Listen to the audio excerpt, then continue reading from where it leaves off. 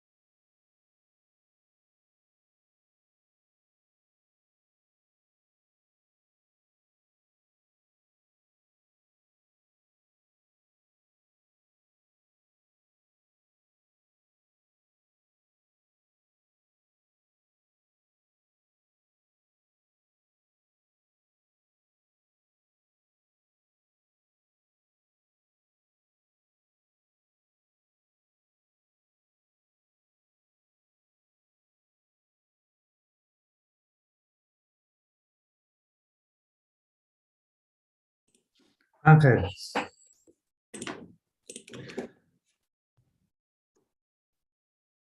hola, Ángel, no sé si estás ahí.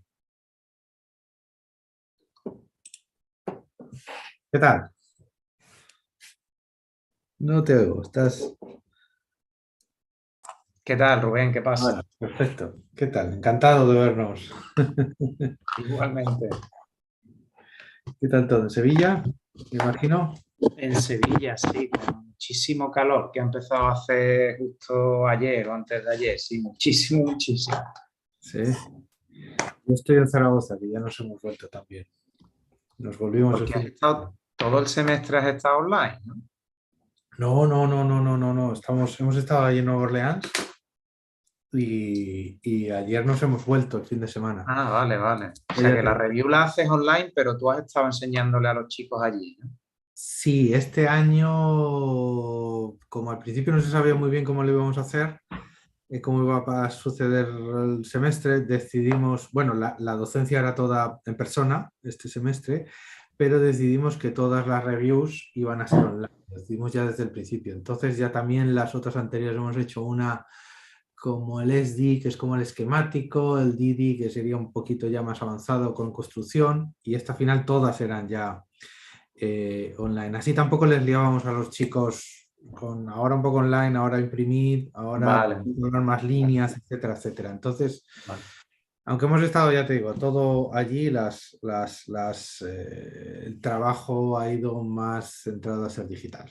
Así que por eso hemos aprovechado y ya que prácticamente es de las últimas revisiones que ya quedan, ahora la nuestra, que somos de tercero, y después ya las tesis. Entonces nos vinimos, mi mujer y yo nos vinimos ya por aquí para aprovechar. Vale, vale. ¿Qué tal por allí por el curso? ¿Habéis acabado vosotros? Bueno, no, el curso en la Universidad de Sevilla termina tarde, termina a mediados de junio, más o menos. Mediados de Eh, junio. Nuestro calendario es muy antiguo, muy a la española de siempre, casi como las vacaciones de los niños en el cole, el 21 de junio prácticamente. Sí. Sí, así que todavía queda como un mes intenso. Es que el calendario académico sevillano, con la pausa de la Semana Santa y las ferias, se ve muy alterado. Hay 2 semanas entre medio que sí que son de clase, pero hay muy poco ritmo porque se sabe que se va a cortar enseguida. Así que sí, ahora vendrá como el sprint, sí. Claro, claro. ¿Y tenéis después recuperación en septiembre o vosotros también hacéis junio? O julio, perdón. Julio. Sí, ya, sí, julio. Bueno, hoy día yo diría que el alumno vive como en una permanente posibilidad de recuperar, ¿sabes? Primero, cada vez más difícil suspenderle porque hay como muchas figuras ya que hacen que sea casi vergonzoso suspender y luego que tienen muchas posibilidades de aprobar el curso. Todo es mucho más fácil ahora, diría yo.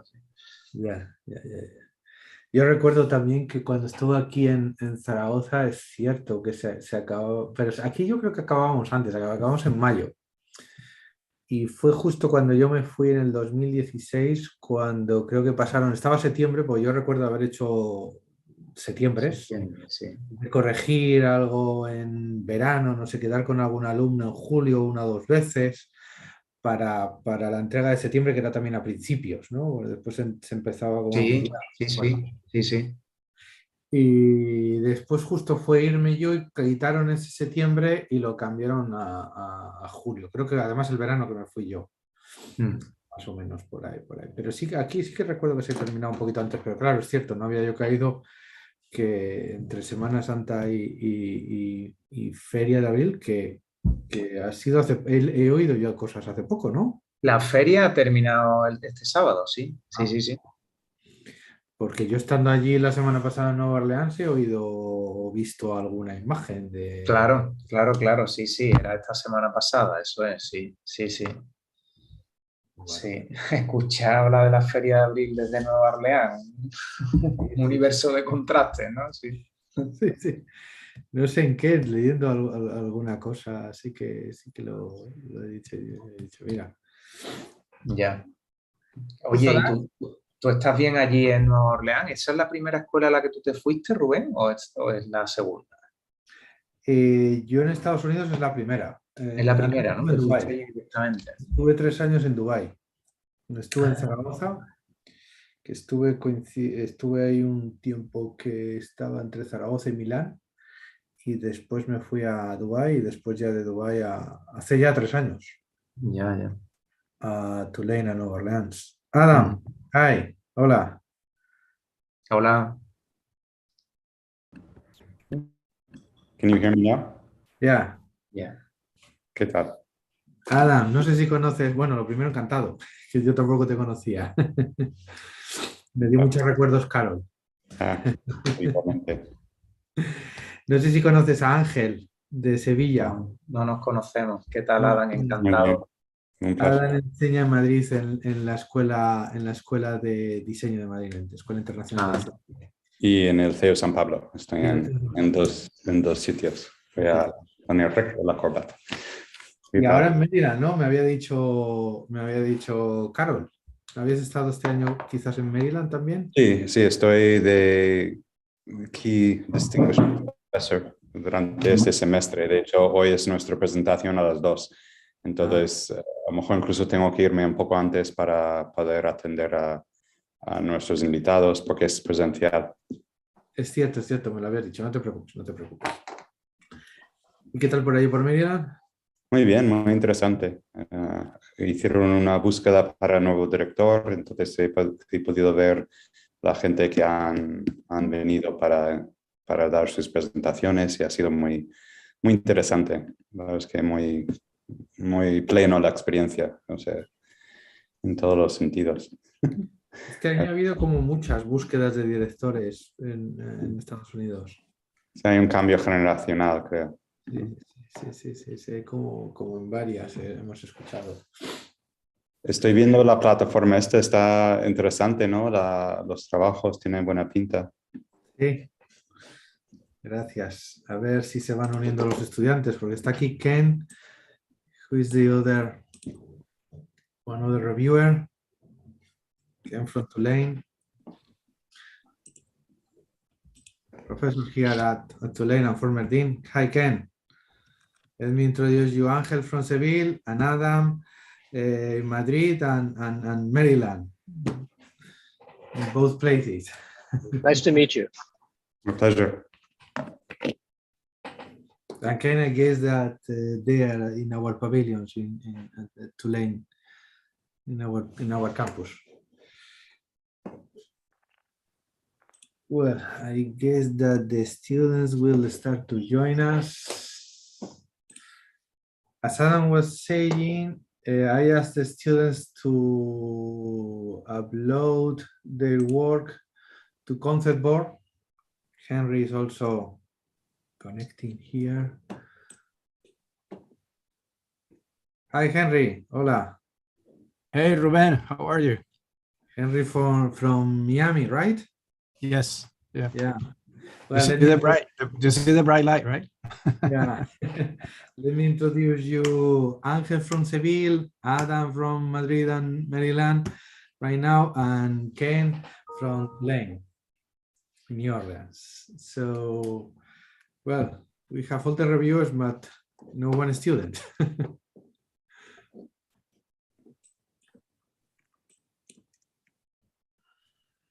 Well, let's wait a couple more of minutes and I will just introduce. As I was saying, I asked the student to upload their work to Concept Board just in case you just want to go back and forth and check their work.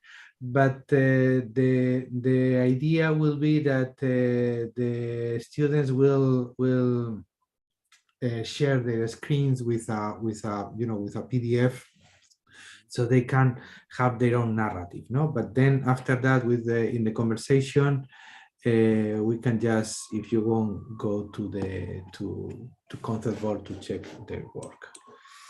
So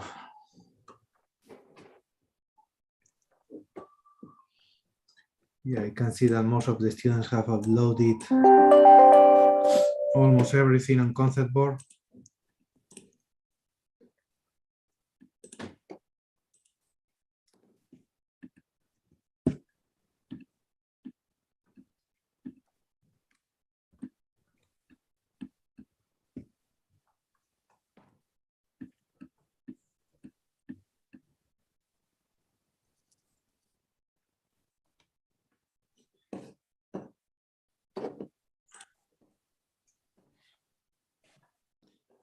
Yeah, let me just drop here the.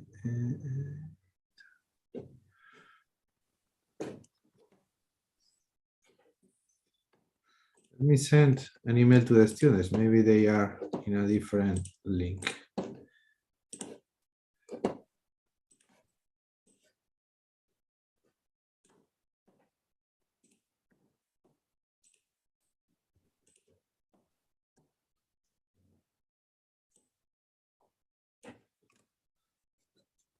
Second.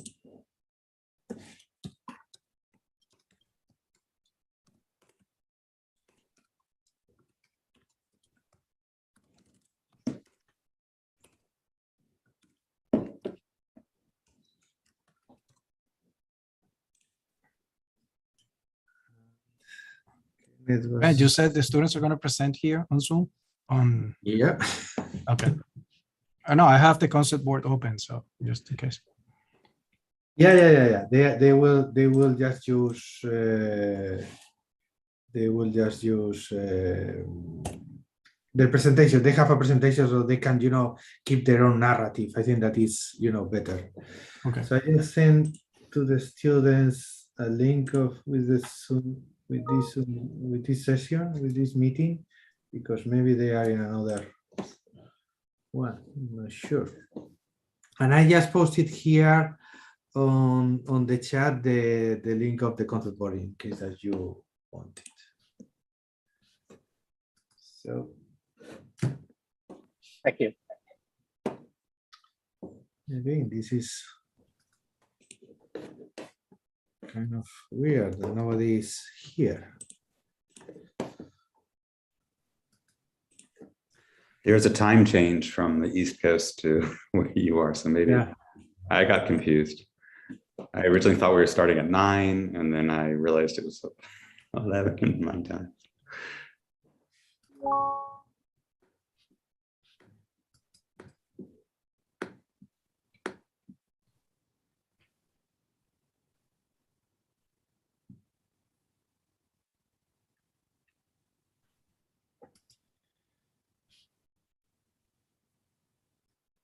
Yeah, maybe. They don't want to present. Or maybe they're sleeping off Jazz Fest is more likely. Yeah, I think so. I think We, for those of you out of town, we had a fantastic Jazz Fest weekend, and it's been 3 years. So there was a lot of excitement about having 500,000 people in town. Oh, wow.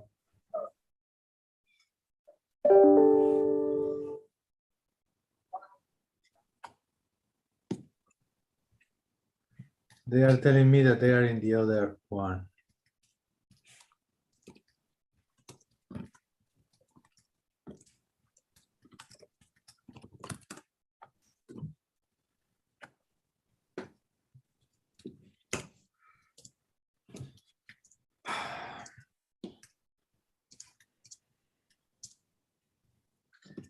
Usually we have another Zoom link, and today, just for the final, we made a new one, and the students are in the regular link. Sorry about that. So they are waiting for us in the other one. So I just sent an email. I guess that they will just come to this new one.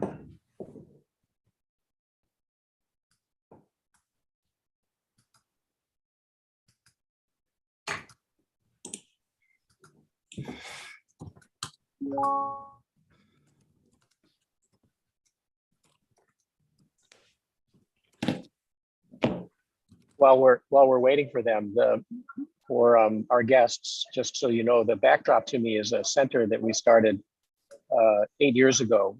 It's not a School of Architecture center, it's a university-wide center called the Phyllis Taylor Center for Social Innovation and Design Thinking. And it's a cross-disciplinary undergrad, grad outreach kind of engagement center that deals with issues of social change. Thanks to Mrs. Taylor, who gave us a very big gift to make this happen. And I was asked to launch this center while I was still dean. And now I'm no longer dean, thankfully, but I am privileged to be able to run this center and teach. I get to teach a lot more now that I'm not dean too.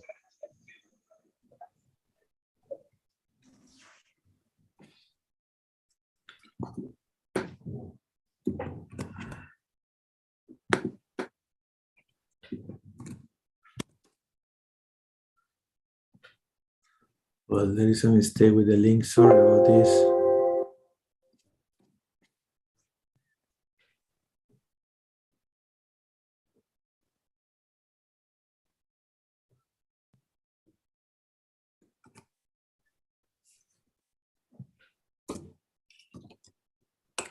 Sorry, I'm sending emails to the students with the Zoom link. Okay, yeah, they are just coming. Avi, hi. Bree, hi. Arun, hi. Sorry, it was a misunderstanding with the links. Can you, Avi, Maria, Arun, or Bree, can you send a text? Can you text the other students just to come to this one? Sorry about this last minute confusion.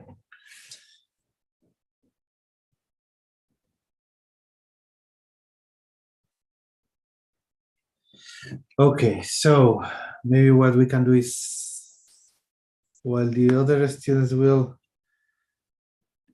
come to this Zoom link, what they can do is just to start with the introduction, especially for the guests. so we don't waste maybe more time. So let me share my screen. Let me make presentations here. Let me share.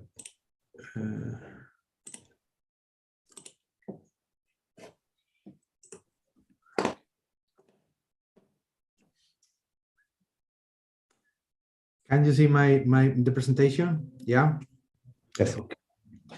So first thing, I would like just to apologize for this last minute confusion with the links, especially with the students. And let me just thank you once again for your time in advance. And let me just introduce you very briefly, even if the students already know you, I already sent your CVs to them. So Henry Rueda, Associate Professor, from Florida International University in Miami. Thank you for being here today, Henry. Ángel Martínez García Posada from the University of Seville in Spain. Thank you, Ángel, for being here also today. Adam Bresnik, professor from the International School of Design in Madrid and also the CEU in Madrid, but this year in Maryland, right now in Maryland. Thank you, Adam, also for being here today. And Kenneth Schwartz, a professor here at Tulane University. Thank you also, Ken, for making time to be here with us today. So this will be for the next time. So just for the reviewers that are not familiar with the place, with New Orleans, this is the city of New Orleans with the famous Mississippi River, as you can see here in the lower part of the slide. In the upper part is the lake that we have in the north of the city, and our plot, it will be very close to what is the oldest part of New Orleans. The French Quarter that you can see here is here. This is the Mississippi River, the other part of New Orleans. The French Quarter that you can see here, and in this area that is known as downtown or also business district or warehouse district. Business district, the upper part, of warehouse district, the lower part, is where we have our plot. Especially what I would like just to highlight here is just a couple of streets that are important. One is Canal Street, that is one of the most important streets that we have here in New Orleans, and also Poydras Street, no? That is the street that is kind of facing our plot, is facing into that street. No, between these two streets are it can be called also the business district, and between Poydras Street and the highway, which is crossing also with these two big bridges, the Mississippi River, is what is called the warehouse district, what it was before an industrial area and warehouse area, and nowadays is most of these industrial buildings are being transformed into more residential and cultural components. No, also something that is interesting here is that very close to our plot, we have the Stadium of the Saints and also the Stadium of the Pelicans. Here, basket and football, but also some public institution like for example some courts of the Town Hall of New Orleans that is here. Also a public library that is here, that is very important, very interesting, and also some hospitals, Tulane hospitals, and also some other parts of the University of Tulane that they are also here, and also other universities that they have also in this area some hospitals and health centers in this position. No, just a closer view to our plot. As I was saying, this is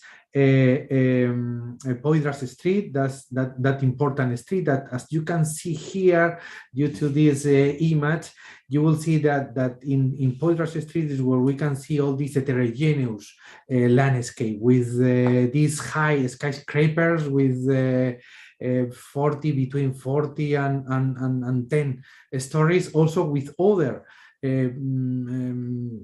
lower construction, other lower buildings of 4 or 5 stories, that in that case is more related more with that warehouse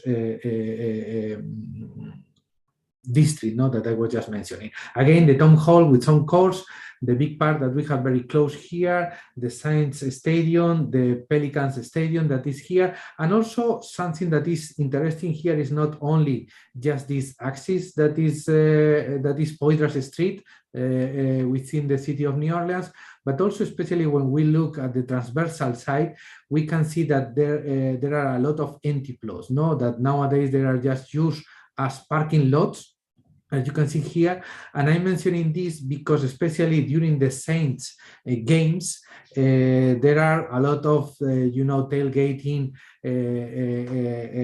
and gatherings, no, in all of these parking lots due to that is very close, no, to the Saints stadiums, and some students, as you will see, they are also using that as an excuse, to approach their project. No, this is just an aerial view of that area. This is our plot that we have here. This is parallel more or less to the horizontal part of this slide, Poydras Street that is here with this skyscraper. This is the heterogeneity that we can see in Poydras Street with all these skyscrapers and high towers. But especially we look at the transversal situation, we can see this empty plot that they are used for parking lots and this tailgating that I'm mentioning. And also in the lower part, we can see some of this building of the warehouse district with these 4 or 5 stories that before were warehouses or different kind of industries, and nowadays most of them or all of them most likely are just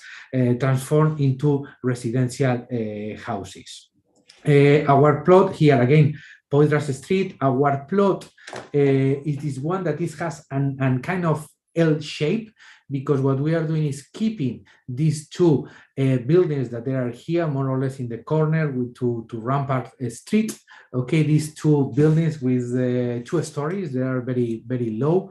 One of them, as we will see, is a kind of Greek revival that also some student is also looking and taking these 2 buildings or these characteristics, very longitudinal construction that we have here in New Orleans as an excuse to develop the proposal. But as I'm saying, that is the reason, because of what we have, this kind of this L-shaped plot. No, then the lower part, the rest of the block, we will keep as a parking lot. In some cases, the students, they keep as a parking lot. In some cases, the students are proposing a kind of extension, a kind of second phase, let's say, for their proposal, something that can be in a future, but is kind of related also with their idea, no? Just to design the whole part of the block. This is one of those. This is the view from Poydras Street. This is just Poydras Street. Now that we are looking these 2 different skyscrapers that we have here. This one on the right side that is 40 stories high. This one on the left side that actually is where I live is 21 stories. And this here behind this billboard where you can see these persistence buildings of 2 stories, that there are these 2 stories. No, these 2 buildings. No. That there are the ones that we are just keeping. One that is a restaurant, and the other one that is an office of a law firm. No, this one with this Greek revival that is a building that is also signed into for preservation. No, this one, as one student will explain better than later.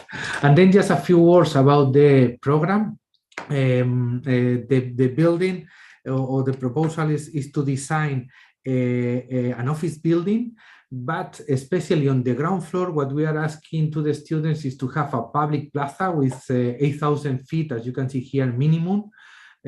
Also with some public bathrooms, thinking also in these tailgating gatherings that they used to be in these parking lots, and also some retail spaces. No, so the idea is that the lower part of this plot will be very public with this plaza and these retails and that they will be there, and on the floors that they will be above this low public component will be just headquarter offices. No, the most characteristic component of these offices is that half of them should be can be open office, the typical modern open office space, but half of them should be closed, should be cell offices for 1 or 2 people. And then also another interesting thing that we ask to the students is these amenities, that is will be just some space that will allow the students to,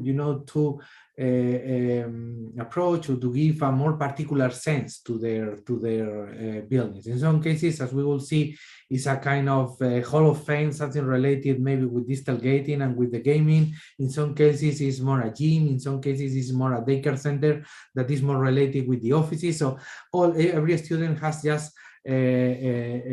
approach this with a different perspective, so the building will have a more personal, well, a more personal, more particular understanding, no, in that case, no, more personal.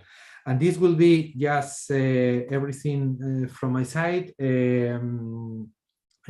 Just a few words about the students. All of them are grad students, all of them are students of the master from the different programs that we have. Some of them are for the second year master, some of them are for the 3.5, some of them are this master that we have that they are in preservation and architecture, for example. So we have a mix of backgrounds, but all of them are graduate students, as I was saying.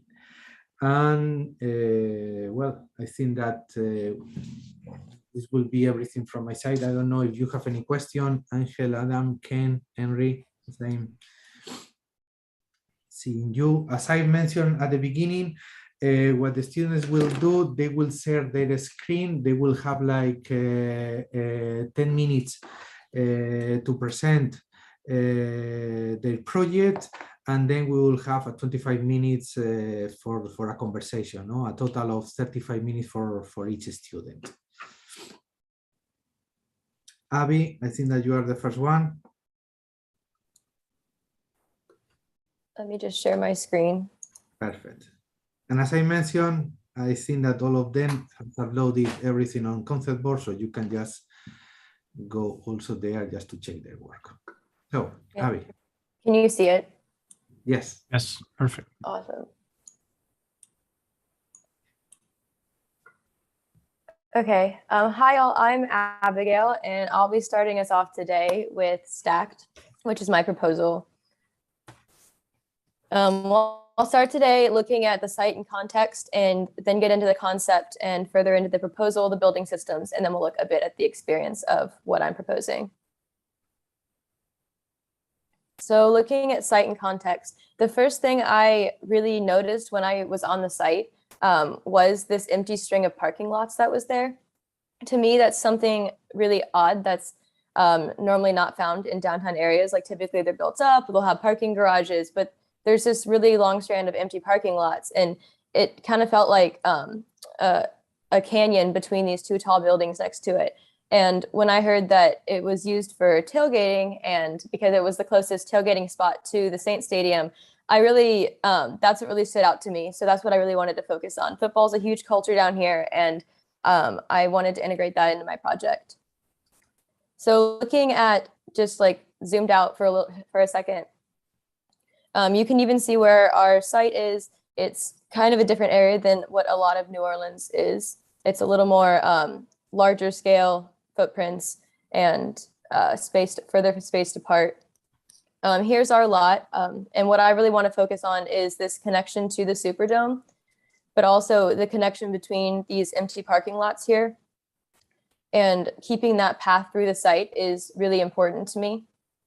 So having a building footprint that allows that path through from Poydras to the parking lot behind it and the connection with the different lots. So here's just a roof plan of my proposal. You can see I'm proposing to keep all of the parking lots as parking lots. I think since it is the closest tailgating spot to the Saint Stadium, I think it could also be used for festivals or different cultural local things as well. So starting with my concept, obviously we had to have it 3 feet off the ground because of the flood zone that it's in. So the first part was to raise it off the ground, and then figure out how to access that both accessibly and through easy like stairs as well. And my concept focuses around these 6 different volumes that are stacked together.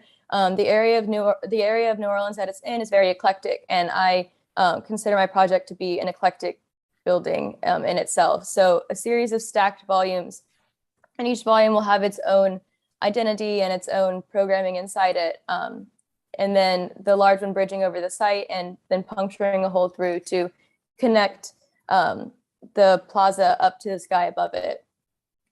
Here's a quick zoning diagram showing some of the different things we had to consider, like a max height, retail at the first floor, and then looking at how my project fits into that, and really focusing on keeping this path through the site, but also like this connection to Poydras all the way through. And then here it is in context from a different angle, and it shows the connection up to the Superdome as well. Because my project focuses on this path through the site, I wanted all of my main entrances into the building to be off of the path through. So focusing on getting people up through that, like creating a street that you have the entrances off of. And then here is it in a bit more detail, so you can see how the circulation starts to play out with building form. Looking at programming, each mass or each volume has its own unique identity, its own program. As you can see here, the gold volumes are office spaces and the gray are more public spaces. So getting into the first volume, we'll have a Hall of Fame for the Saints, and looking at having like a cafe or corner store, a bar that you can have open up to the plaza on the ground level. So the public is really at this ground level here.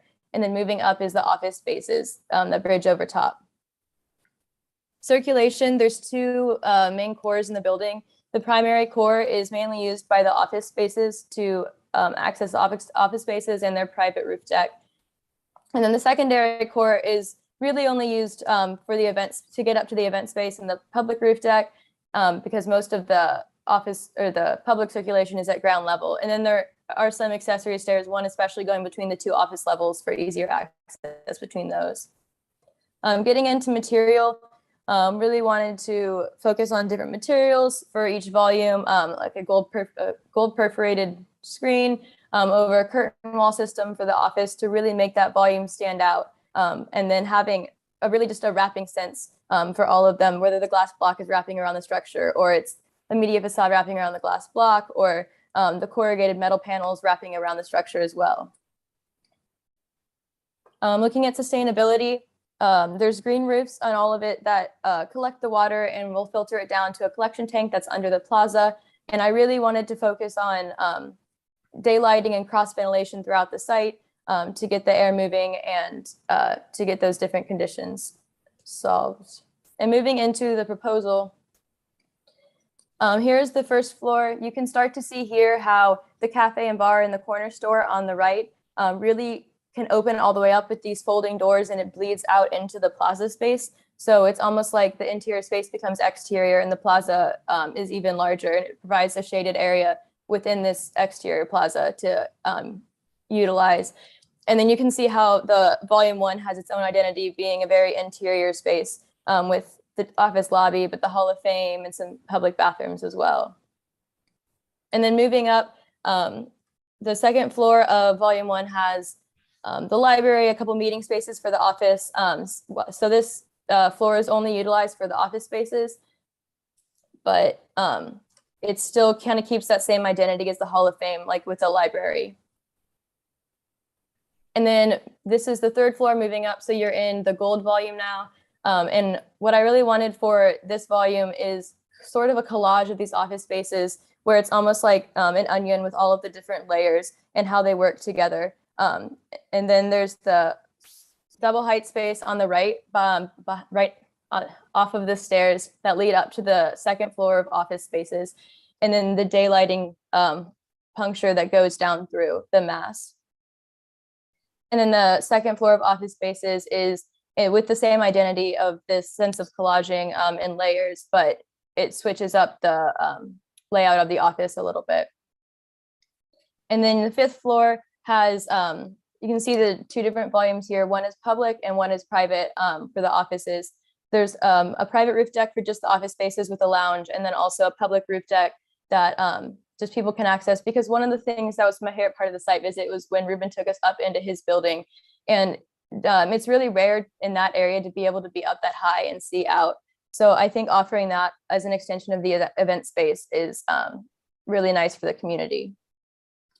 And then looking at the building, getting the sense of collaging and how it will look different on different days with different functions. So when all of the screens and everything is closed, it'll have one look and you can clearly see the volumes. But then when it starts to open up, sometimes different screens will be open, sometimes different doors will be open, and you really get a sense of these stacked volumes and how they can change throughout the day and throughout the weeks. So this is from the side. I'm looking at it addressing the 2 existing 2-story, 1-story and 2-story building here, lowering that volume at the back with the trees on top so that it addresses the height of the existing buildings a little bit more. And then from the other side,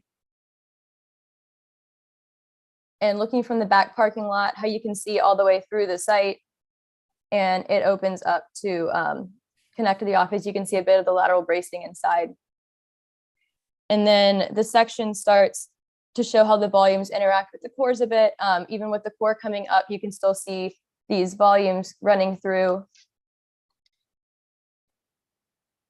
And this next section, I think, really shows the identity of the project with this whole ground level being a pass through the site and being plaza space that can be used with the office spaces above it.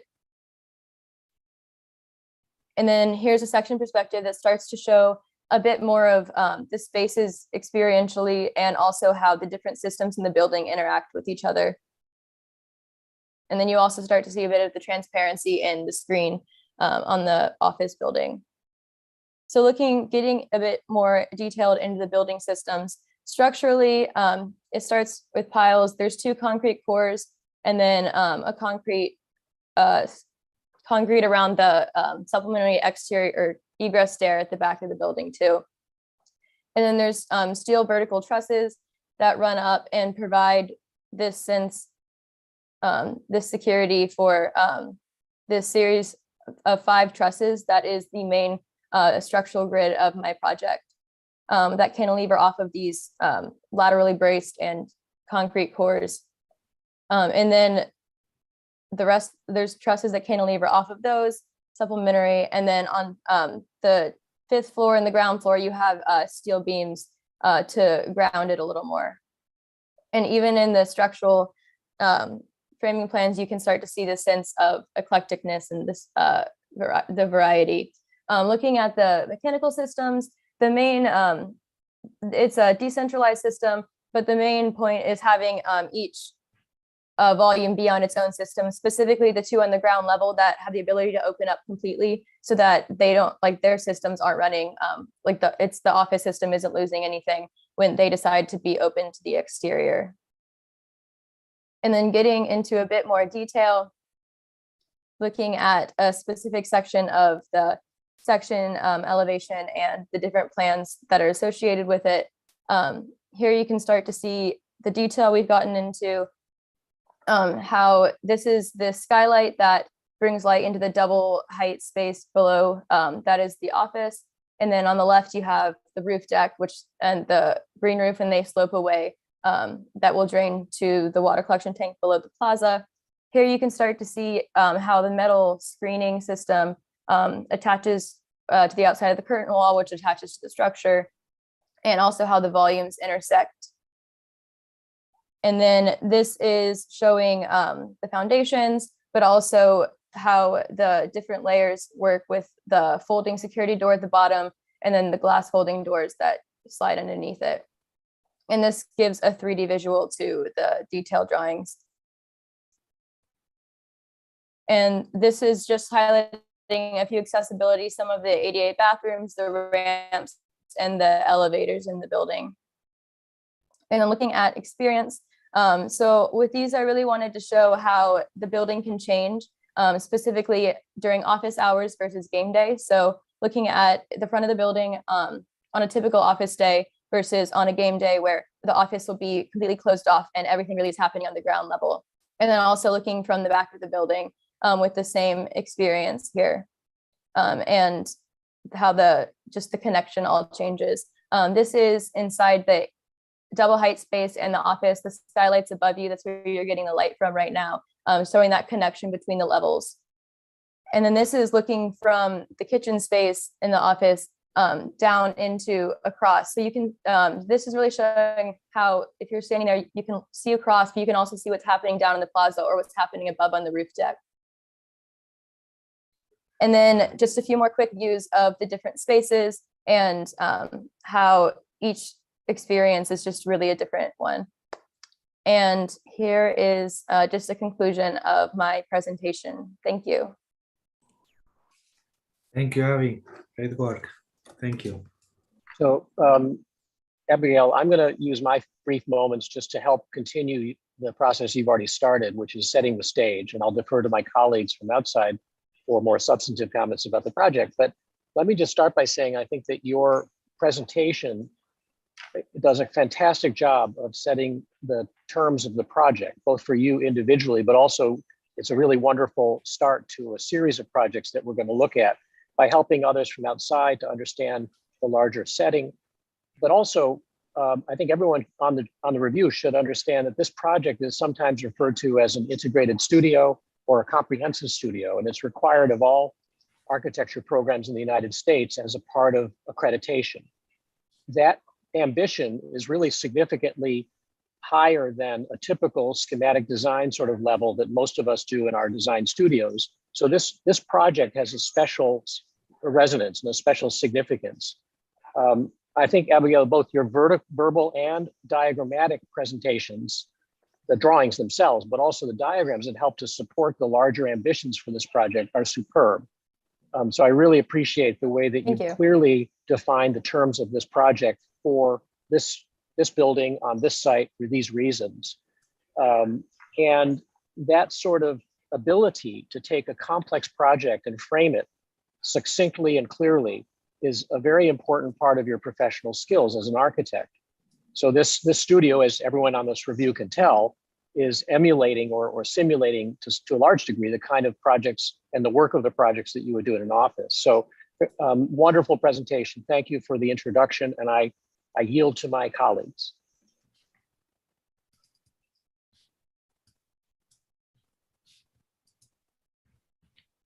Well, I can start because I believe I'm closer to New Orleans than my colleagues in Spain. Thank you. I echo the words of Ken, because I had been coordinating comprehensive design studios here at FIU for 8 years, and I know the sort of the load of work that students and faculty, because it's a heavy lifting type of studio, and you've done it sort of like with one thing that sometimes we lack in these type of studios. You've done it with a lot of grace and a lot of joy, and you really transmit that in your drawings, because sometimes these studios tend to be very dry and full of sort of required sets of drawings. And in your case, you have sort of achieved both sort of elements of a presentation, and because you're giving us so much, I want to ask for more, right? That's typical. So the one thing that I'm missing, and I was looking back at your concept board, because I think in the concept board, you had it clear when you had your massing diagram with the zoning, and then you have the sort of massing operations. And here on the Zoom, you flipped it. And it was a little confusing. And I was gonna say, you should flip it and have your massing sort of zoning diagram, but that it's the way you have it in the concept board. So, I stay with that one. And the one thing and I guess it will be a huge ask for a studio like this, where like every week is so busy with content. And I saw some of your classmates' projects also. And it's this idea of the ground floor as public space, right? Which you have accomplished a beautiful set of programmatic elements on the ground floor to activate the space and the sidewalks, and you did the plinth, right? Sort of separating the building from the sidewalk, but at the same time, very integrated, right? And I like the program that you have on the small building where you have the cafe, and that feels more open, almost like a sort of like free plan. And on the other side, you have the sort of museum, the Hall of Fame, which I wish could be more open, just a little bit more sort of permeable, to open up to the street, to keep sort of like the concept of this kind of flexible spaces that you have with the kind of the folding up facade system that I think it's great. You can completely open the cafe when the weather is good or when there is a sort of bigger activity. But the one thing that I'm missing is when you do this diagram, when you do this kind of long sort of axis between, you know, east, west, or whatever orientation we have, right? From point A to point B, let's say, and you leave the spaces as parking garages. I was expecting that on the, like what you say, the back of the building or the other side of these facades, you have proposed a kind of public space, even if it's just a schematic public space that could be used after the games, or you know, as something like, even in these renderings, which are great, you have the cars sort of parked there, and we get so used to to you know, dealing with automobiles that we think it's fine, but in reality it isn't. We have to get rid of cars, especially in places where we can be, you know, enjoying outdoors. But you know, I think the project is fantastic. It's very complete. I like your diagrams, your sort of HVAC diagrams, very clear, very concise. Like you don't have to go, you know, just keep it simple. And that's exactly what you did, right? At the same time, it's rich. You have like different sort of materials on the facade, different operations on the facade with the opening and closing of the windows or the screens. I think that is all very complete. I like the details. I saw it earlier, that sort of the section details. And I think there is always more to explore in these projects, because I mean, I love the idea of the water collection system underneath that central opening. At this point, it's just an idea, and I wish you could explore and have that floor as a kind of like open pavers system that, you know, you fully develop that, and you can do that later, and I hope you will, because those are like the critical elements that will make the building, your proposal, contribute into making better cities, which in the end is what we should do, right? But congratulations, I think it's a very complete project and very accomplished. Thank you. Yeah, well, thank you, Abigail, for your presentation. Thank you also, Ken, for the framing that you have done about the intention of the studio. Well, I may say that if this is the level of the session, we are really having an honor, no, to be here. I need to say that this is a very complete effort of representing the building from the very beginning till the end, and there is also a deep sense of coherence in all the details, and I would say that a very elegant style in the graphic representation. Well, everything is very well out there. There is a very good use of the floor plan as the architectural tool to organize, to distribute, to balance all the spaces in the project. Well, maybe we are taking this thing for granted, but sometimes I feel that among our students nowadays, this is not so usual to have the floor plan as a great system of organizing all the questions in the project. There is I would say, a sense of believability in the proposal. which is amazing, even though I think that this word could be also ambiguous. I mean, if this is the level, if we are reaching this intense definition of the project, I wouldn't mind to experiment a bit more with some architectural consequences. Well, Professor Rueda was very sharp also in his comment.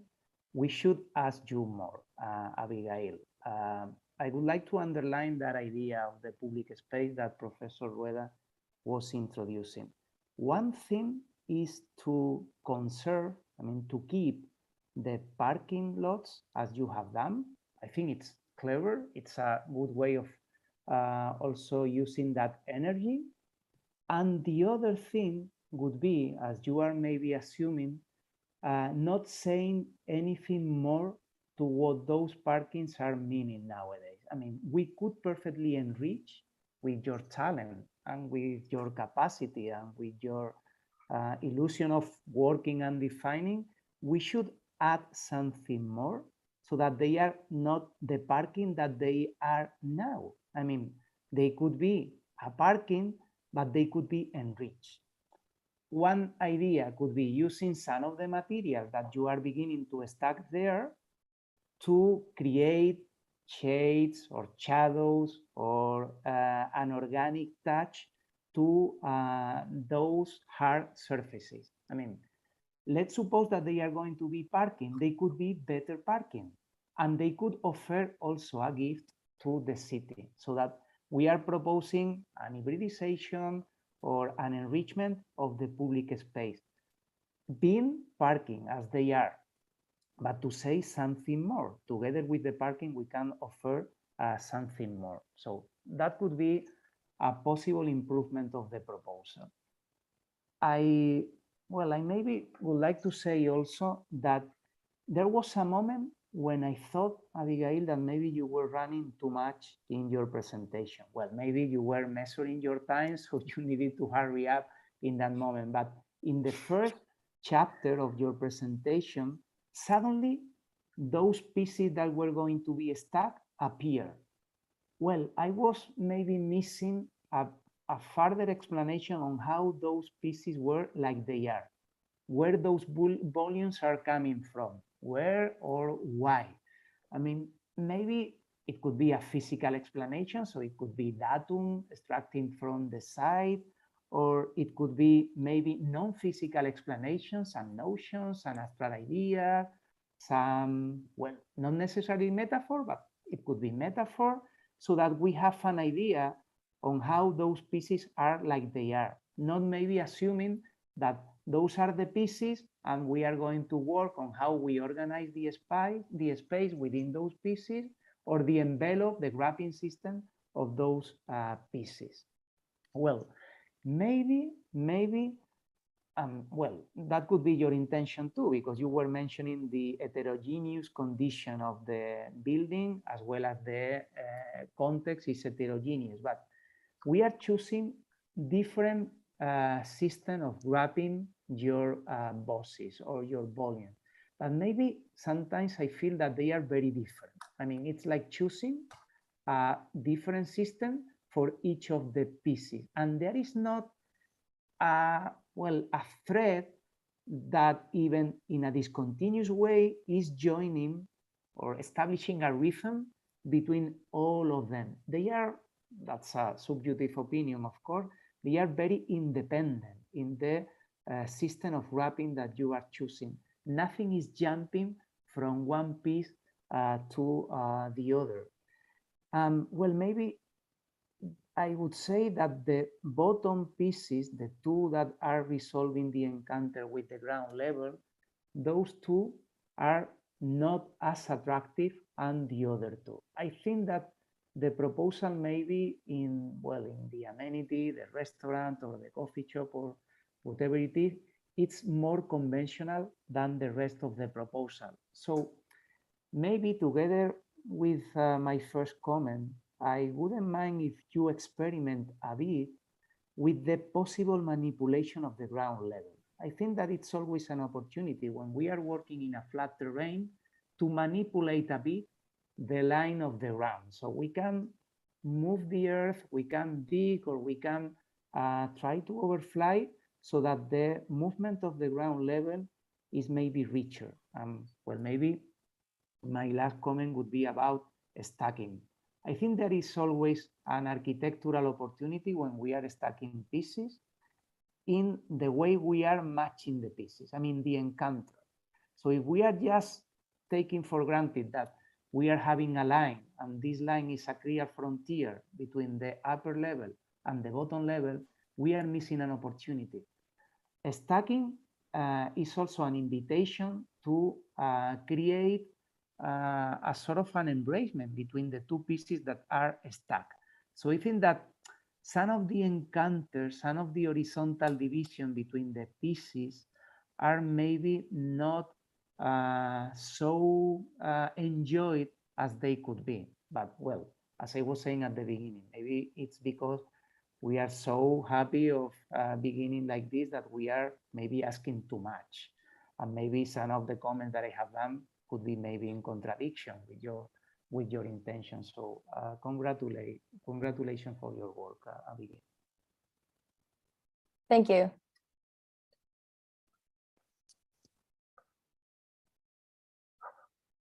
Alan, I think that you're mute. Sorry. I think I'm going to summarize in some ways and bring together a lot of the comments made by my colleagues. So I've had time to sort of make a list. So I have 6 points that I'd like to underline about your project, which is, I think, a really gorgeous project and a really smashing way to get the morning started, and it makes me jealous of what I'm going to be seeing with my students at 2 o'clock. So congratulations both to Ruben and to you and to your colleagues. I'm really looking forward to seeing more. I think I'll start with my last point, which was in the order that I've written them, because I think it ties in with what Angel Martinez Garcia Posada has said about stacking. I don't know that I would call the project stacked, because your project, while it is literally a stacking, it's this activator, and you've created this public space to activate as a fulcrum, because it's a line, maybe it's a fulcrum between the parking lots. So I completely agree that about the stacking comments, but on the other hand, well, maybe the project's really not about stacking.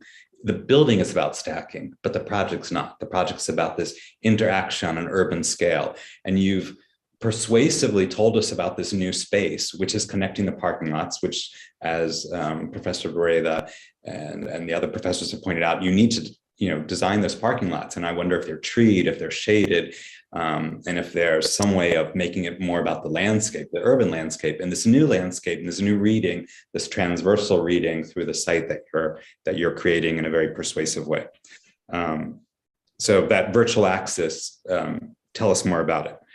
Then the first point that came to me was that, so I buy your proportional system because the size of this black volume that we can see on the left, which is the cafe in the elevation or in the perspective we're seeing, compensates with the 2 existing buildings. So I understand there's a scale issue which you're successfully resolving, but you are creating a back to front situation where the backs of those 2 existing buildings are now becoming the fronts on that new plaza. And in fact, in the reviews we're seeing here, you haven't told us about that. So one thing that I also think that you would need to resolve when you're doing that cross section, that new axis, is the back sides of those historic buildings, which are the backs. And so how they will relate to this new plaza you're creating. And I think that would lead me to another point, which is, in some ways, I think the project is too precious. It looks, like the Prada Foundation, and it's too good for where it is, which I think is a bad comment. But at the same time, I think but it's a good problem. It's a good problem to have, because it's like there's a banality of the architectural situation where you are, which is not historic, because that Greek Revival building is gorgeous and stately. And your building can be gorgeous and stately, but I think also you're talking about tailgating.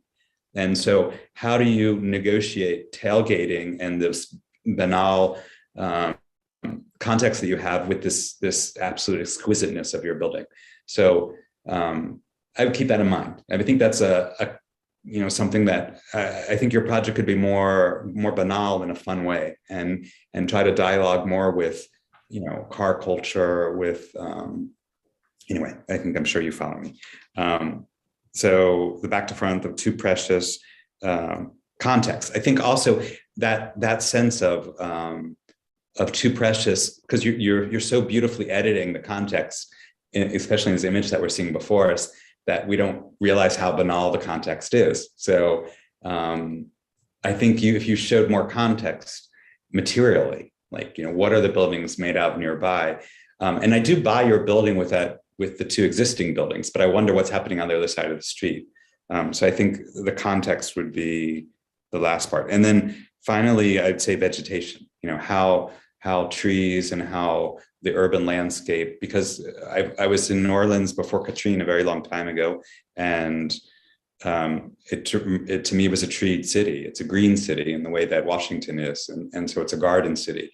And so I think that would really also inform the project in a more sophisticated way as well. So thank you, and congratulations. Thank you. Abby, would you like to say anything? No, thank you all for your comments. I mean, it's always helpful to hear more insight on something you've been working on, and really just gives me more to think about when I work on it more. So thank you. Well, thank you. Thank you so much. Great work, Abby. Before we move to the next student, that it will be, if I'm not wrong, Arun, right? I forgot to mention that there are like a couple of, I forgot not, because I thought that the students will mention them, that a couple of things that we force the students to follow because of code. One is that everything is raised 36 inches because of flooding. That's why even the plazas are raised, so we cannot have this continuity between sidewalk, and our plazas.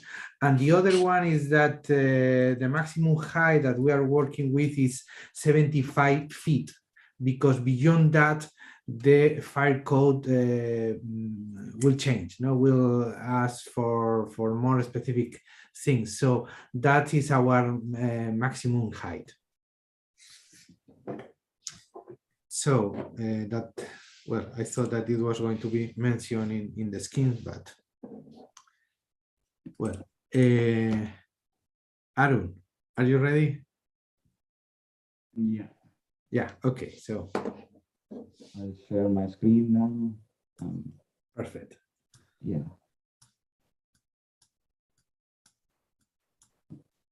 Okay, can everybody see my screen? Yes. Yes. Okay, thank you.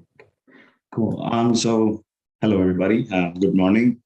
My name is Arun, and today I'll be presenting you my project for the semester that we had just been completed, and which will be the Poitras office proposal. And the title of my project I've coined it as Talking Boxes, which I will further explain once we get into it. So just to begin with, these are the contents that we'll be looking at in my presentation. So getting into it. So this, like mentioned earlier, is where our site is located on Poitras Avenue. In relation to the site, I had basically approached the site in terms of keeping it open and accessible from all directions, and having accessibility for everyone walking through to keep the site as permeable as possible. So the underlying concept that I wanted to sort of approach this project with was the concept to sort of recreate these balcony spaces, or to recreate and this culture for conversation, this culture for communication within within the New Orleans culture that has always existed throughout. And so keeping this in mind, I approached the project with this sort of conversation in my mind. And so looking at the massing on site that I went for, keeping that concept in my mind was to sort of look at this open site and then to volumize it, and then to break up the volumes like I had desired to keep the site more permeable, and then to create the upper structure and to create this underpass through the site to have the open plaza accessible from all directions, and then to sort of create these create these more pixelated facade facing the main part of the street. And then looking at that facade, I sort of decided to programize the building in this fashion, wherein creating the ground floor with retail, coffee shops, and the office lobby entrances, and then also creating amenities in the first level of the building, wherein you'll have a library and like fitness center and a lounge, a visitors lounge, and then once we go further up into the building, and then or balcony spaces to be more specific, and then also have co-working office spaces and the like. And then to sort of quickly look at the circulation armature, the project we intended to have the cores at the back of the building with elevator lobbies and fire staircases, and quickly looking into like the environmental strategies of the project, wherein creating the roof to be completely green to sort of promote more vegetation in a more like concrete jungle-esque downtown New Orleans, and to also sort of create gardens and along each terrace balcony space that would be created in the project. And then looking into the proposal drawings, to start us off with the proposal, just to take a look at the section perspective of the project to see how the overall building will sort of volumize, and sort of see how the life within the building will sort of exist when you break it in relation to Poydras Avenue. And then we sort of get into the site plan of the building, wherein you see how the building reacts to its context, and how the building sort of keeps the ground completely permeable, allowing access in all directions, and to sort of also create this replicable sort of layout that can be further extended back into this plot if needed. And then looking at the floor plans of the building, you can start to see how as we get in, you can see how the cafe spaces start to populate the ground floor, and to sort of keeping this permeable sort of ground floor, wherein the plaza is accessible from all directions, and sort of allow for this building in the back to sort of correlate more to the sort of the two smaller buildings in the back. And as we go higher, you can see how the spaces sort of take place within the building, sort of creating these fitness centers with the library, and then the lounge, and then also having these more intimate event space happening in the back over here. Also maintaining the core of the building at the back with the services and the fire staircases and restrooms. And then as we go higher up into the building, you can see how the office spaces take place, with the open office spaces being over here, and then you have these sort of balcony spaces happening in between each sort of hybrid office working spaces or meeting spaces that take place within the boxes. And then as we go higher up, you can see how in these boxes more activities start to take place within like presentations, and then more hybrid spaces and other types of meeting spaces. And then in the building next door, which is connected by a bridge, which I forgot to mention earlier, which is connected by a bridge, will essentially connects the two buildings to sort of keep these office spaces together and to sort of also extend their offices to the other building. And then you can see how on the final floor where you have the office spaces continue to take shape on the floors above, sort of creating these balcony spaces, giving that sort of vantage point for people to sort of enjoy Poydras Avenue, looking out to Poydras Avenue, and also sort of being at a height on that street, which is not easy to find. So this is a quick look at the elevation of my project to sort of start to see how the materiality starts to shape the building, and to sort of also see how the project starts to look from a more so as you can see over here, you have the elevation of the building from South Rampart Street, where you can start to see how the plazas sort of react to the bridges, and to sort of see how these moments interact with the site and the existing context that we have. And then coming to the you can start to see how the building volumizes in section, and start to see how the how the people sort of respond to the overall project. And yeah, here you can see how the double height spaces sort of keep connectivity in the building, and sort of to keep that vertical connectivity continuous throughout the building. And here we can start to see the more you can start to see the facade detail in more close proximity, to sort of understand how the material of the building will sort of feel like when you're in the neighborhood. And starting to get more into the details of the project, to sort of understand the construction of the project better, you can start to see how this will be the typical box that would be cantilevered out of the building. And then looking into the wall section and axon of the project, you can start to see how this would sort of take shape, and to sort of see how a typical section of the building would be, wherein you would have the structure at the back, having these boxes sort of cantilevered out and wrapping them up with these channel glass to sort of create these interesting lighting scenarios inside the building.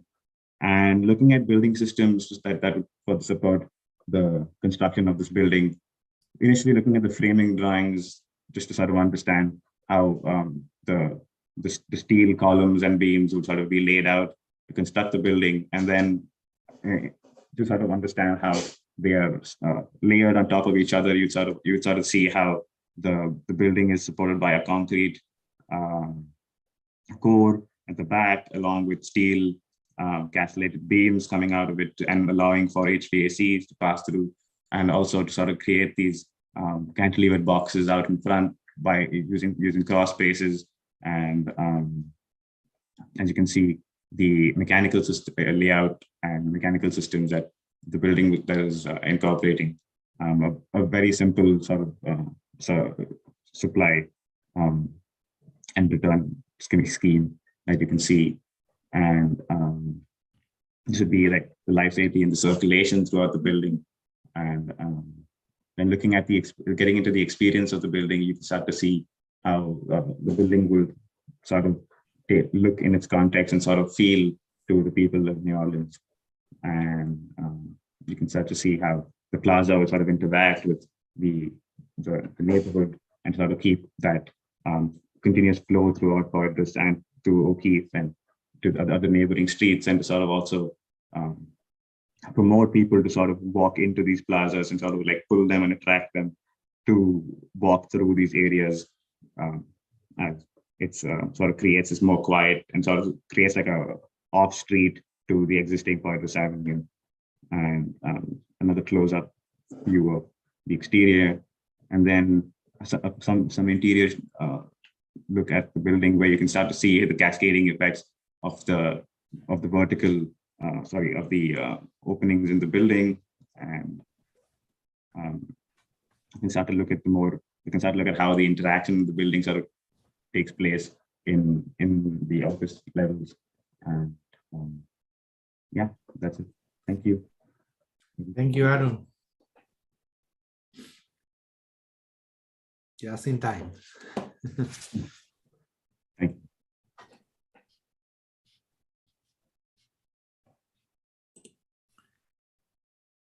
Who want to jump in? Maybe I can go ahead. I think I would start out saying that I like the fact that you've created this geometry to respond to the program and to the scale. And initially, I wasn't convinced by the scale of these boxes because I was worried they feel too residential. But your later images are more persuasive in that sense. So I guess my takeaway would be, how do you correctly scale the project so it reads, office and reads urban and not residential? So I guess that would be one of my concerns. And the project gets better as you tell it. And I think there's a lack of graphic explanation of the project, which you could work on for your portfolio. That's what I'm pointing those things out, and be more dynamic in how you're showing the sort of cascading of spaces in the section, because I think that's a really interesting move. So what looks like it might be just a facade move is really throughout the whole building, and it's this way of looking at boxing architectural and talking boxes, as you're calling it. And I do believe it more as you go through it, but you sort of graphically you're timid about how you're explaining the project. And I think you need to show it in a more powerful way, and maybe materially as well. Maybe there needs to be a way to bring the richness of that section not only to the drawings, but to the architectural definition, because I'm not sure that sort of vertically skin that you have on the side and turns into the cornice, I'm not sure if that's convinced me 100%. I'm on my way, but thank you so much. Yeah, I understand. And then one thing that also worries is do you have enough thickness for plantings? Like, I think the plantings are so important in your project, and I worry that there's really not enough space for soil and for that. So in general, I'd say a very interesting and solid project. I think you need to improve how you're telling it graphically, and even architecturally make it more powerful. How these glass boxes then are also related to the glass boxes on the inside. Maybe the parapet walls of the double height spaces are the same glass on the facade. So there's you read that transversality, which I believe is in the project, but convince us more of that. Okay. Yeah. Thank you. Yeah, I can take it from here. Yes, I mean, there is always the expectations of the sort of the announcements, right? So, yeah. And I think, I mean, I completely agree with Adam's comments, and the project got better and better towards the end, because your resolution of the building parts that are always very challenging, you had it so down and clear and simple that works perfectly, right? Like the organization of the cores in just one single bar, and then all the systems kind of like moving from there out into the building. Yeah. And it got more consistent, and your systems diagrams are really accurate and complete, and I really appreciate that. But there are a couple of things as I said, in the announcements that I'm still missing, right? One is this sort of concept of talking boxes that I'm still not sure how that was resolved in this kind of like solid void composition, which is it's a good idea, it's a great idea, right? But I still feel that there is room there to explore in terms of like because in the end is you have a building with two sort of like a long bar and a smaller building on the other side, right? Mhm. Which could be considered two boxes, or maybe it's multiple boxes. Like there's still some kind of like open ideas there, right? The other thing is this idea of the transition spaces on Yeah. the facade that we see in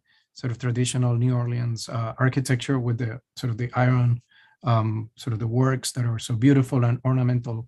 And I was expecting a stronger connection to that. You have the balconies, which Yeah. I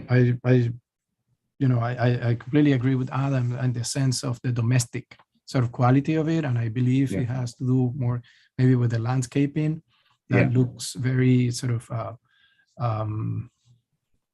the scale and the colors and all of that doesn't look as office or work related. And I think there is room to explore there. I mean, in those sort of like houses in New Orleans, you always see this sort of masonry mass, like this solid building, and then this sort of added sort of lace lattices that are so beautiful outside as a kind of like frontage, as a thick facade that you inhabit, Mhm. right? As a balcony or as an arcade on the ground Yeah. floor. And I think you've done that more successfully on the ground floor than on the upper floors, right? Okay. Where I believe they stay more as just extended balconies to the boxes, which Yeah. are fine. I mean, and I think they're better. They're good enough. I just have a hard time connecting that with the concept, right? Yeah, I understand. Or the initial concept, right? Yeah. The other two elements that I would like to mention is, one is the axis that you're working with, and the sort of the idea of public space somehow contradicts the previous project, right? Because Right.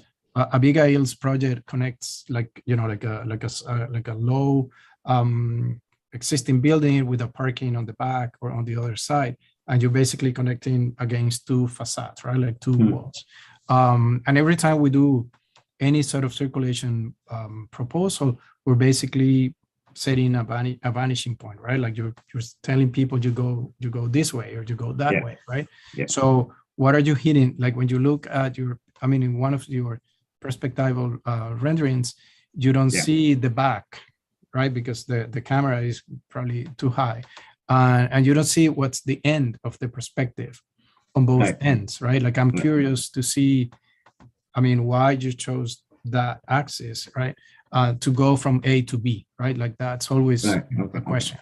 And the other thing, and I thank Ruben for the comment about the sort of the raised ground floor plan, because we have the same regulations here. And it's always challenging to do a storefront when we have that length and we have that thickness, right?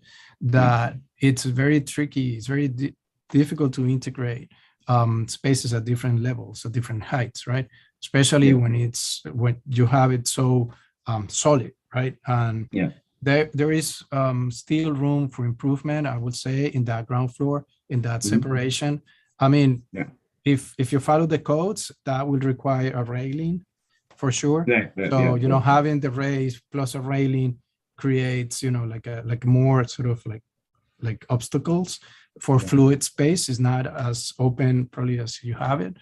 So but that railing sort of protection situation could be transformed and implemented into a design feature, right? Where you can add other elements and make it part of the design, right? Yeah, true. Thank you. I think also the 1 point perspective, you had to choose a different area because you have it as a flat, as a kind of rectangular box. And I think your building has other features that you're not showing, but I stop here. This building actually introduces a whole series of possibilities, and they're there. I'm not making these up, but in some ways I'm imagining them expanded. And for example, Adam referred to this as a powerful statement, and I agree, but it also is playful. And one of the possibilities of this project is to push the irreverence and push the fact that this building is really quite different from the banal environment that it inhabits, the larger environment. And I kept thinking about the building as billboard. sort of electronic version, whether it's Las Vegas or Tokyo, a place that really doesn't behave properly in an otherwise business-like and proper setting. I mean, proper in a kind of banal way. And then the other is the building as landscape. The building, you know, you plant a little twig in New Orleans, give it some soil, and in a few weeks it turns into this crazy vine, hopefully with flowers on it. But basically, your building is doing a little bit of both of those things in an exciting way. And then last but not least, the reason why I really, this really resonates with me as a possibility, really being misbehaving in a way, in an urbanistic setting, is that I'm a huge fan of New Orleans Saints fans. If you haven't been to a New Orleans Saints football game in the Superdome, you're missing something, because both men and women are completely crazy. They get into the most absurd and outrageous outfits. Some are politically incorrect. That's the nature of who we are as a city, I think. But basically, your building is a little bit like those New Orleans Saints crazies. And you know, I was thinking about some architects who are doing similar things. I mean, MVRDV, and also actually the News Museum, or Newseum as it's called in Washington, D.C., which is right now being completely rebuilt thanks to $1 billion from I don't know, what's his name? Oh gosh, I forget the donor for that one. But basically that was a building that was trying to be about words and about kind of the free speech. But anyway, I do think there's a springboard here for a really wonderful set of possibilities. And in a way, your building is a little too serious for its own ambition.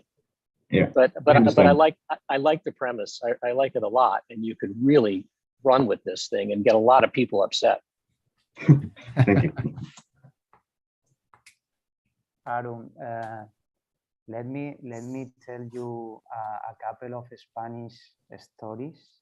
Well, maybe you are not going to be the first or the only one suffering them today. I'm sure that Ruben is aware of these two ones that I'm going to refer you now. When I was hearing you mentioning as a contextual reference those balconies from New Orleans that I don't know in person, so I really would like to visit them as soon as possible, but I don't know them. I was thinking in the risk that you were taking there in New Orleans, trying to put this theme in your first slide, no? Beginning a project from there.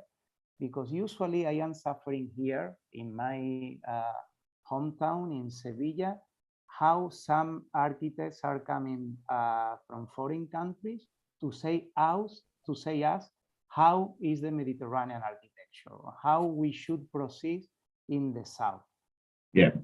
This is real. I mean, 1 month ago, we have suffered here Bjarke Ingels winning a competition, pretending that he was reinventing the Mediterranean architecture. He was coming here to Sevilla, which is really a hot place, to say well, I'm going to project here a perfect canopy because I'm quite aware of the warm weather in Sevilla. So please, architect from Sevilla, I am here to solve you.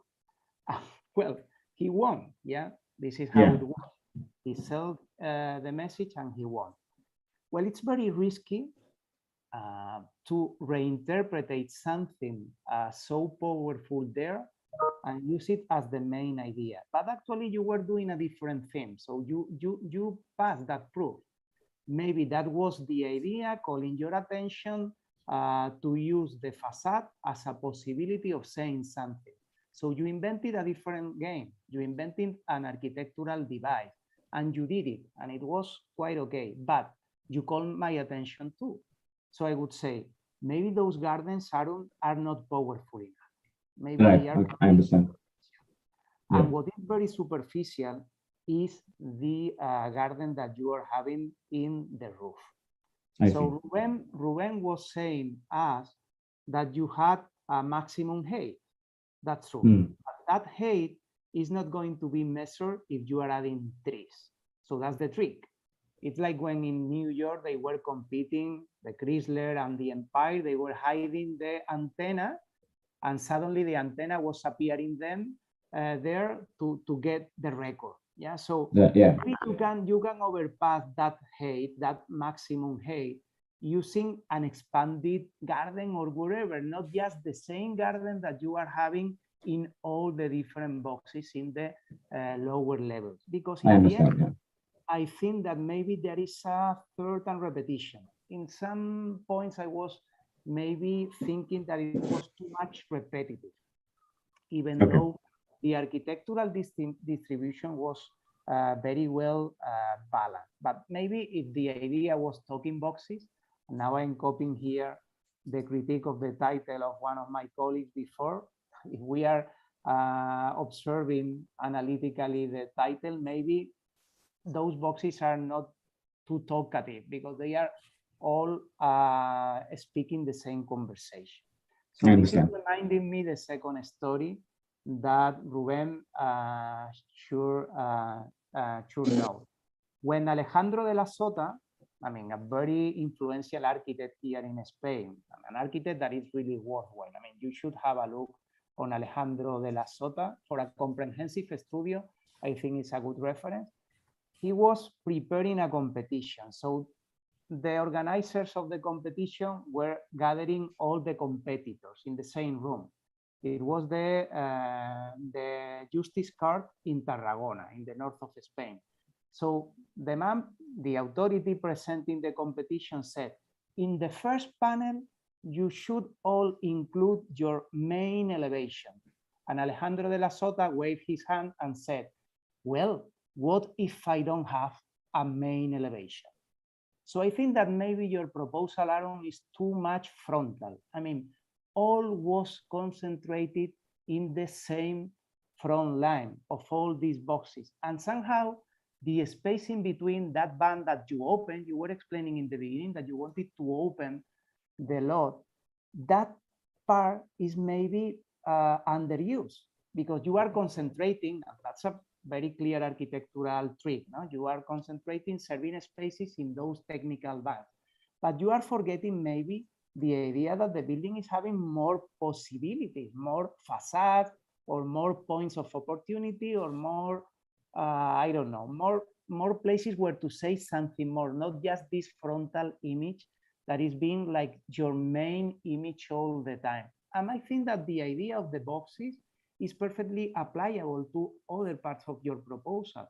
Somehow, a beautiful idea of a box which is cantilevering is that if you are thinking in the structure, that weight is like compensating the weight of the building. So you can use that weight to compensate something that is happening on the other extreme or in a different part of the building. So play with it. Don't just cantilever for the sake of cantilever, but use that energy to rebalance the structure and to say something more.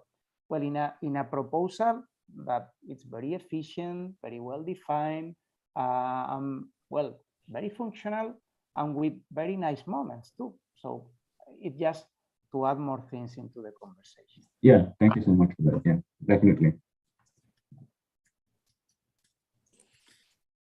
Well, thank you. I think that all of you have, I don't know if somebody want to add anything else? No. Okay, so thank you so much, Aaron. Thank you so much. Thank you, Aaron, for your great work. Thank you so much. Okay, so next student, I'm not sure, Karim? Yeah, I'm ready, Ruben. Yeah? Mm-hmm. So Karim will be the next student. Whenever you are ready, you can share your screen. We don't have, we haven't seen your work on Conceptboard, right, Karim? Yeah, I tried to upload it, but the file was too big. But after I present, I'll try to upload it again. Okay, okay. Just to let okay. Okay, hello y'all. My name is Kareem. My project is called Filling the Void. As y'all have heard from everyone who has presented today, we started looking at the site, of course, as one does, to kind of get a feel of the space. And one thing I noticed was the frontal dominance of the building on Poydras Street, which is where the site is located. And I kind of analyzed that continuation over, and I kind of made this collage to show that in the middle right here, you see a void. And my approach to this proposal was to fill that void. And one quick programmatic study that I made that helped me a lot to organize my program was kind of comparing programs with activities and figuring out how the programs fit together. The building strategy is very environmental efficient. It's a green approach. There's going to be a roof garden, rain garden with the plaza in the back, where the sun hits most of the day in the back, the south. And you kind of have these neighboring buildings around you as well. But this approach right here, where there's this screen of green wrapped around the whole building, and also a space in the front to allow for gathering there as well.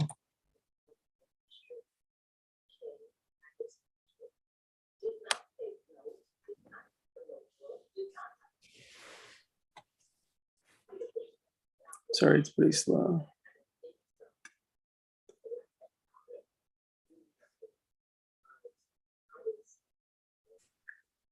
So starting out with the massing strategy, as you guys saw, taking out from the front and from the back, and continuing this frontal facade, like I mentioned, but in the interior, creating these unique spaces, unique voids that kind of is sentimental to how the site existed.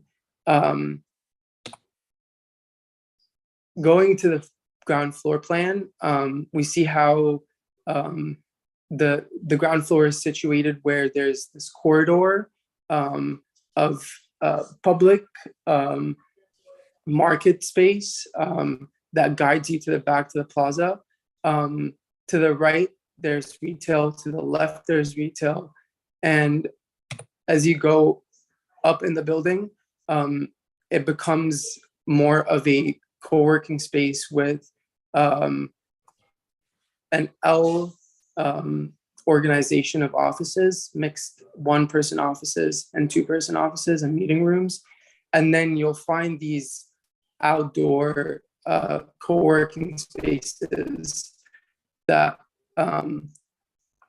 that allow you to also be outside in this weather. And as you see, the voids keep changing from floor to floor, changing variation with the quality of the space as well.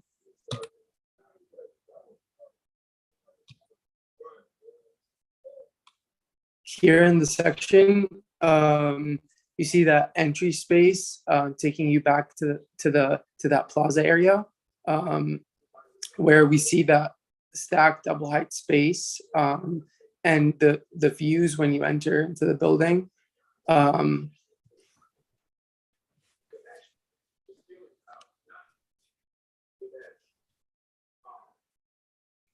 And once the other drawing comes up,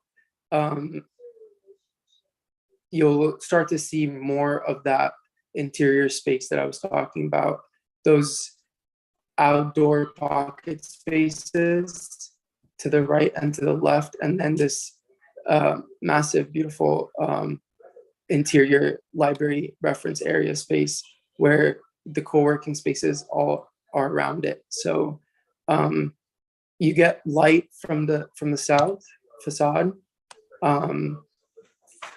into that space in the middle. And this is the first elevation on Poydras, where we start to see the green on the sides. And then on O'Keefe, we start to really see the dynamic of this outdoor space here, and the plaza area as well, situated within the context. And then here is another view of the other side, which is Rampart.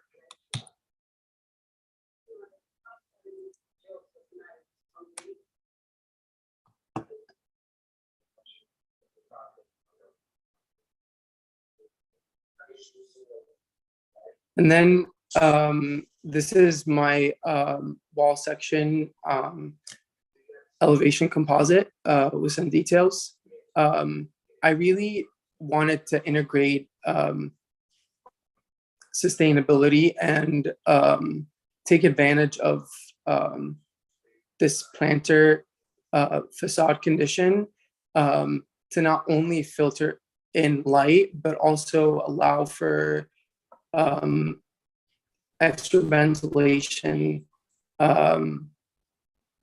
through the offices as well. So you're getting more sun in the south, but you're hidden by this screen and this forestry, if you want to call it that.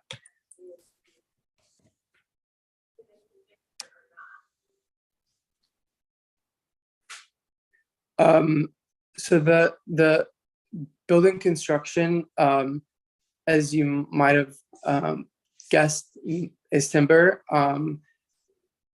which also plays a role into the sustainability aspect of the proposal. I really was more married to exploring timber because it's something that I have not messed around with before.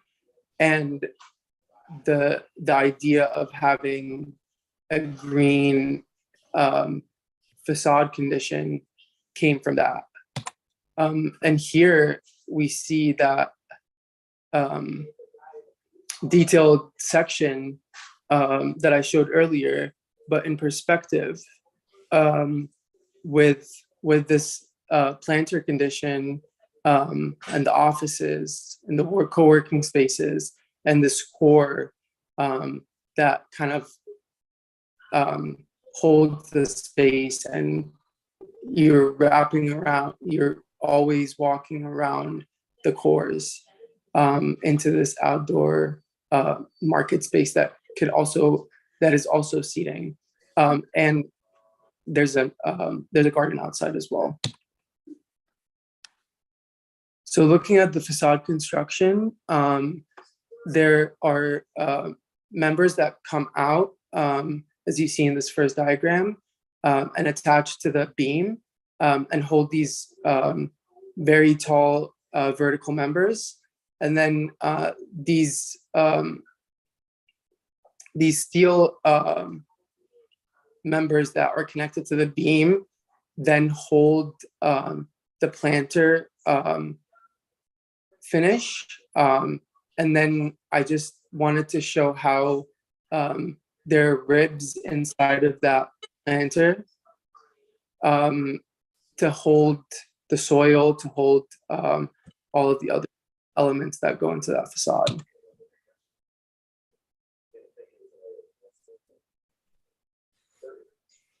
This is the first exterior view, looking from the corner on Poydras, right next, sandwiched between Poydras 930 and the Entergy building. Here's another view from the back, getting a feel of that space in the back with that elevation and the activity that would be happening in that plaza area. An interior shot taken through that stacking double height spaces that we've seen. And finally, those co-working outdoor spaces that I was talking about that kind of embrace that facade condition that I've created.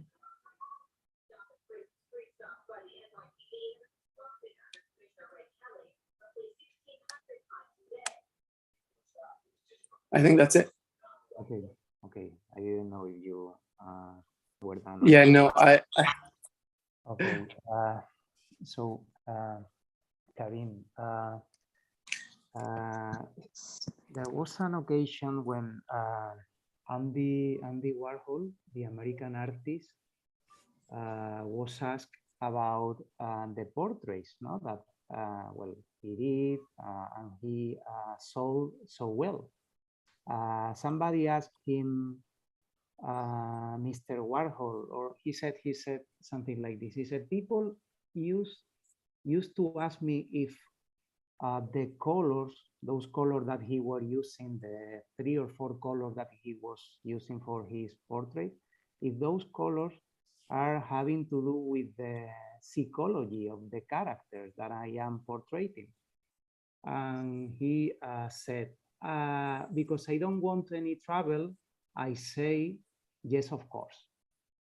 So nowadays, saying that a building is sustainable or is a green building somehow is the yes, of course. How are you going to get a commission if you are saying that your building is not green or your building is not sustainable? So if this is the case, to begin the project selling the argument that your building is going to be green and sustainable, go for it. If this is the main idea that you have told us, go for it, but being really radical. I mean, being remembered in this session as the one that did that green building.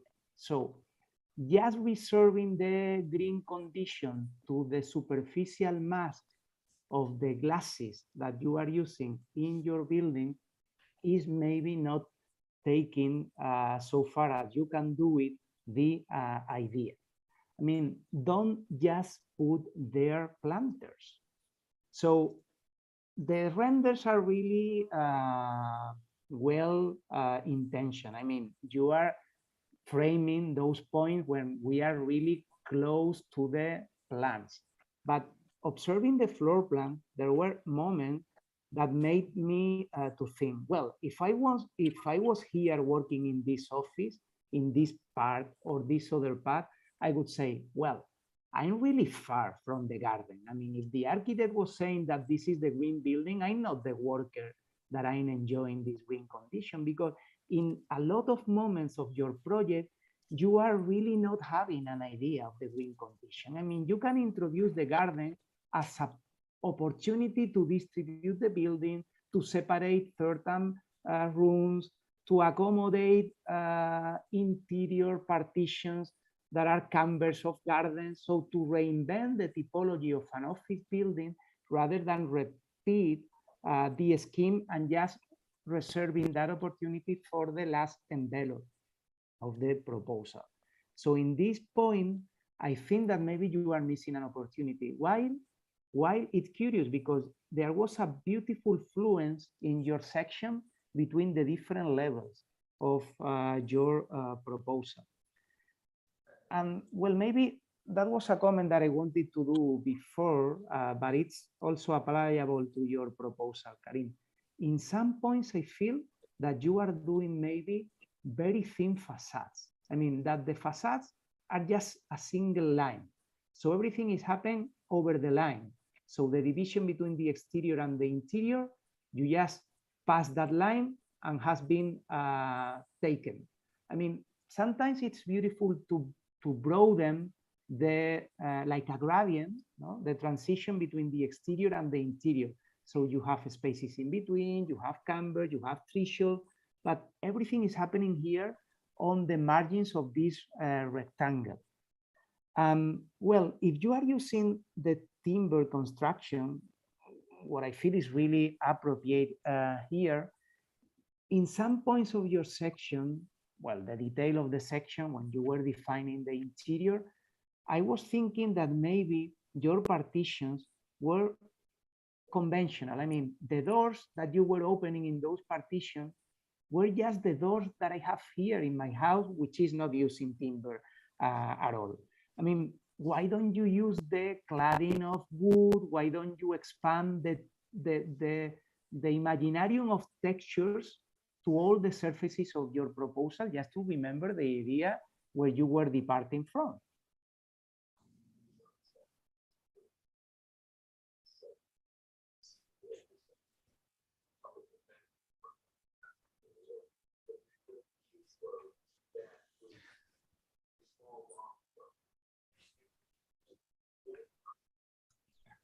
Okay, I'll go. Yeah, I agree. I completely agree with Angel and with Angel. And also, I was gonna say, I think you have a strong sort of position to the project by keeping this a rectangular box, just like a container, like different than the other two projects that we saw. That it was more kind of like broken into like different sort of the occupation of the land, you know, using the full L. In your case, you're concentrated on that sort of single piece, right? And I buy it. I mean, I think why not, right? You started sort of presenting the condition of the frontage and the facades and the alignments, and I like that diagram that you did, right? With the lines sort of the main sort of facades towards that street. And I think that was a good sort of the parting point. I was also a little uncomfortable when you say this is a sustainable project. And it's like, is it? Like I was like, it sounded like a very strange statement to begin with. But regardless of that, making this project, and I think the building has a lot of very special moments and achievements in the sort of the multi-height spaces and this idea of the outdoor co-working spaces. I think it has a lot of like beautiful moments, but keeping it simple, make this box the perfect box, right? Because then, Angel said it perfectly, like the thickness of the facade, when we're looking at this section, and this is the perfect section, right? The one sort of fronting the main street is just like a thin glass facade, right? Where you could have explored the thickness of the facade, where in the back or in the other side, you have the planters, and on the front, you have shading, you have some thickness you can inhabit by allocating program that does not have to be functional square foot of usable spaces, but spaces of the facade. So the four sides of this box and the roof are explored as elements that are organic and will change with seasons, with rainy season, with everything that we have in our climate sort of environment. So I think the presentation got better because your drawing skills in the at the end with the renderings are quite fantastic. I love the one looking at the market that you have proposed in the back. But I questioned, because when I was looking at the building in plan, I'm thinking like this is a very corporate sort of looking building like that, right? Like just go one back, please. Like I've seen this building multiple times, in all American cities. I've seen this building, right? And there's nothing wrong with that, right? But when I see the back and you're proposing this market space, I wonder if I will suspect that there is a public space behind this corporate looking glass building, right? So in that sense, I'm missing a little bit of a hint, that could be a breezeway, could be a kind of like arcade corridor, a kind of opening, or some kind of clues that something really interesting is happening. Can you go to the next slide? On the other side, right? Yes, like something like this is happening, towards the back or towards the parking. So I stay with the sort of the same comments with all the students in this studio, that there is so much to ask that is usually needs like another semester to kind of like settle down all the ideas. And I love that you're proposing stuff, right? Because it's, even if it's a corporate building, that's not easy to do. Like it's not that, I'm not saying that as something that is easy to accomplish or any sort of shortcut.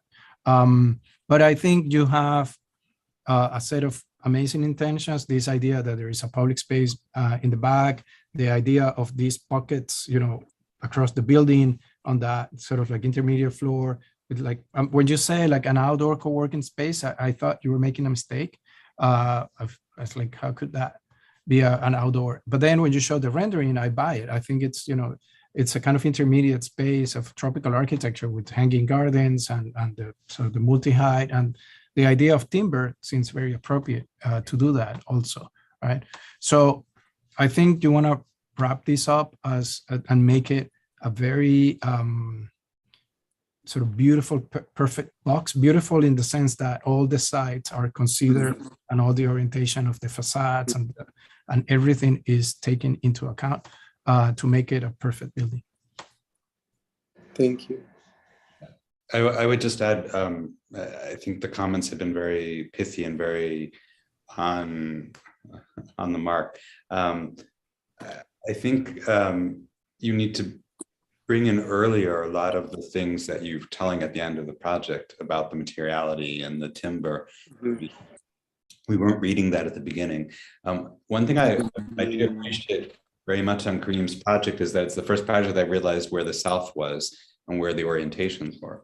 And I think you did point that out in a very clear way, and your whole response of the, you know, flush facade, projected facade on a diagonal is a really powerful scheme, which it's not really as fully explored as an architectural response as it could be. I mean, I think that would be in the way that the other critics have already pointed out, the other jurors. So I think you're on the money. I think you have the right ideas. I think you need to carry them through in a more forceful way. But definitely you have great skills, and the drawings are really persuasive, especially the renderings and the 3D views. But how do you play on those two facades, and how do you give an inkling of what's happening behind the building, and how do you get through? I think are very key questions that you're on the verge of answering as well. But I'd say congratulations and thank you very much for your time. Thank you so much.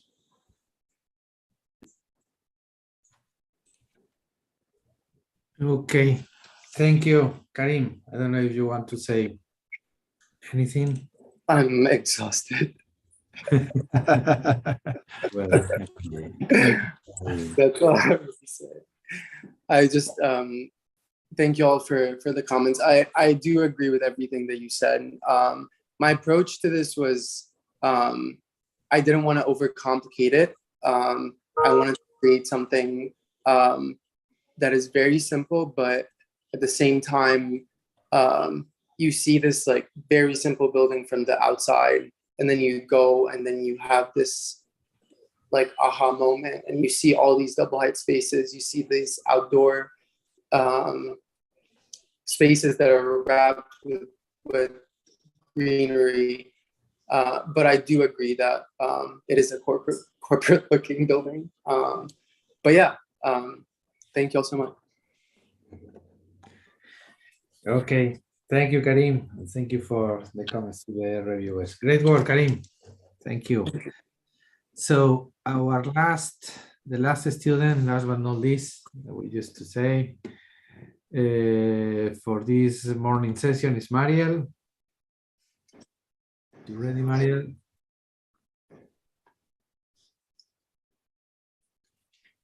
How is your back, Mariel?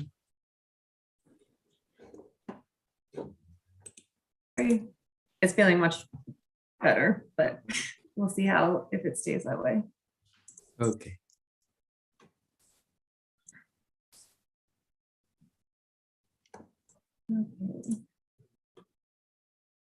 Okay.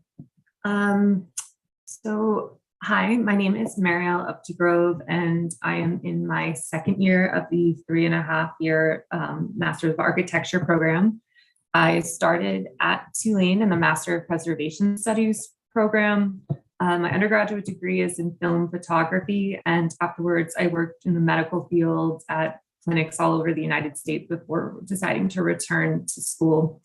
The title of my project is Historic Repetition for the Poydras Street office for this integrated studio for spring 2022.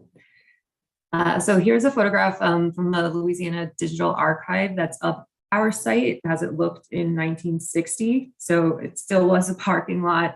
There were many historical buildings that were standing there, but behind those two billboards, you can see where the Greek Revival building and the shorter sort of shotgun style turn of the century building are both located. So I started with a question to kind of break down what we needed to do. So I created, how can a simple design and contextual awareness create a new office building in the central business district of New Orleans, Louisiana, that both respects the history, the past, as well as the physically still existing, and relates to the diverse built environment of Poydras Street. So here's an aerial from above, as well as these graphics of different desks. And I felt this massive lines was a good way to convey my mind at the beginning of the semester, trying to make sense of the site context, as well as the building typologies, the program components, and all that I needed to come together. These are meant to show the changes of the upper CBD neighborhood over time. The image on the left is from the early 1980s when the Energy Center was still under construction. The Superdome and the Hyatt Hotel can be seen already completed. The surrounding blocks are primarily parking lots and 2 to 3 story historic buildings. The image on the right is a current day Google Maps image of the same area. So looking at our site, which is City Block 272, or also Block 1000 of Poydras Street, it's in between 2 high rises, 930 Poydras, which is residential with the first 8 floors occupied by the parking garage. And the Energy Center is the 4th tallest building in the state of Louisiana. Our block is mostly parking lots with 2 remaining historic buildings built around the turn of the 20th century. These are some additional historic images of Poydras Street as it looked at the end of the 1800s. So this is the intersection of where we are, the top 2 images of what is now O'Keefe Street and Poydras. So I looked at the Sanborn fire insurance maps from 4 different years to define the L-shaped lot we had to work with in relationship to how the block parcels used to have been broken up and how that can still be witnessed with the use of the 2 remaining structures. The 1940 map combines to show that a grid pattern could be started and spaced 30 feet apart. So starting with my design concepts, keeping the historical context, the grid, and the zoning requirements in mind, I started with a 75-foot tall mass occupying our plot as defined by zoning requirements, then divided into a front and rear massing, and then divided into 5 stories to adhere to mixed-use floor height requirements and to maximize occupiable space. The back area was shortened to correspond to the heights of the existing structures. And then I laid out my grid, and a cut-through space on the first floor allows for pedestrians to walk through the building and create opportunities for public areas. A mass is cut vertically through the center to open up the ground level courtyard to the sky. And this is then the massing that came from that. Looking at circulation on the ground level, where it can access then into the public spaces, and then the interior circulation around the core and the office spaces. Distribution of program components on each of the, there are 2 cores shown in red, and then the public spaces on the ground floor in orange. And then showing the distribution of program components on each of the 5 floors, specifying the amount of occupiable space in square feet. In terms of environmental strategies, there's use of semi-permeable pavement on the ground level in the spaces that are exposed to the sky, a patio, and as I'm calling a rooftop meadow to catch more of the rainwater, and then paneled walls in response to the proximate established buildings limiting southern sun exposure. So looking at drawings, these are some simplified drawings of townhouses that are typical of New Orleans architecture, with the 2 stories and the sort of shotgun lengthened typology. Looking at our site, we're bordered by Rampart, Poydras, and O'Keefe streets. There's a large entry space with entries into 2 retail spaces immediately, and then continues into the courtyard, which is open to the sky. The 2 cores are accessible by the courtyard, and there's a patio space and cafe to be established behind the building. It provides an amenity to the office workers so they can feel like they're leaving work when they go to get lunch or coffee, even though they're not actually leaving the property. The second floor is where the office space begins. There's a combination of closed offices and meeting rooms, as well as open office spaces.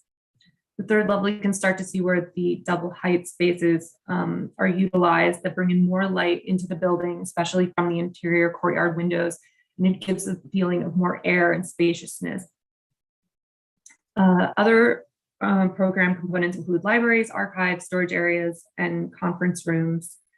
On the 5th level, there's a rooftop terrace with an accessible patio space, and as I said, what I'm calling a rooftop meadow that is not something that would be walked within, but does give some ground cover and bring greenery to the roof. So this is my first longitudinal section, looking in the spaces and hopefully starting to show where the double heights would be accented by railings, and being able to see through that interior courtyard.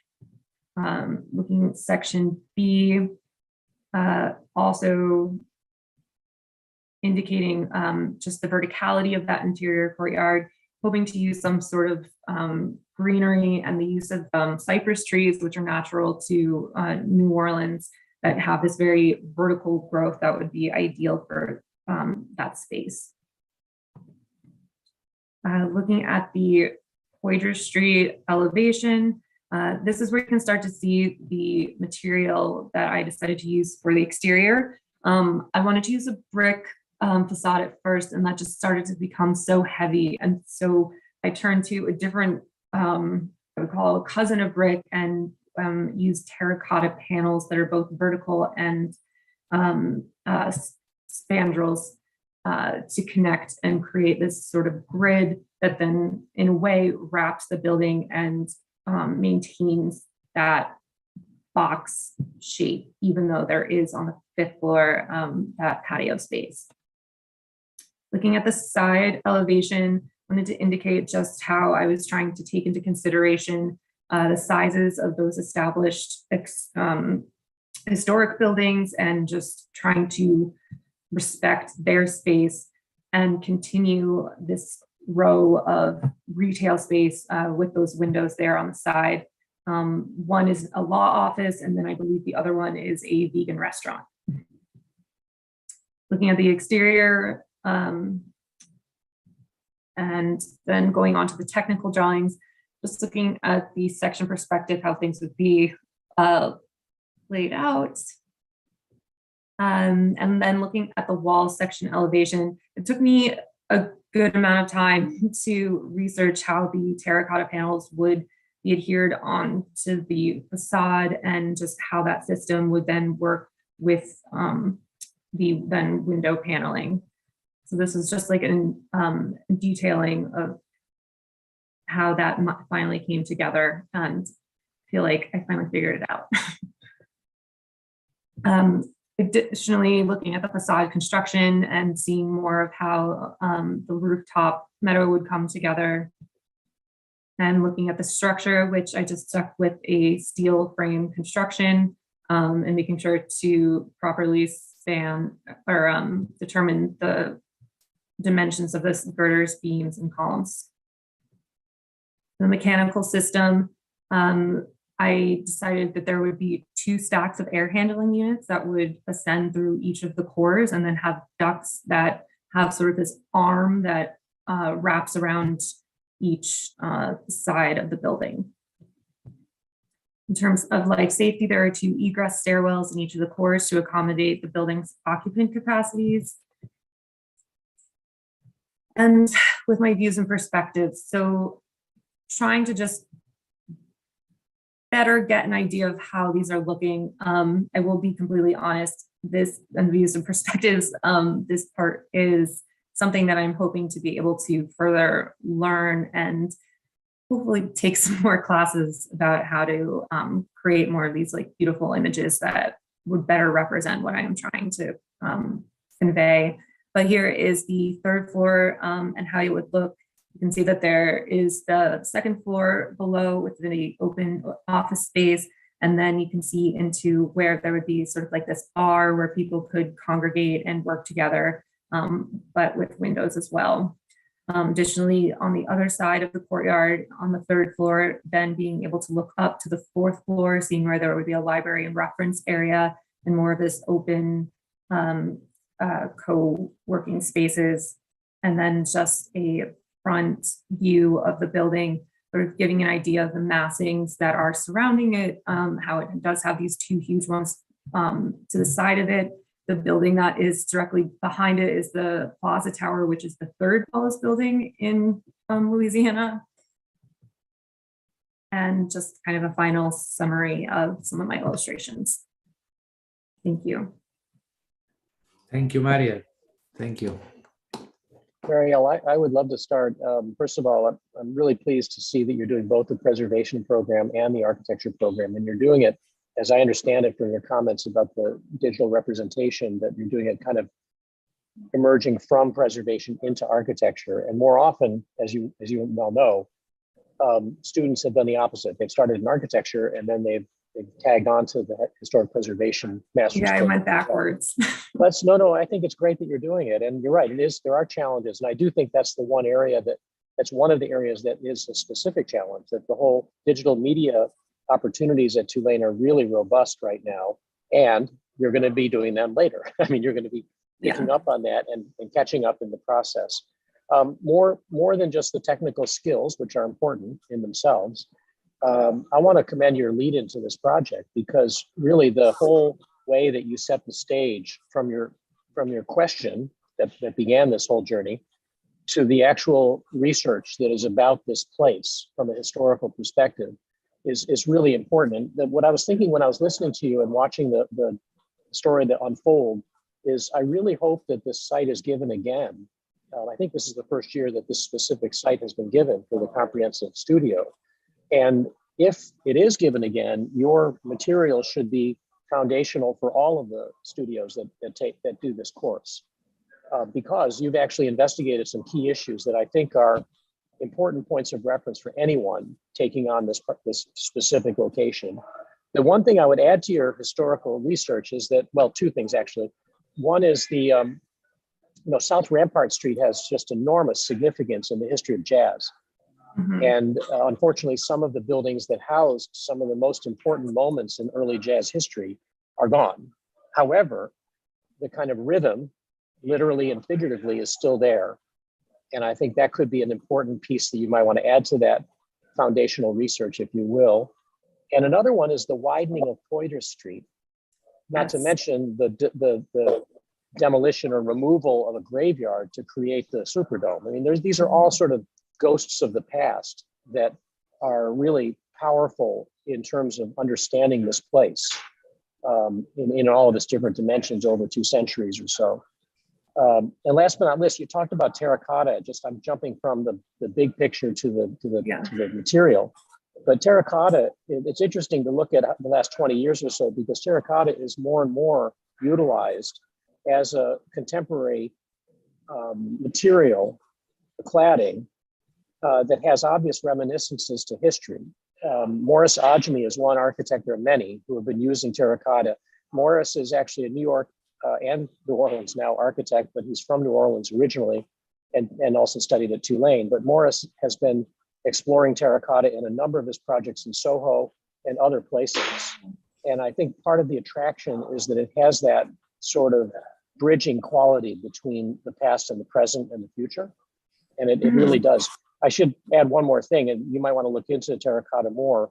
But I think one of the reasons it's been growing is that there's a kind of workshop program at the University of Buffalo, in part because one of the major terracotta producers is based in Buffalo. It's called Boston something or other, but it's actually it's based in I Buffalo. referenced a lot of their materials. Yeah, it's pretty cool. And Morris and others like Annabelle Seldorf have gone to their workshops because of the way in which that material has emerged in its significance, really mostly over the last 20 years in contemporary terms. Anyway, I really loved your lead in, and I'm really delighted and excited by the journey that you're on. I'm so happy that you're at Tulane. Thank you. Maybe I can continue because I'm going to have to go soon as well. I would pick up on something that Professor Schwartz said, that I like the fact that you, first of all, your motif is the historic repetition. And I think your design strategies to tie into that tradition, as I read them, are symmetry and materiality. So the symmetry of the project is a way that you're responding sort of this traditional, like the Greek revival building on site, this traditional use of symmetry in the projects. Obviously, there's a scale change, and obviously there's a materiality change with this turn to terracotta as instead of brick, as you yourself pointed out. And I think your reading and your presentation of the site is incredibly nuanced, but I'd like you to bring more of that information to the design itself, in that maybe the historic mapping can somehow be represented in floor patterns and design moves that can somehow echo the past, or I don't like to reproduce the past, but I really believe referencing the past is a fabulously potent and interesting method. I'm not sure how. I mean, I guess that would be, it's an open-ended question. To me, it's disappointing when I go to Berlin and I see that just where the wall was is now just a line, on the streetscape. That line doesn't have the potency, but at least it's there. When I first moved abroad, there was a competition for the Lower Manhattan African burial grounds, which I wanted to participate at the time, and I don't think I did because it was far away.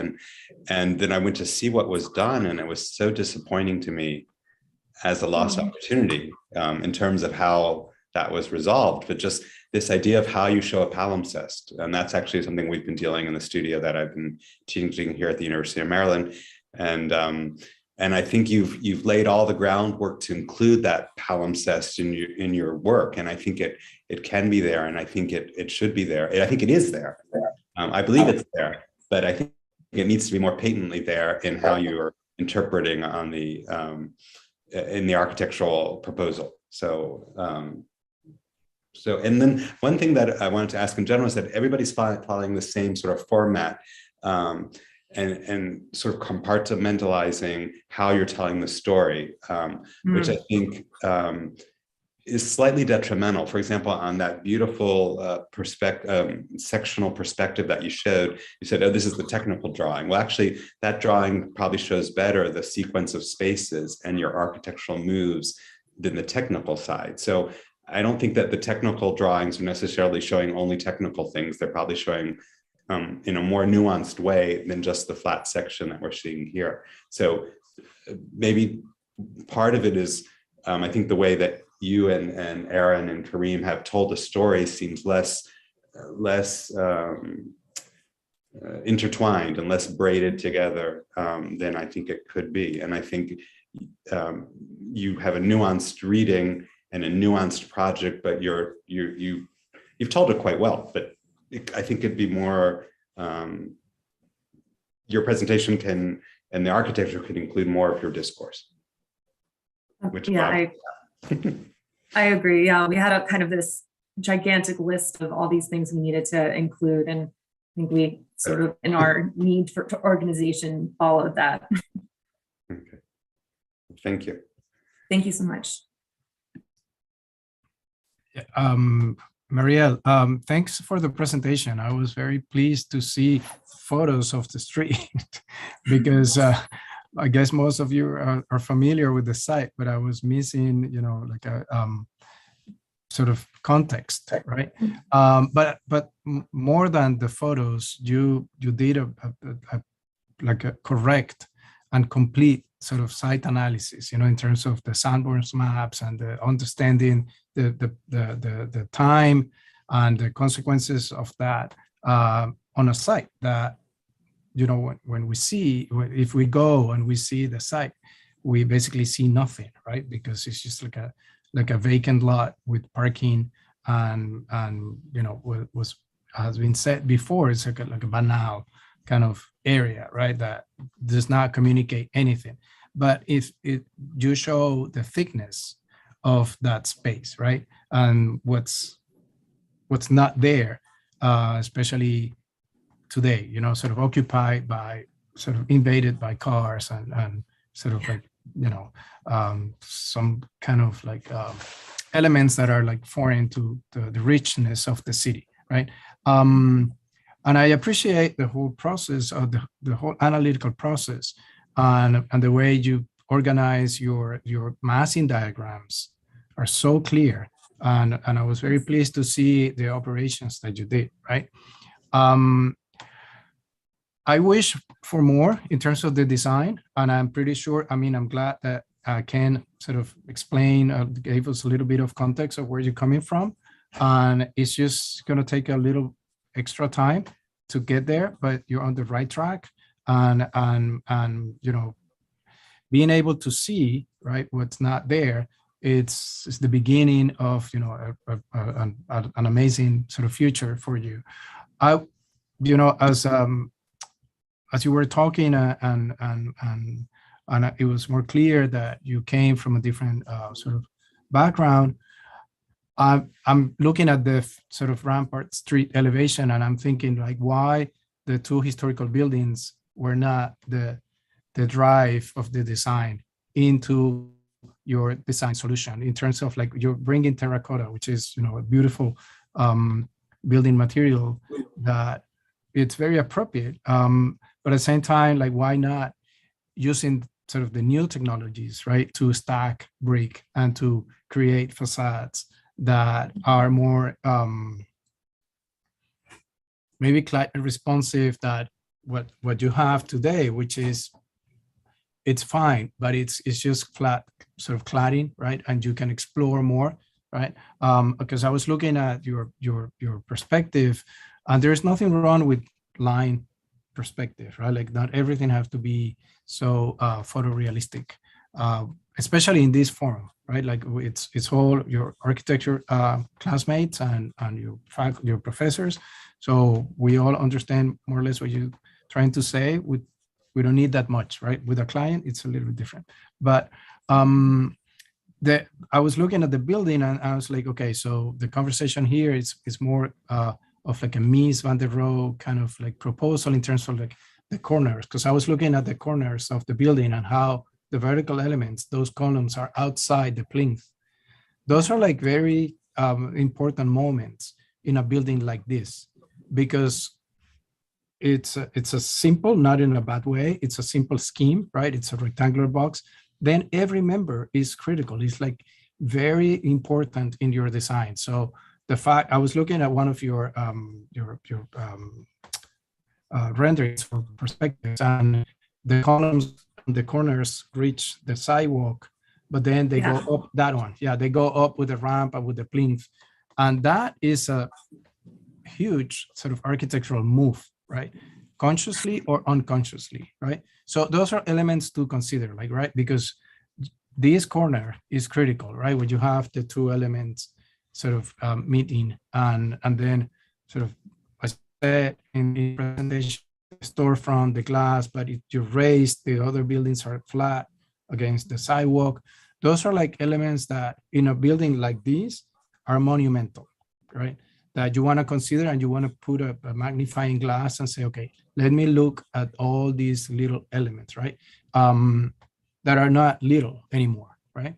And those are the ones that are going to make this project successful in terms of like improving our cities, right?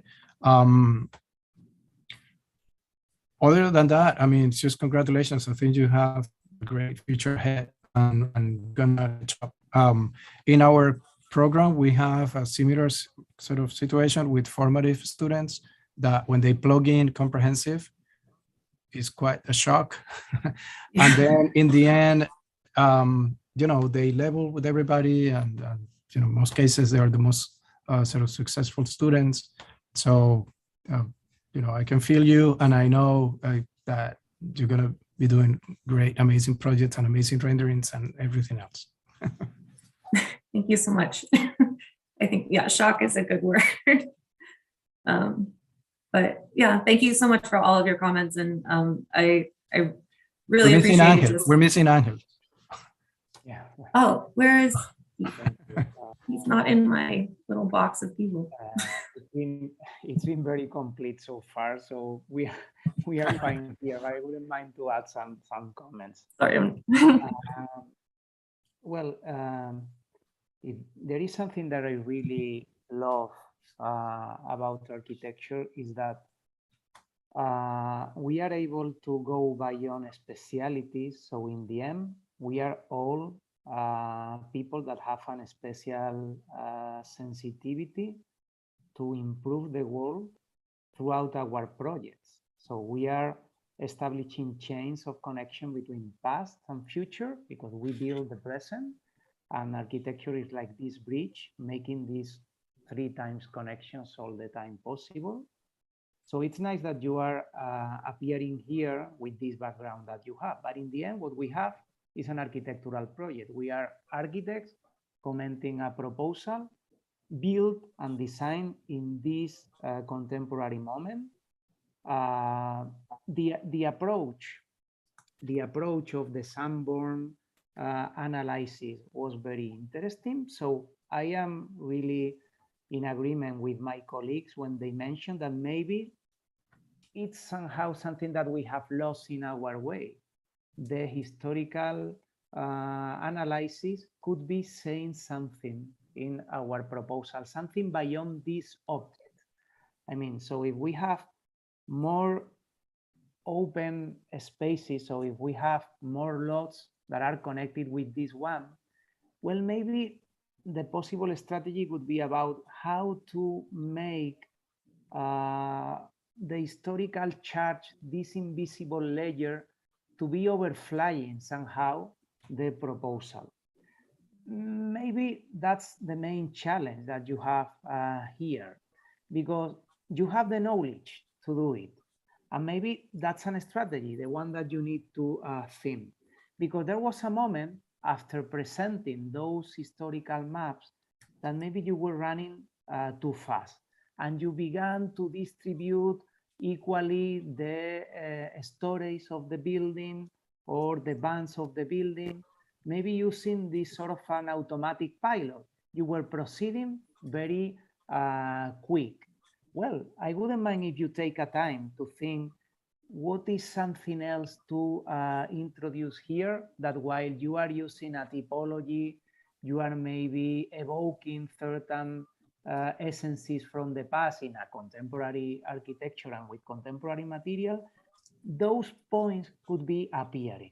Well, that's maybe the possible playfulness that you could introduce here. I don't know if it's going to be in the ground level, or if it's going to be something in the interior of the building, or in the plinth, or in the roof, but one intention at least to be overlapping to what you already have, which is clear and maybe very, very well expressed.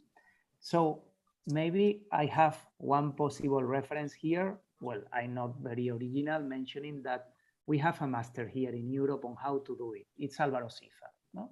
The Portuguese master. Well, when he was presenting his proposal for the Ibere Camargo Museum, that wonderful project that he has done with 80 years old. I mean, this is amazing. It's a case of an architect doing masterpieces for 6 decades. It's a unique case. You are not going to find that idea somewhere else. He's a master. He was saying, somebody asked him while he was with Oscar Niemeyer, no, the Brazilian architect, somebody asked them, Oscar Niemeyer and Álvaro Siza, what architecture was for them. And Niemeyer, coming from Brazil, said, well, for me, architecture is the challenge of being overflying the terrain with my architecture. So he's that Brazilian guy, you know, pretending to be sensual and very powerful with the cantilever. And it made sense, that answer. But Sitha said, architecture for me is about continuity and transformation. So see, what a beautiful word, no? The continuity. He's trying to struggle with the idea of establish change, continuing things coming from the past, but with contemporary gestures. So what is the continuity for you here in this project, apart from the object or the contemporary classic language that you are talking here? Maybe that's the possible playfulness that could be appearing here. Well, maybe there is a clear case of a possible improvement in your proposal, which is the dialogue with the plinth. No? Professor Rueda mentioned it. If we are revisiting some classic moment, the conversation with the plinth is crucial.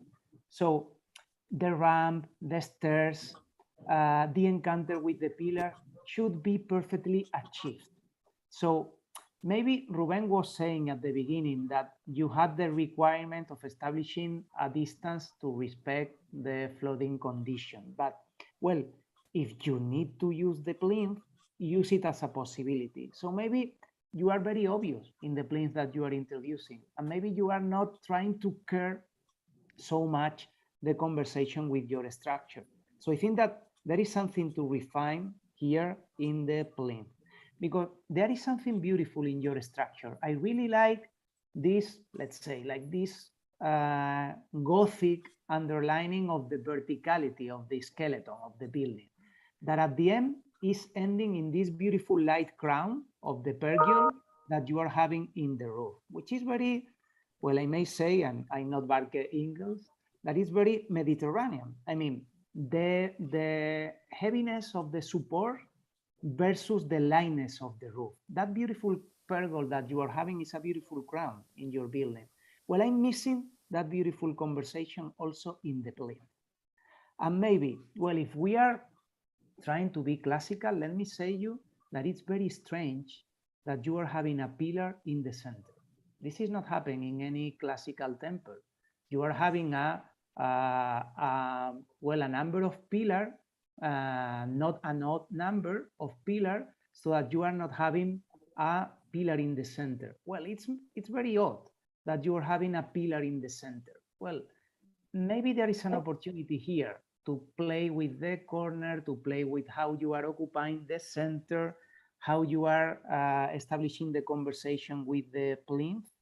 And maybe if we were to be also using the interior as a possibility, going beyond the pure patio that you are having with the invitation to be surrounding the patio, and to say something more, not just the two courts and the gallery and the patio.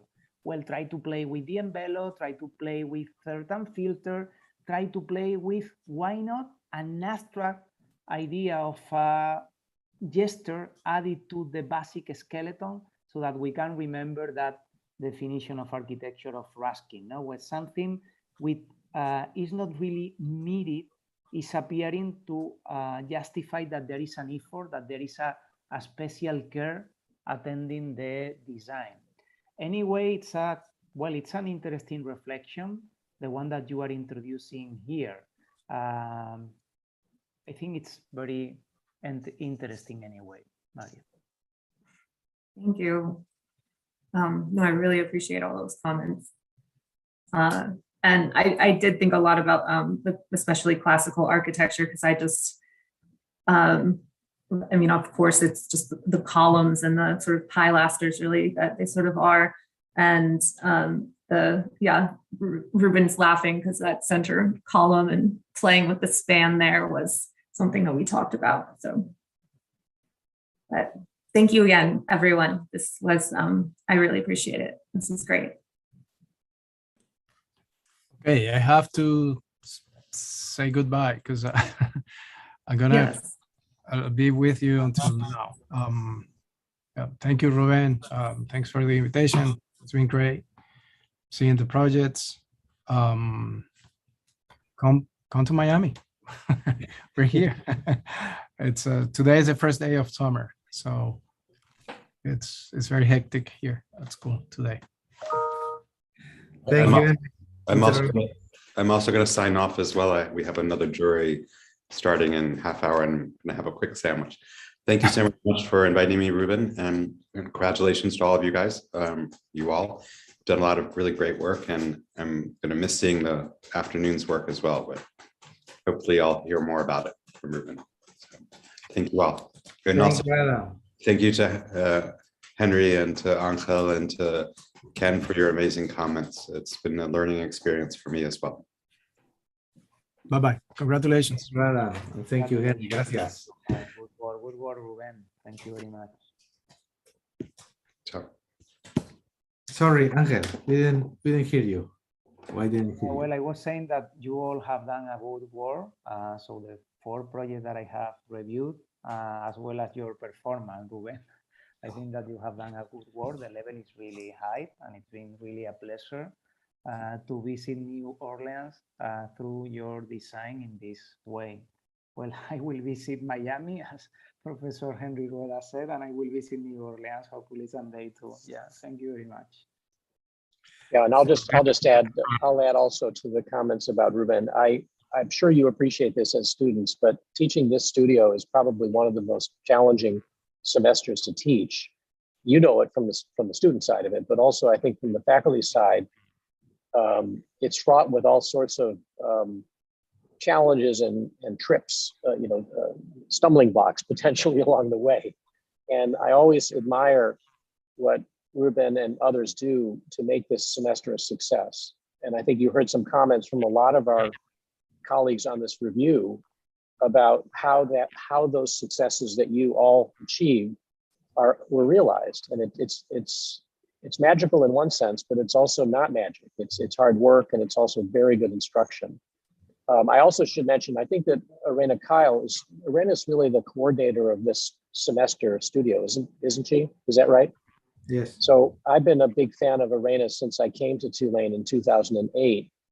Little known fact, but she was an adjunct faculty member without benefits. And one of the very first things I did as dean was I promoted her and Cordula Rosser-Gray to professors of practice.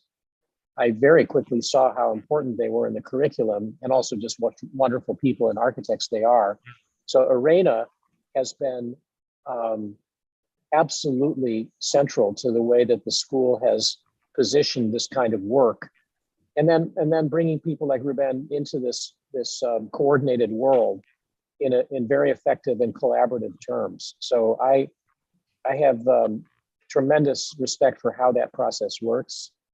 I see Brianna here among the group, and she and I got to teach together in the fall in a sort of similar partnership with Marianne Damaris, who also has done amazing work in first year, as well as Adam Monisset. But congratulations, Ruben. I think all of your students must be very, very happy that they had the chance to study with you.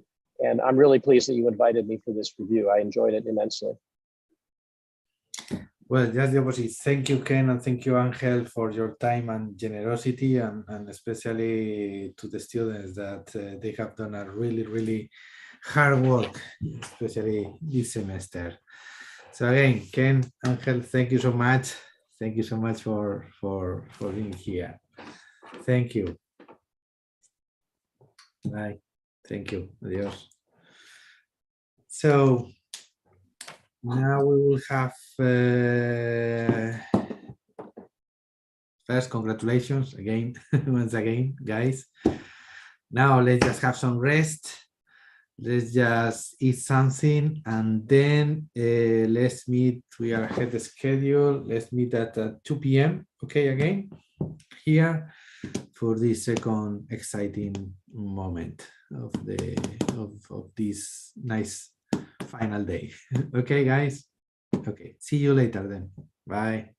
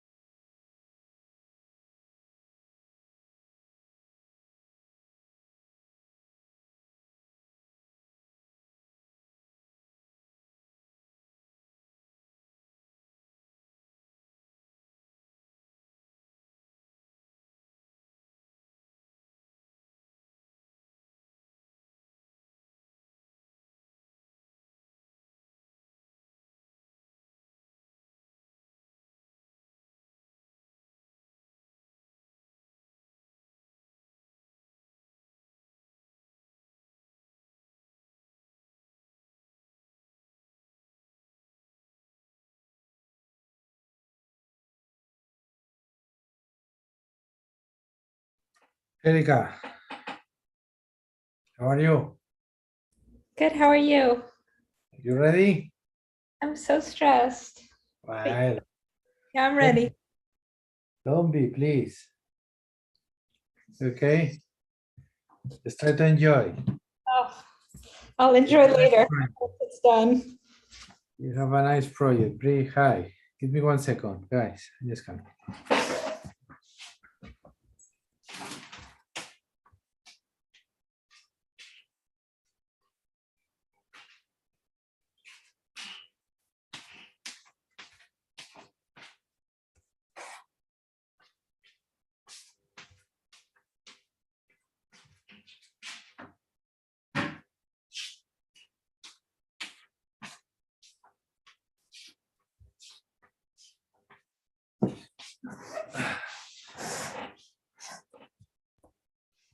Erdo, hi. So, Oh, hi. have you uploaded? Yeah, Erdo, here you are. Karim, whenever you can, please upload your material also to Concept Board, okay? Karim, are you there?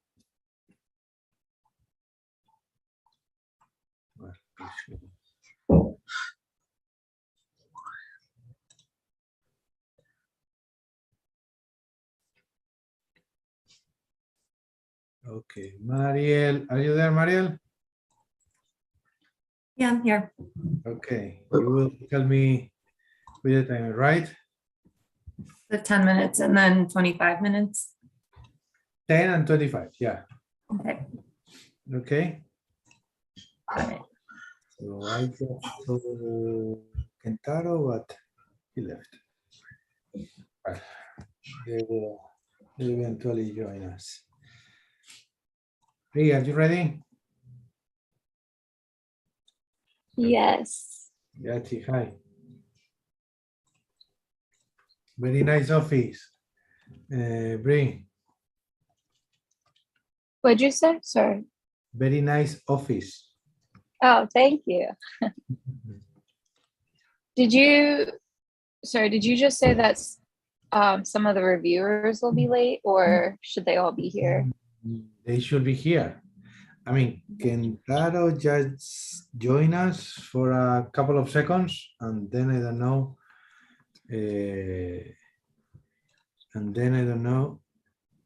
He just disappeared. But well, let's wait just a couple of minutes. I'm sure that everybody will join.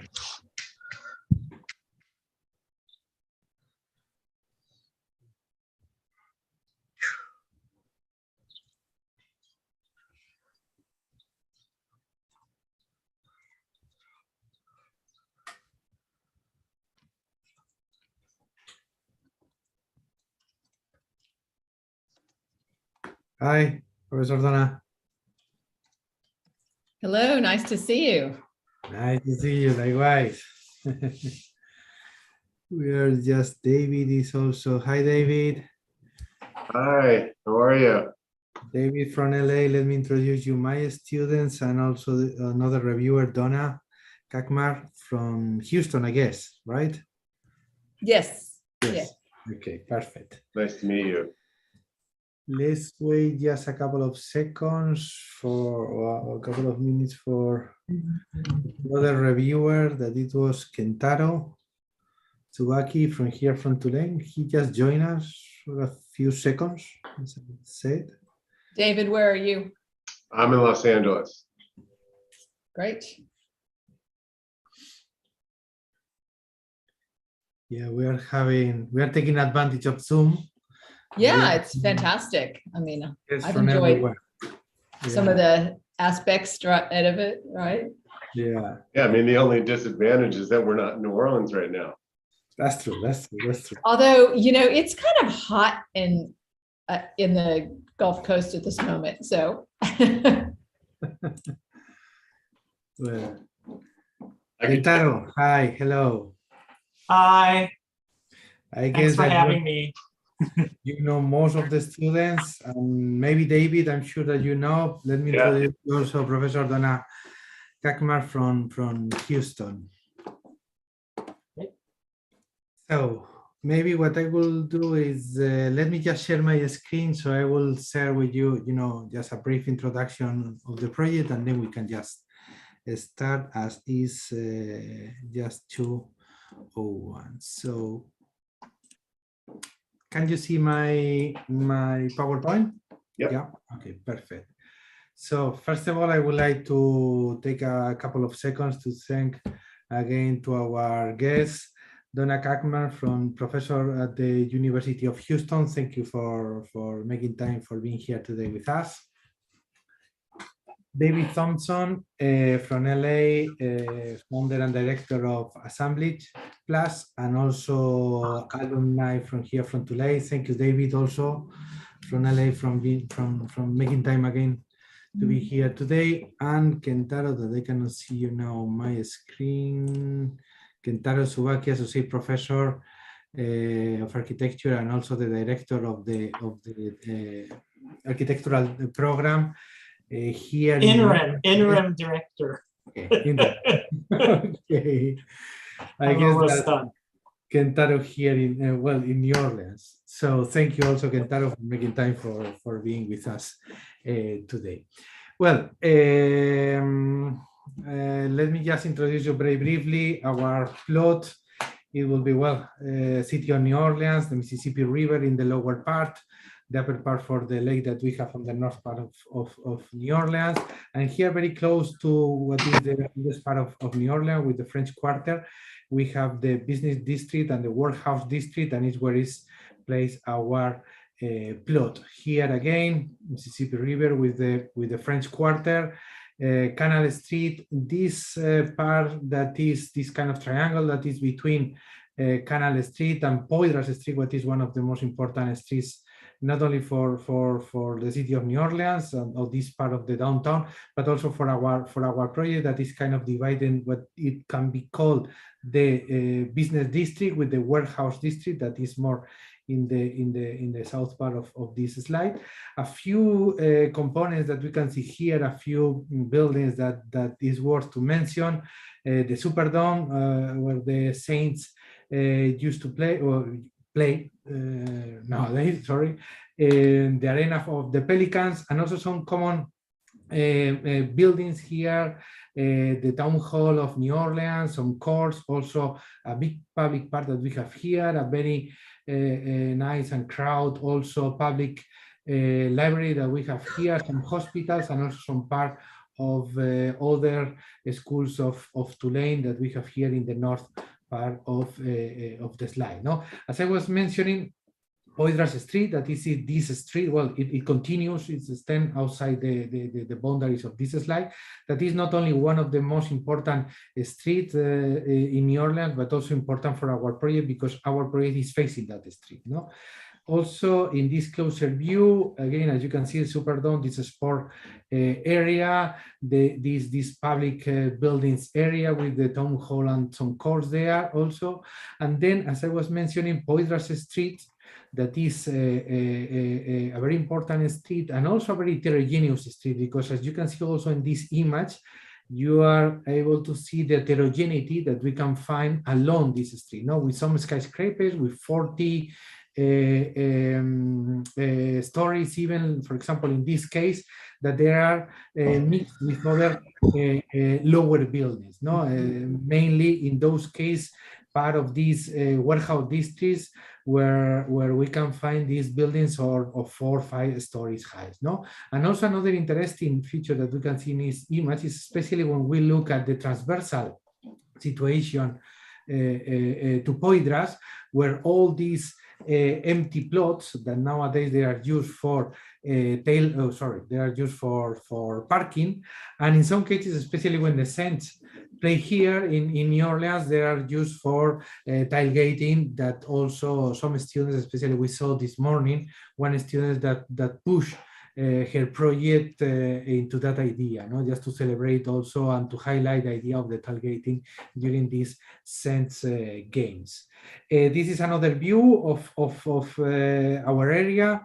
This is our plot that we will see here, and I will just talk in a few seconds. This is Poydras parallel to our screen, and this is this heterogeneity that I was mentioning before, no? With buildings of 40 stories, like this energy tower that we can see here, to this 930 Poydras that actually is where I live, with 21 heights, no? And then, and also with this heterogeneity that is mix all these skyscrapers with these others buildings of 4 or 5 stories that previously most of them they were warehouses or industrial buildings, and now all this area of the warehouse district that is being transformed into a more residential area, no? And also what I mentioned at the beginning about this other kind of type of section that we can find in a transversal way, transversally to Poydras, with all these empty plots, vacant lots that nowadays they are used, most of them for parking. No, this is our plot. This is Poydras that I was mentioning, showing a few times before. This is 930 Poydras with 21 stories, energy tower with 40 stories, and here in between, what we can find is this big block, and with only 2 buildings, with 2 stories, both of them. And what we have decided is just to keep these 2 buildings, so that's why our plot has this weird shape, this kind of L shape, no? And also the rest of the block is a parking. The rest of the plot that, well, some of the students, what we ask is maybe just to propose something also as an extension of the project, as a kind of phase B, no? But we can keep it also as a parking. This is a view of our plot. This is Poydras, so taken from Poydras, the 21 stories skyscraper that I just mentioned a couple of times, the 40-story energy tower that is in this case on the right side. And here behind this billboard, you can see these 2 buildings of 2 stories, that there are these resistance buildings, that there are these 2 buildings. This one that is nowadays is a restaurant, and this classical Greek revival that is also registered as a kind of monument, and is now occupied by a law firm, no? And it's an office also building. Then just a couple of things, or a few things about the program. The program, the main component of the program is an office building, so it will be the headquarters for a company. But the most interesting part is the lower part of the proposal, that we are asking the students to have a public plaza of 8,000 feet minimum. Also some public bathrooms, thinking also on the tailgating situation that can happen during these Saints games, and also some retail. No, so the idea is that the whole or most part of this lower part of our building will be very public, no, due to this open plaza, but also the retail. No, and then the upper floors will be mainly for this office program, where the most interesting feature will be that we have asked the student to divide half of this office part of the program will be like a typical open office building, but half of that will be like cell offices. No, so we will see this mix of closed and open spaces. And also another interesting thing that we suggest to the students is these amenities, no? that each student has defined. In some cases it's more, so in some cases it's maybe more related with a kindergarten or a gym, thinking on the office. In some cases maybe it's more related, for example, this morning with a Hall of Fame for the Saints team. So this will allow also the students to give a more personal approach to their buildings, no, especially with the concept, or with the idea, no, with the personality maybe of the building. Then we have a couple of well, there are some restrictions due to the code of this area, but mainly I would like just to highlight a couple of them. One is that we need to raise not only the whole building but also the plaza 36 inches due to flooding.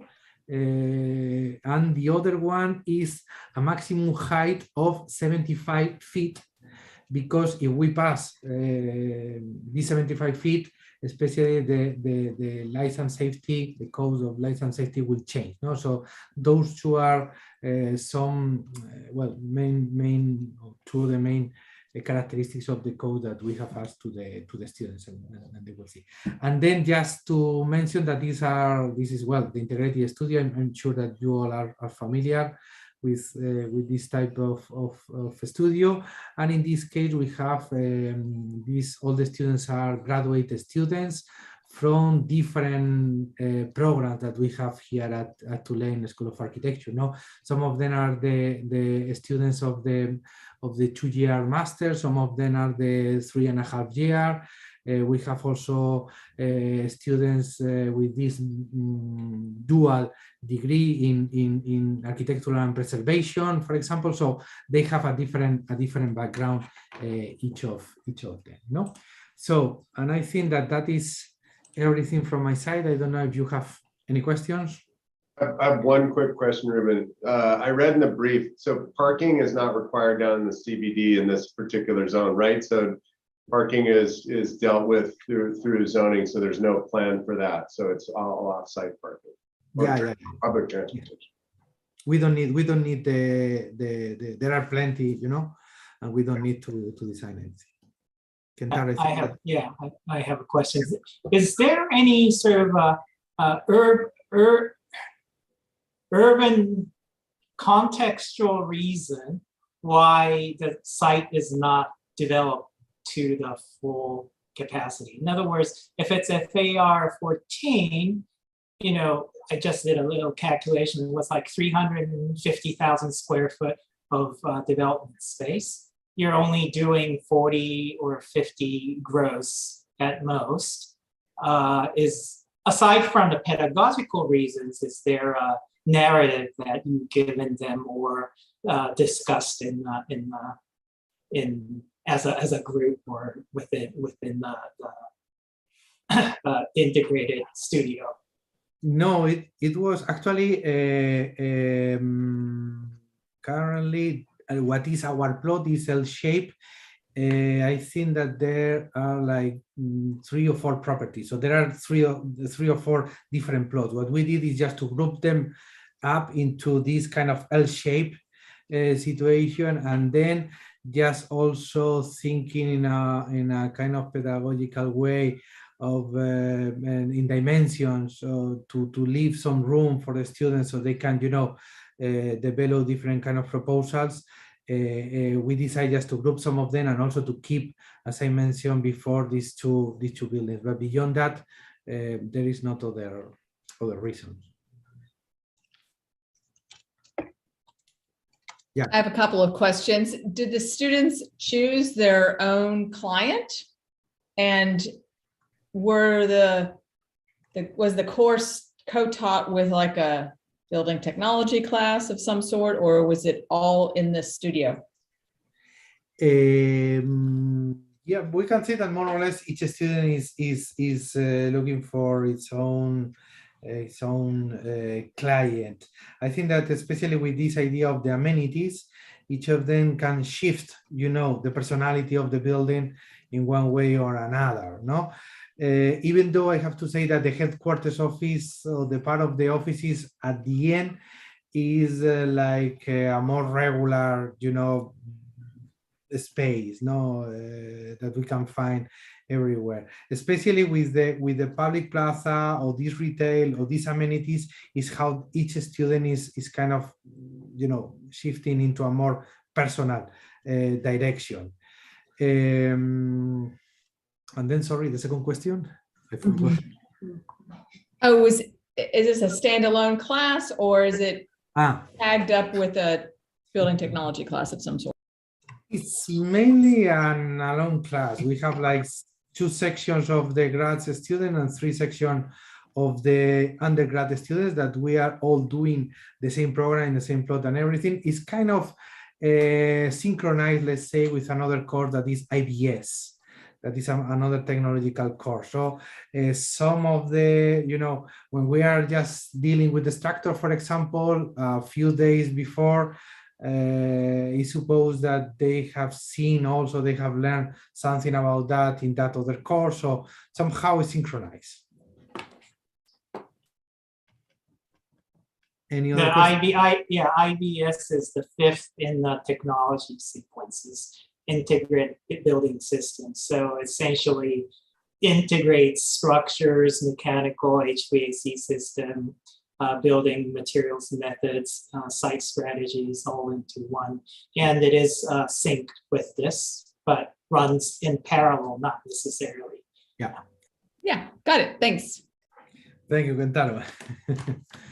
Well, the idea will be like now, as I send you, the students have uploaded their work on concept board, but the idea will be that each of them will share their screen with their PDF so they can keep their own narrative, no? But then after that, if you want, we can just keep with the PDF, or we can just go to the concept board. The idea will be that each student will have like 10 minutes to explain their work, and then we can have like about 20-25 minutes for a conversation after that.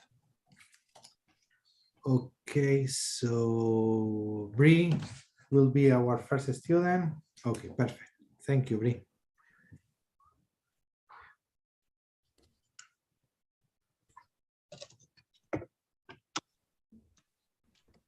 All right.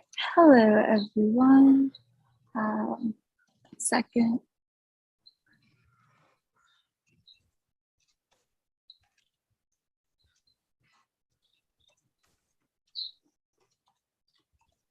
Okay, sorry, I just want to make sure it was full screen. All right, so thank you guys for joining us today. My name is Brianna Baldwin, and this is my Fortress office proposal. So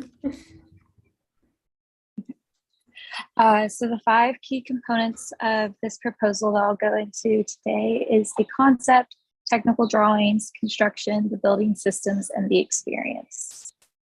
So to start with the concept, here is the urban context figure ground map that places emphasis on Fortress Street, and that's where I emphasize a lot of my initial core concepts of placing a building that focuses on developing this facade of Fortress as this very tall, tall structures along the street. And so for the massing development, starting with the site extents in the zoning envelope, moving into aligning the proposal with the immediate context with the apartment building as well as the historical buildings, and then carving within the building to create terraces and connections or ground level connections for pedestrian walkways, elevating the project 3 feet for the flood zoning requirements, creating components for light harvesting, as well as creating a connection that moves out towards the plaza, veiling the building, protecting it from solar heat, providing green spaces. And so that's like the focus of the massing of the building, and then moving to the interior of the building of how it is programmatically developed. I focused on three main bars that run through the building. So focusing on common spaces, a bar for the building services core, and a bar for the specialized program, and then just re-emphasizing exterior spaces.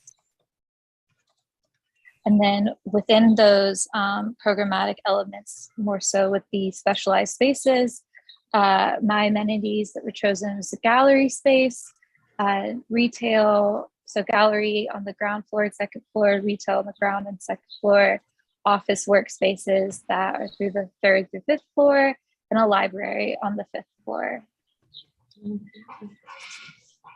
And then these diagrams are more so vignettes of my 3 core ideas and concept strategies that have been developed throughout the project and remain consistent. So continuing this idea of cascades with double height spaces and creating elongated views for connections within the building, organizing those spaces into those 3 main bars, as I've talked about on the previous slides, and then creating a veil to, a perforated veil to protect and shade within the building. And so for the environmental strategies, Poydras facade is more so facing north. And so on the back side of the building, there would be, in the southern side of the building, solar panels for harvesting energy, as well as water harvesting through permeable pavers and the plantings in the plaza. So that would be on the 4th floor terrace, the 5th floor balcony, as well as the ground floor plaza and those plantings, and as well as access to daylight throughout the building to create a healthier office environment, and also decreasing the lighting energy that's required. Moving through to the technical drawings, starting with the site plan. The site plan just gives an overall relationship to the context that it's within, as well as understanding how the building could develop into a relationship with the rest of the block in a further development of a phase 2, potentially in the future. On the first floor, showcasing where the, also the essential concept with this main bar on the ground floor, it's brought in from the plaza, and so it creates this T shape. And so kind of connecting the plaza with the building on the ground floor, as well as developing the gallery spaces, retail spaces, and reception counter on the entrance. The bar with the building services and the core remains consistent throughout all of the floors. The second floor, there's that those connections with the galleries and the retail spaces, as well as circular stairs to help create immediate connections beyond just the egress stairs. The third floor is where we move into office spaces. And the office spaces are more so laid out to where you have cell offices on the exterior perimeter of the building, with more open office floor plans in the interior. And this is where you also see the common spaces on the left side of the building services. And so that creates a more casual environment for, relaxing, going to the kitchen, doing things like printing, socializing, and just taking your lunch breaks, things like that. Moving to the fourth floor is where the rooftop terrace is introduced, still continuing with the open offices, celled offices, as well as the common space. And then the fifth floor, showcasing where the library would be, and then in connection to an exterior balcony on Poydras facade. And through these plans, you can see that every floor incorporates double height spaces, allowing for those connections and light and just a nice overall experience within the building. The lateral section, this emphasizes the building's core, as you can see shown with the CLT panels, as well as, so this is cut through the more so the northern part of the building, showcasing the ground level and the connection to the plaza. The longitudinal section, this also reemphasizes those double height spaces. Users of the building are connected from the ground floor up to the fifth floor and beyond in many different ways. And there's views not only going from the right to left, but also moving backwards moving towards the terraced areas as well. And so with these elevations, this is where the perforated facade veil is really showcased. And so within these elevations, the veil wraps around the building and creates like almost like a movement as you move along, and also develops just a different view of the building each time, something that breaks up the consistency of what you would typically expect within an office building. And so it's just visually refreshing as you move around the building.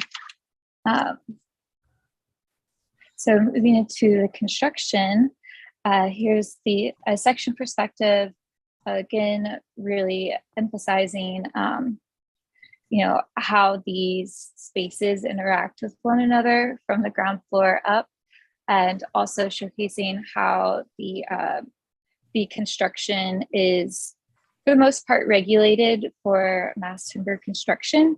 On the ground floor, what's great to note here is these stacked,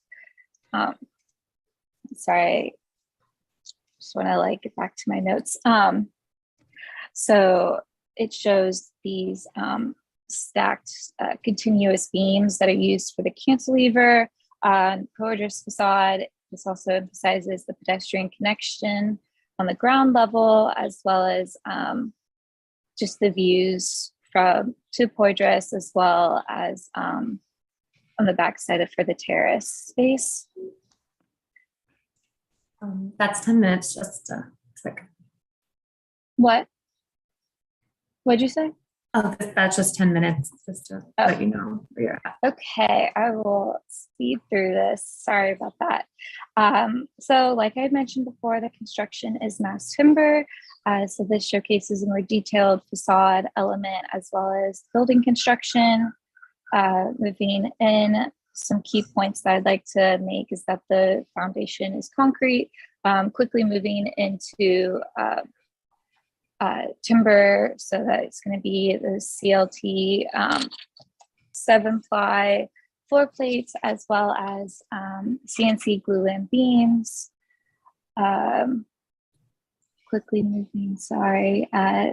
Also, what I wanted to touch on was the key components of the facade, and it's attached by a channel steel profile frame, as well as steel beam supports that also extend the perforated frame 1 foot and 4 inches. And that's also connected through running metal connectors. It showcases the construction for the exterior balcony and the roof. And here's just a 3D axonometric, reemphasizing that construction and how it'd be attached to the building. Building systems just showcases the structural system on each floor.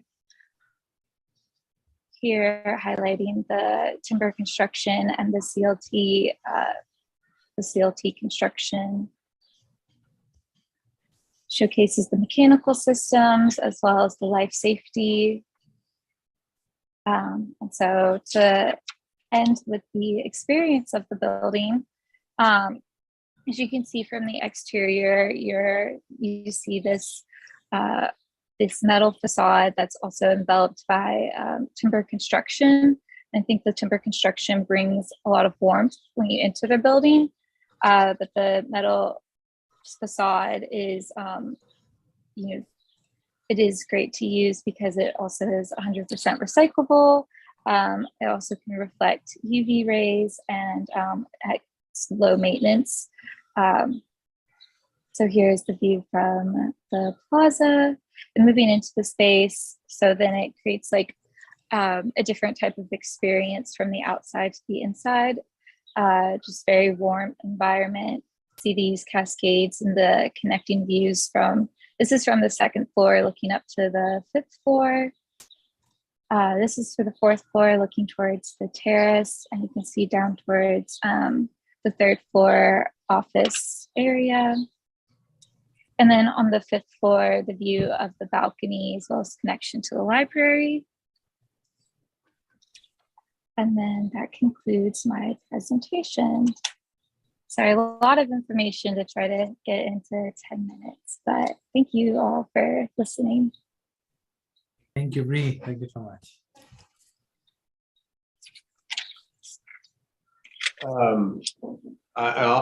You just want us to jump in, Ruben? Should we just jump in as we? Please. Okay.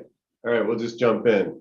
I know our time is limited and all that, but first of all, Brianna, I want to say, like, I'm very impressed about the way your whole presentation was very organized and it was very clear to follow.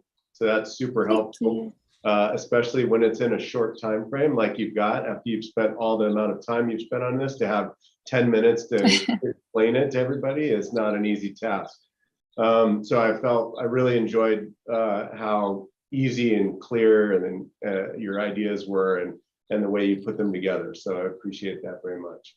I have a couple questions. One, I think, first of all, I'm a huge fan of the mass timber. So I think that it wasn't until I saw some of the renderings, like the one that's up in the corner there, that the quality of that structural system can provide such an amazing internal experience because of all the exposed wood and all that kind of stuff can really lend itself for something really quite elegant and beautiful, and can create some very beautiful spaces. I think there's some challenges that, in an office building like this, there's all kinds of requirements, electrical requirements, power requirements, and all that stuff that start to kind of come and put another layer in the organization of this that maybe the next kind of pass as you get to, because there are going to be a lot of requirements like raised floors and things like that to run all the power requirements when this office building comes in and puts desks or whatever it is that they're going to do. And I know that there's other conversations in that, but that adds another layer. But I had two specific questions about, you've got this sort of, I'm looking at your first floor plan, I think it is, in your first floor plan, and you've got, your diagrams are very clear about the kind of, the cores that you had running through there with the stairs and the mechanical and stuff like that. I'm confused a little bit about where the entry is. I see the reception counter, but is the entry of the building on Poydras, or is it from the plaza, or is it both, or how do you see that happening? Because I was kind of a little confused as how, if I come to approach the building, where am I coming to? Yeah, so I see the building having two main entrances, one from the facade or from Poydras Street, so right at the front where that reception counter is, as well as entrance from the plaza. So here and here, I don't know if you can see my. Yes. Okay. Okay. And then the other, can you tell me a little bit about on the second floor there? You've got a whole retail section there. Is how you see that kind of being accessed by that circular stair that's bringing you up off the sort of the main level? Yeah, so the core circulation is going to be the egress stairs because they are made of the CLT panels. Thought that the experience within those egress stairs could still be very warm and a nice way to still move throughout the building, but then having these circular stairs that create more immediate connections. So if you were in that retail space, you could quickly move up to the second level, as well as the same for the gallery. Mm-hmm. I'm interested in that idea of the retail kind of making its way up off of the plaza level. I'm just concerned, I mean, because I'd like to see that, almost like a cutout in the building on that side where there's like that plaza makes its way up onto that second floor. I'm a little concerned about how actually you get people up there, not so much just how they move up there by stairs or elevators, I get that, but you know, as a retailer, if I'm up on this second floor and I've got this plaza that's engaged and I want people to come and occupy that space and be in part of the commerce of the retail section, I'm concerned that that part is a little disengaged. So I wonder if there might be some kind of interesting way, because I think there is a way of kind of, I read in the brief about the way you guys were looking at trying to engage the plaza with other levels. This one I'm a little concerned about because I think that there's just a disconnect between that plaza level and that retail zone. And I'm not sure how to get people up there in a way that is activated for that particular retailer, whoever that is, or how that works. Okay. Yeah, that has been one of the challenges that I've faced, especially with creating these like bars, because I know this main service or building services bar can really like divide the connection between the plaza and the retail and gallery spaces. I also appreciate your facade. Really, I love the idea of the perforated screen. There might also be one next layer where there are zones that there's all kinds of different perforated metals. There can be folded perforated metals. There's changes in sizes and scales of those perforated metals, which could add a whole another layer to the facade design right? So all of those panels are individual panels. I'm assuming those are like, you know, whatever the 2 foot by 6 or 8 or 10 or 12 feet, those are, each one of those panels, you could have another layer of articulation in either changes in size of perforation, you know, fold of perforation or whatever. There's all kinds of layers that you could continue to explore.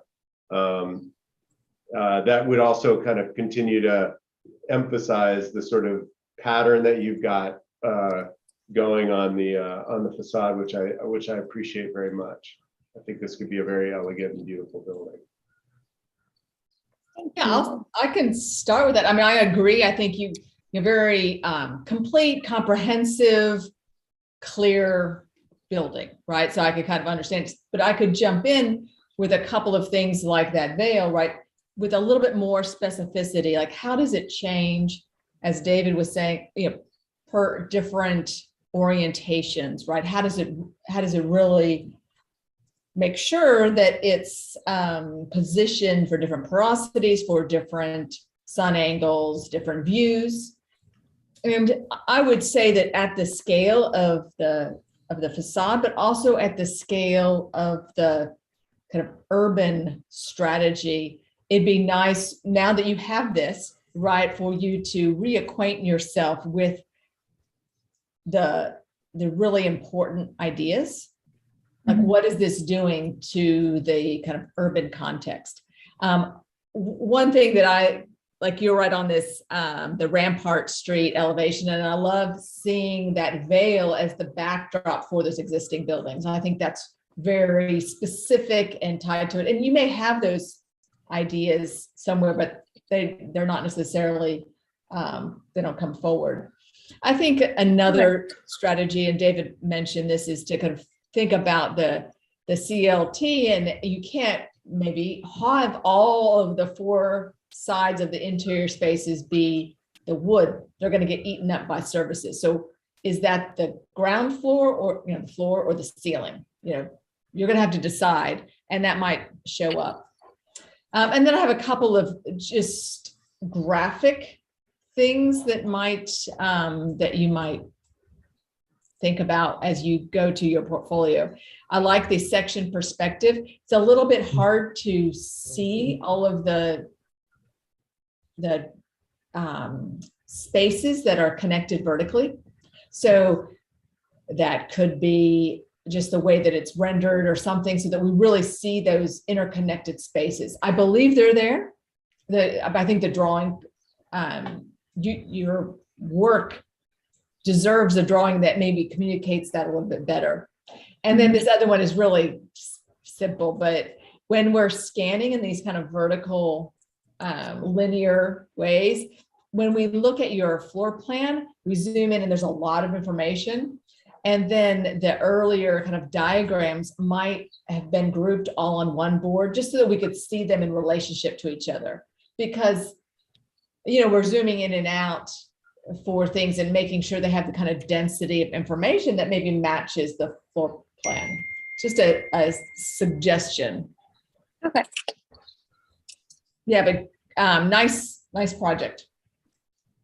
Thank you. Okay, so I'm going to start by tacking on to what Donna David started and Donna mentioned about building envelope and variation amongst the facade or exposure. So the first thing is, you did the solar studies. What did that study tell you about the siting and exposure, solar exposure on the elevations? That's a question. Let's go to the diagram.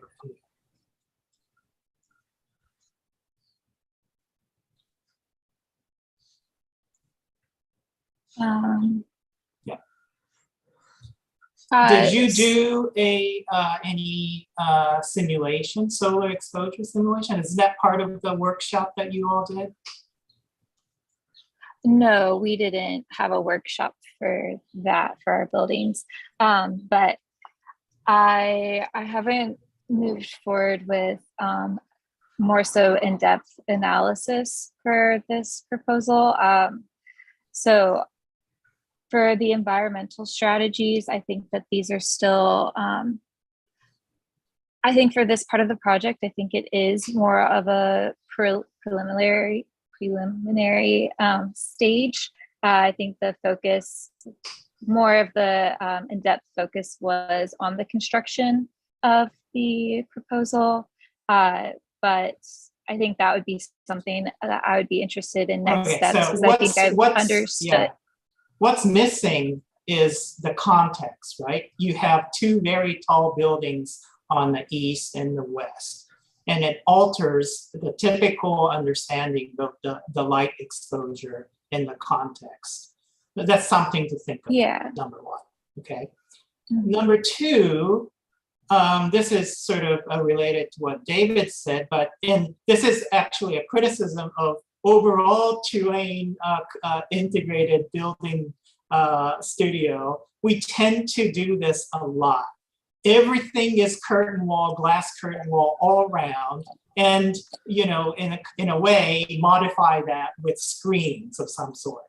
And the screens are generally treated equally around all four sizes. So I think one of the questions is, okay, if we're gonna put a solid wall, and if you're doing timber construction, you should know that lateral bracing and support is a very important one, because the timber connections doesn't take moment very well.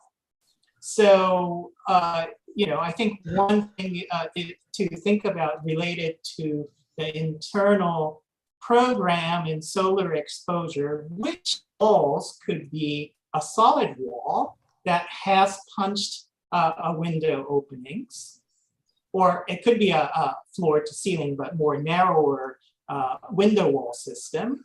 And that also has to do with the insulation value. Although the technology have really improved, still just a glazing expensive. It's also related to cost. Having insulated solid conditions are much more energy efficient than the transparent or translucent curtain wall system. So thinking about which just that would start to give you a variation. And then the versus the view versus the light versus the function inside and the exposure. And then, in particular conditions that you can simulate light, and it's particularly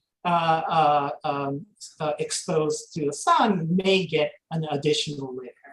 I think those are it's not just the look and the composition, it's the moves, the compositional moves and material deployment is related to the environmental condition.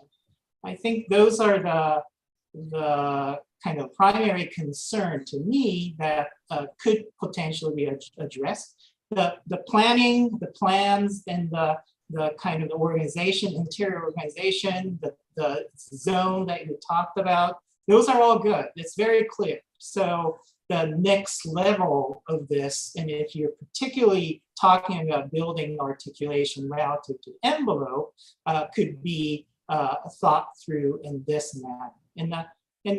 The one other thing separated from that I had a comment on was you have a fairly full bay worth of cantilever in timber.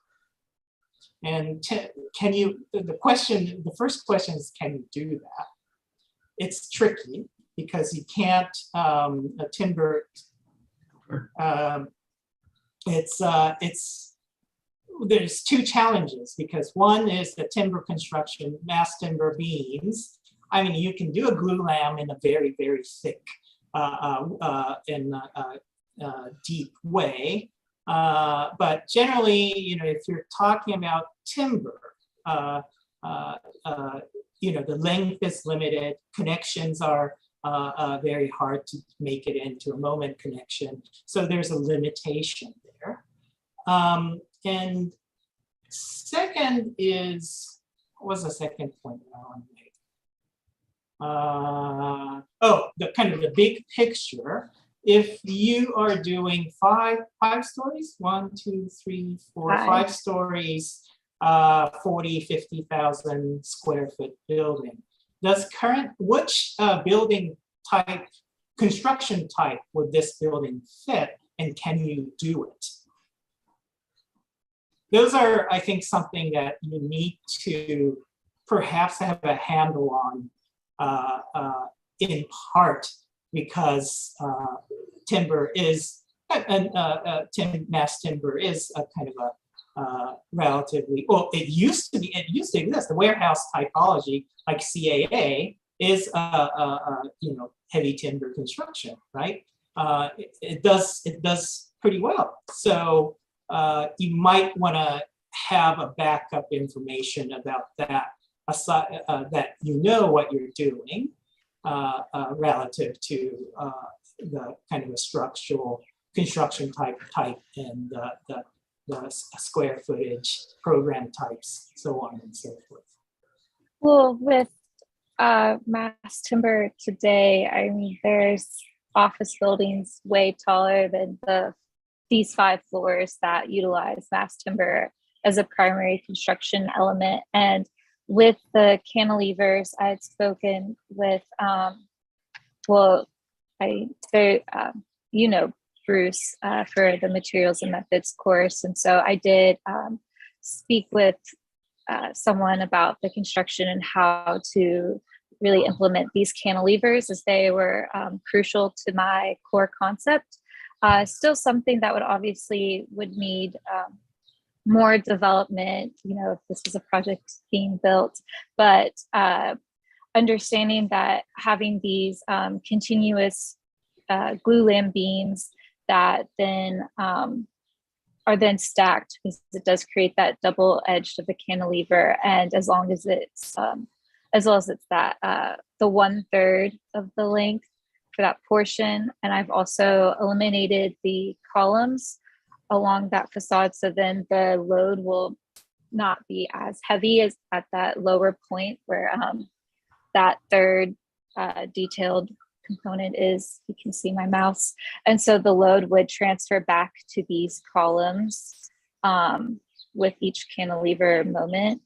And so that's the conclusion that I'd come to with consulting someone about that.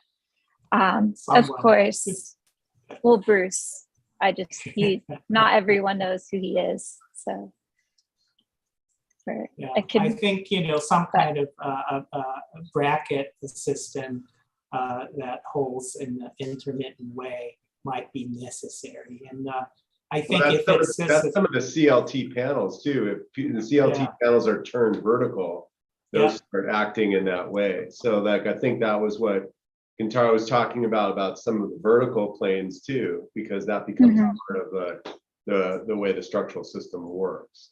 But I think what Kentaro was talking about was very interesting about the solar piece was the way this next level we're talking about the way you've kind of articulated the facade and the perforations, that can also take on its own life as you kind of review this from the area in the south part that needs to be more dense to where it can be more open on the north side. I mean, you can start playing with, more solid walls and let this thing sort of wrap around and start to articulate itself on the exterior based on that kind of solar study. So I think there's there's lots of you can continue to explore these projects for endlessly, right? And this is all feedback for things that we're seeing in a very quick kind of look at this. And I know you've been studying this for a while, but I think those are really, really great things to kind of look at in your mind as you reevaluate and relook at your project. And then as you move on to other projects and as you're sort of refining the strategies that you're using for this, you're going to refine those for the next project and the thinking. So that's what I think that stuff is all for you. Yeah, and it's that specificity, right, of the orientation. Is it views? Is it sun and solar? Is it sound, right, on from the traffic below? So there could be many different facade developments. And then you could just spend a semester on that. Yeah.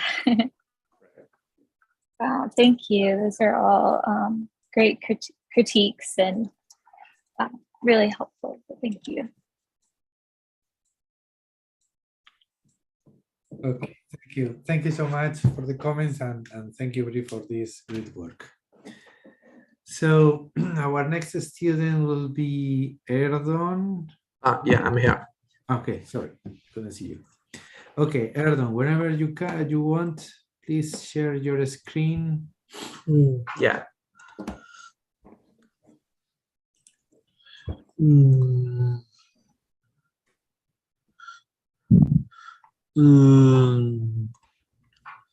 Yeah. Okay. Okay.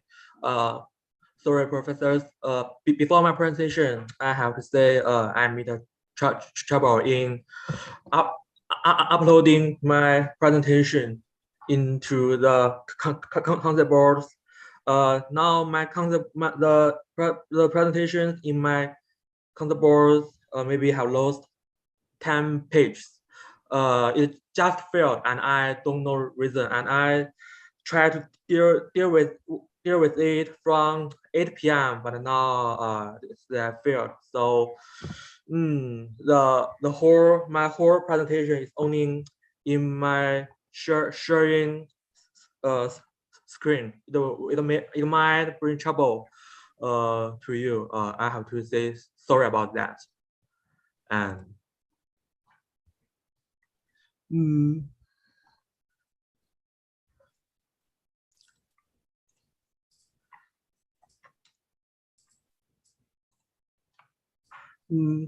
hello, professors. My name is Erdong Chen. Today's my theme of this office building is work on the stair. The stairs, or it is simply shaped the 3/4 rectangle, is the most original and important elements in my building design. In my opinion, I think when people stand on the stairs, they will have the tendency to be leaded going up or down, and the vision will also be leaded to to higher and lower space. It is the natural relationship between each step.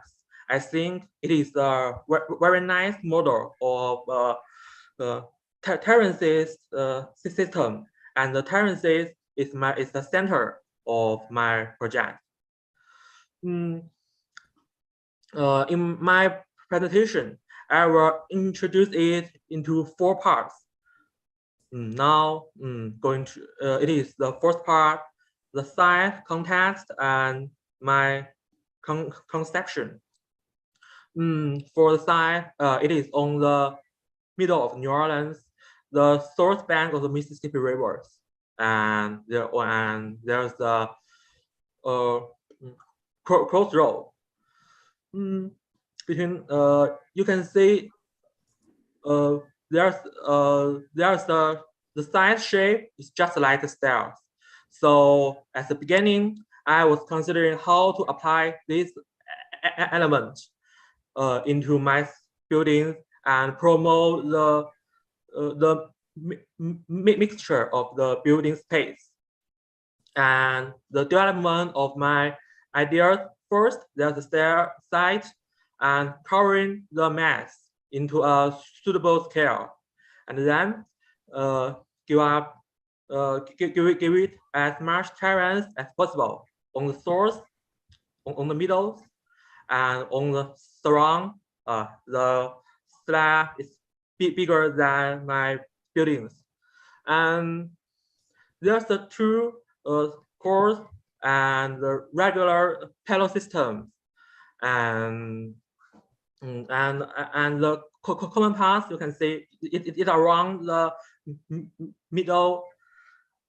It around the middle terrace on each floor, and also I put some double height system in the interior space. The double height system is a spaces mixture between different floors and it could be say a kind of stairs. I also design a sunshade system because the sunshine comes from the source east. So from this orientation, I have a wider extent slab, and I also put some louvers on this orientation. And as for my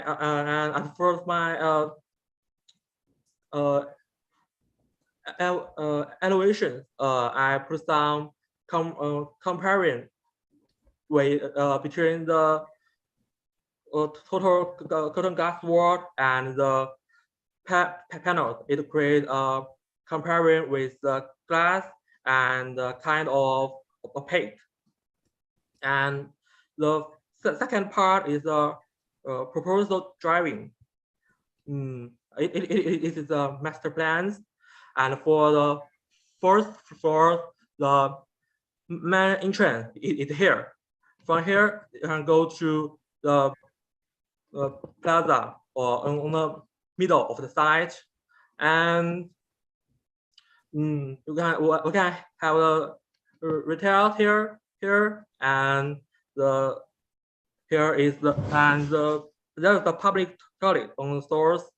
The second part is the most complex floor, the core working space, meeting room, library, the reading space, and the private office.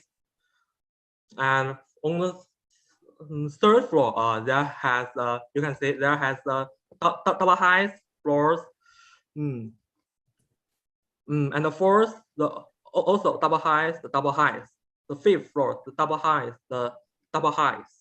You can see this on the below of this double height area. It always the core working space because I think this area needs some open space and open horizons.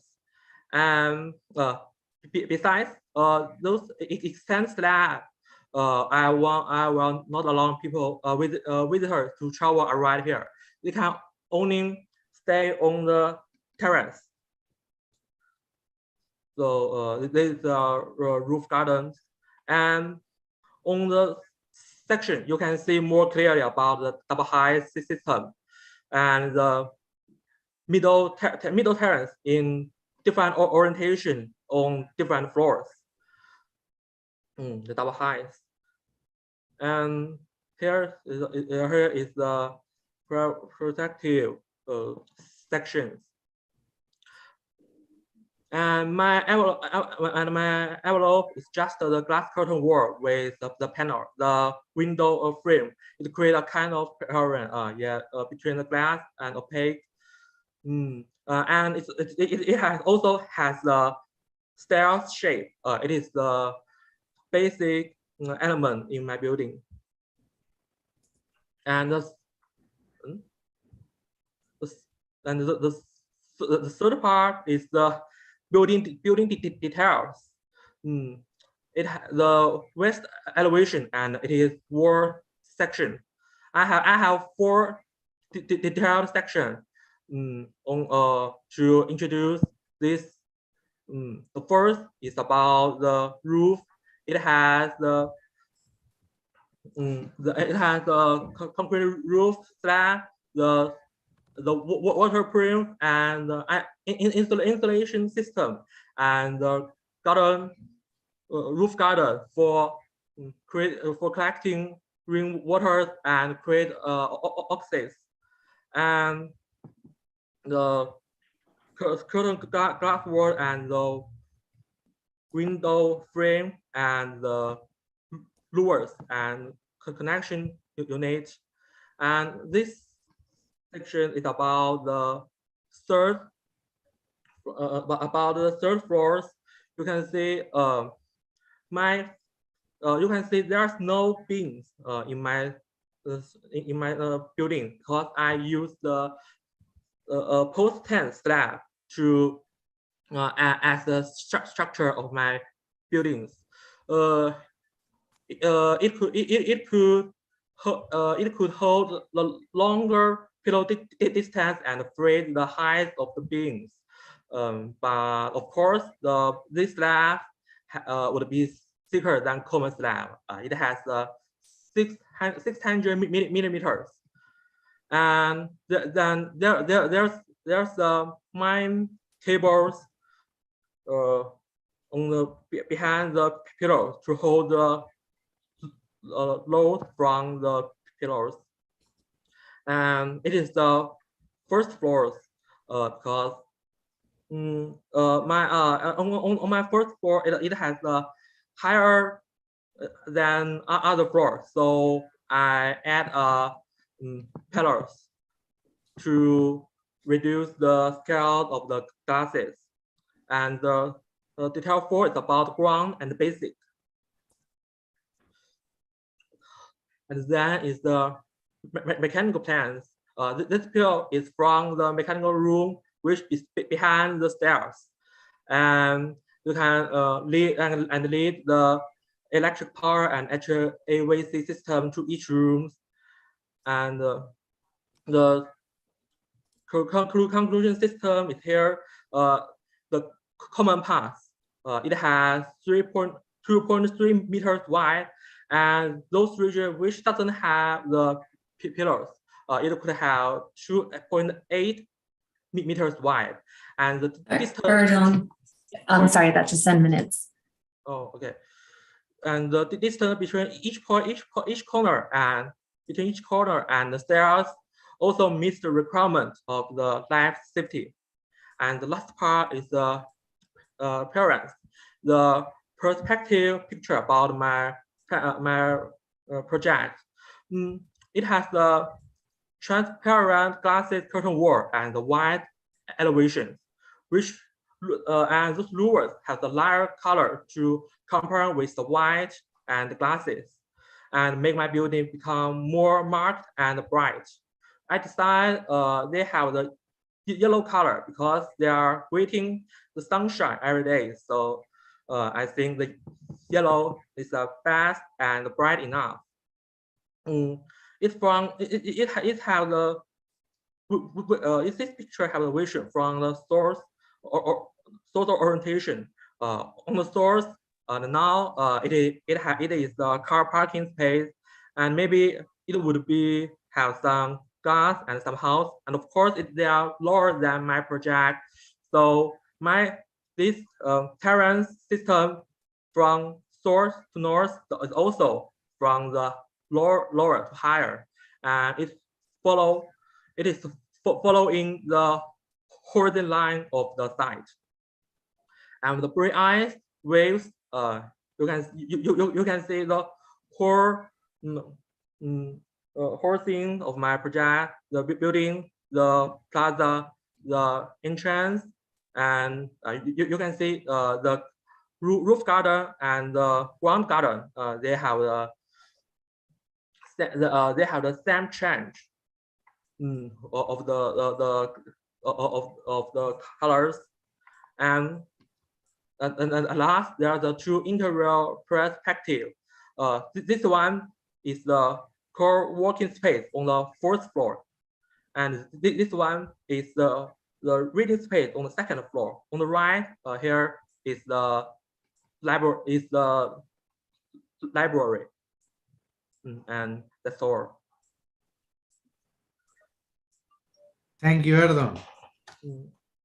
Great, thanks. You know, with these integrated projects, you know, it's always a ton of work and trying to figure out, well, what is the work at the service of, right? So, you know, I appreciate your looking at all of the systems and the structure, and, you know, I think you have a very, you know, that you've dealt with those in a kind of consistent way. I think I go back to how you started this project with the phrase "on the stair" and this inner relationship between at that internal corner. And I'm looking for that in the way that you're solving all of the kind of technical problems. And in terms of its kind of urban gesture, because that energy that's in those kind of interlocking at the internal corner really is private. It's not for the street. And so I would question you, now that you've done this, you know, is there a way to send some of that energy to the street and to the urban realm? And what can we learn from this idea, or how has this idea of ascending and descending, how does that inform all of the decisions? I don't know if you can speak to that specifically, or if you might want to speak to that as you step back from your project you know, over the summer as you develop this for your portfolio.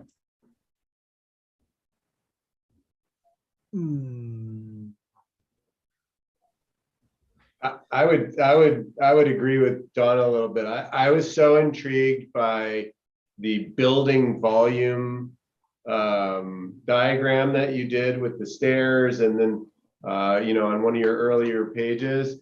And I really liked the way at the corner we had this sort of like intersection of these spaces and these terraces that were terracing the way down. And then I feel like the left side of the building kind of lost any of that, and the front facade lost any of that. And I'm curious as to, I feel like that interconnection between those spaces was creating something really unique and exciting in these terraces.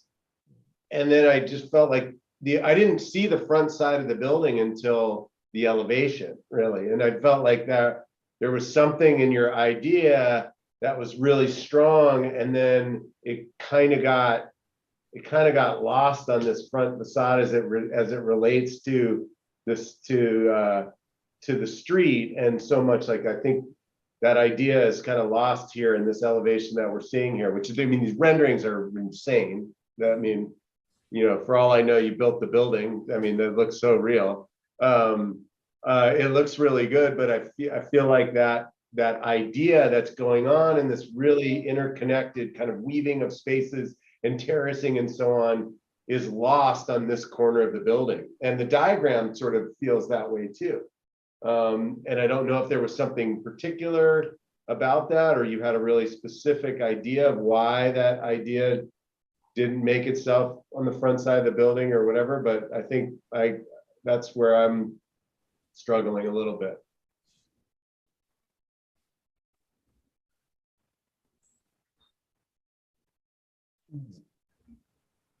Thank you. Yeah, I concur. That's a really good point. That the two critics already mentioned. I was actually, one of the things I was kind of looking at here is, you know, you're introducing double height spaces relative to the sort of a collective or semi-collective program, aren't you?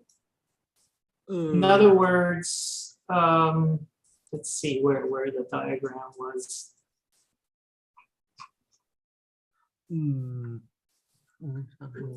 Word.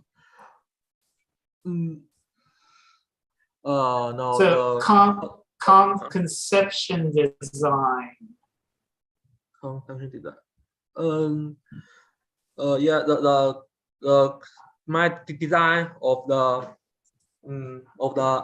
double height system is one I try to reduce the area of the of my core buildings, and the second I try to build the connection between the inside the interior space, especially on the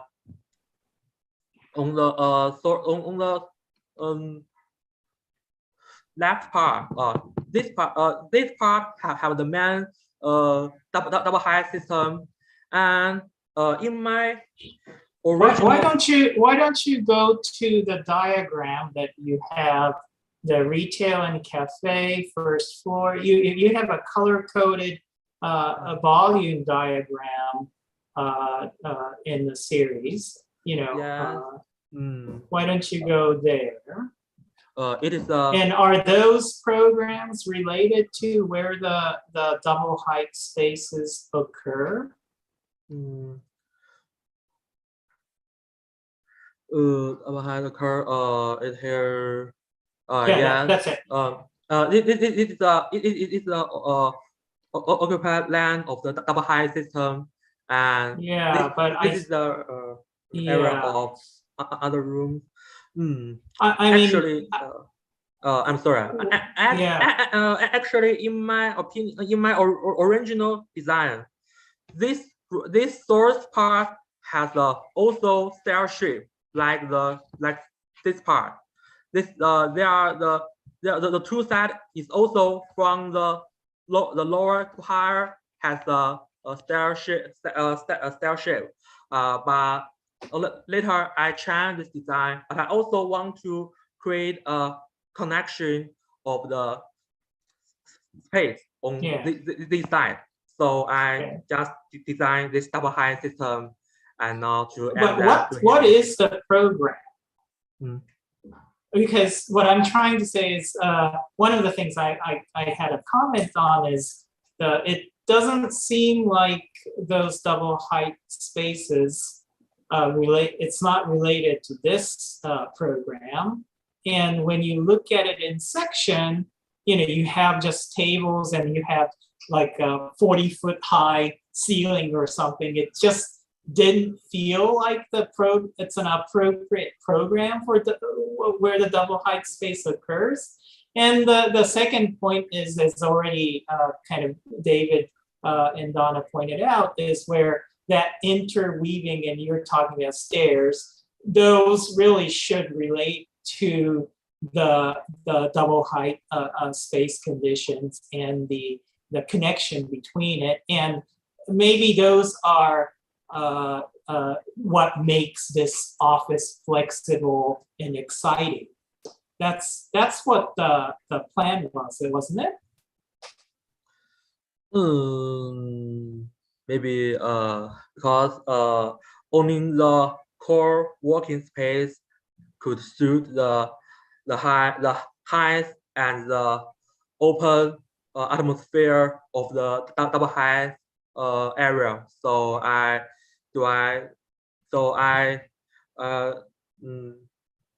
design this working space to a very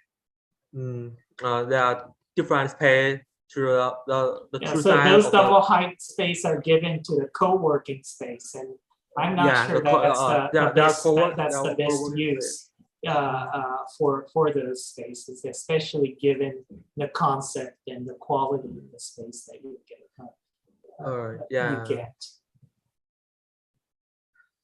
Yeah, I mean, I think sometimes it gets, the ideas get lost when you have to, you're solving structure, you're solving mechanical systems. And I think you reasonably solved those and addressed some of those, is just kind of linking back to the idea and what was the kind of opportunity, and making sure that those later decisions about the systems and structure pay attention to the kind of weighty idea that you had at the beginning, which was to kind of make this dynamic, I think, vertical circulation, these kind of shelves of space. So maybe you can find that again. Or with one more layer through. Or I will pay more attention about it. Thank you.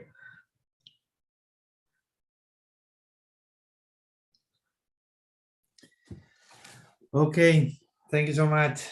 Thank you for the comments, and thank you, Ardon, for your hard work. I'm going to take a quick bio break. I'll be right back.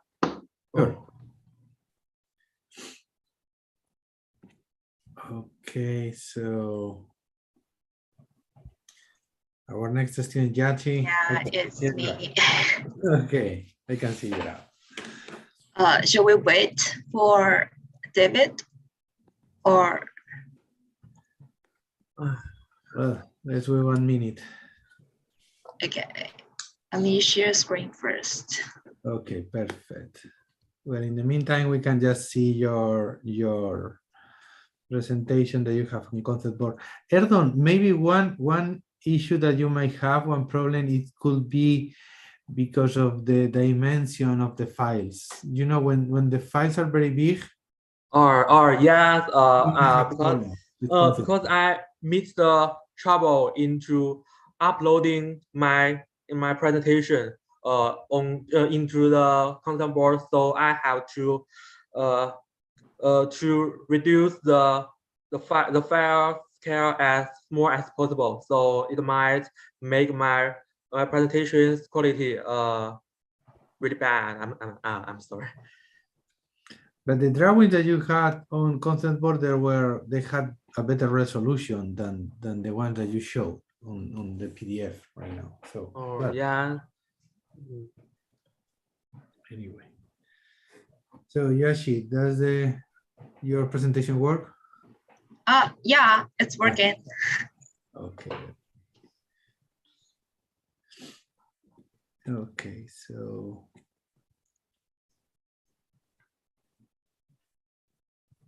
Should I start it? Well, maybe we can start. Okay. Hi, everyone. My name is Jiaqi Luo, and I'm in the second year architecture program. And this is my proposal of the Poitras office building. And I named my building as City Connector. So for this presentation, I will explain myself into 5 different parts, from strategies to the final experience of my a little bit crazy idea this semesters. So first of all, go to the strategies. So if we look at the map of the New Orleans city around our side view, we can see there's a lot of office building, commercial building, hospitalities. And so I'm thinking that if that's an office building, it is possible that we make a linear of project that make this area really active as walkable areas. So based on that, if we can see here, the red spot is our site, and then there is 3 very large yellow parts, which is the empty parking lots for now. And I think there's a lot of potential that we can link these different areas together to create a continued plazas that people can actually walk. So there is a massive idea of how it will going, so we can have a linear building with a lot of retails on the first and second floor, and then we have a typical paving pattern to pop up the plaza area. So this area will be like a very walkable space. And so the big idea here is just create a lot of like plaza with green space, with sitting areas, so people can have activities there. Because also it's close to the Superdome, so I think there's a commercial potential for that area. So go to the programmatic. So because I'm going to create the plaza, so I'm thinking about how to make the plaza continue. So here is some of the idea I started with, and then the final come out is as the shape grows, I cut through them to create a plaza, and then I change the shape, the height of the building, so that when people look up, the edge of the building will not be so strong and powerful, but it's more soft, and also create an interesting shadow and balconies that we can have some roof garden. And then adding green space on the top, and also connect with these bridges. So the two buildings and actually one, and also create a very interesting shading and views when you're working in the plaza. And then cover the building with a special facade schemes, and that will reinforce these areas and also create the texture of this project. So for my program components, the first floor will be the retail space, and then have the second and fourth and fifth floor be main office space. And then I actually make the third floor, which I think is in the middle, and to be a more like active areas with a gallery with a double height library. So there will be some interesting activities, events happen there. And if we go through more details, we can see how each program located into the building. So about the environmental, we can see here I have the green roof on the top, and then based on the green roof, they can collect rainwaters and then go down with the water pipe and then go into the city drainage systems. And I have the rain garden also try to deal with the extra rain in New Orleans. And I create this facade scheme things to control the sun shading, to create like a more interesting atmosphere in the interior. So let's go to proposal. So here is the site plan. As I talked before, going to have like a linear part things with this red brick paving continually. And then if we zoom in, we can see how the building and how the shadow will create on the plaza. And go to the first floor. And the first floor is mainly retail and the main service place. So on the on the east part building will be like a retail with a clothes shop. That's what I'm thinking, and with the public restroom on the end on the south part. And on the east part will be a cafe shop with a little shop with and also the retail, the office lobby will be around in the middle, and then connected with bike park, and all the service mechanic systems part will be on the back of the building, so it will not affect the main functions. And then on the second floor will be a main office plan, and then on the third floor I have a double height library, which is huge, and then have a wall created by bookshelves. And next to the bookshelf will be an open lounge areas with a lot of sitting areas. And on the on the east part of the building, we'll have a lecture room and somehow a gallery areas that this company can show their products, and then have a balcony on the end. And the 4th floor and the 5th floor are also just office space with a lot of open office and still office too. Then here is one of the elevation you can see from the poetries. And for this facade scheme, you can see there's 2 different materials. That's what I'm trying to create, 2 different atmosphere of this building.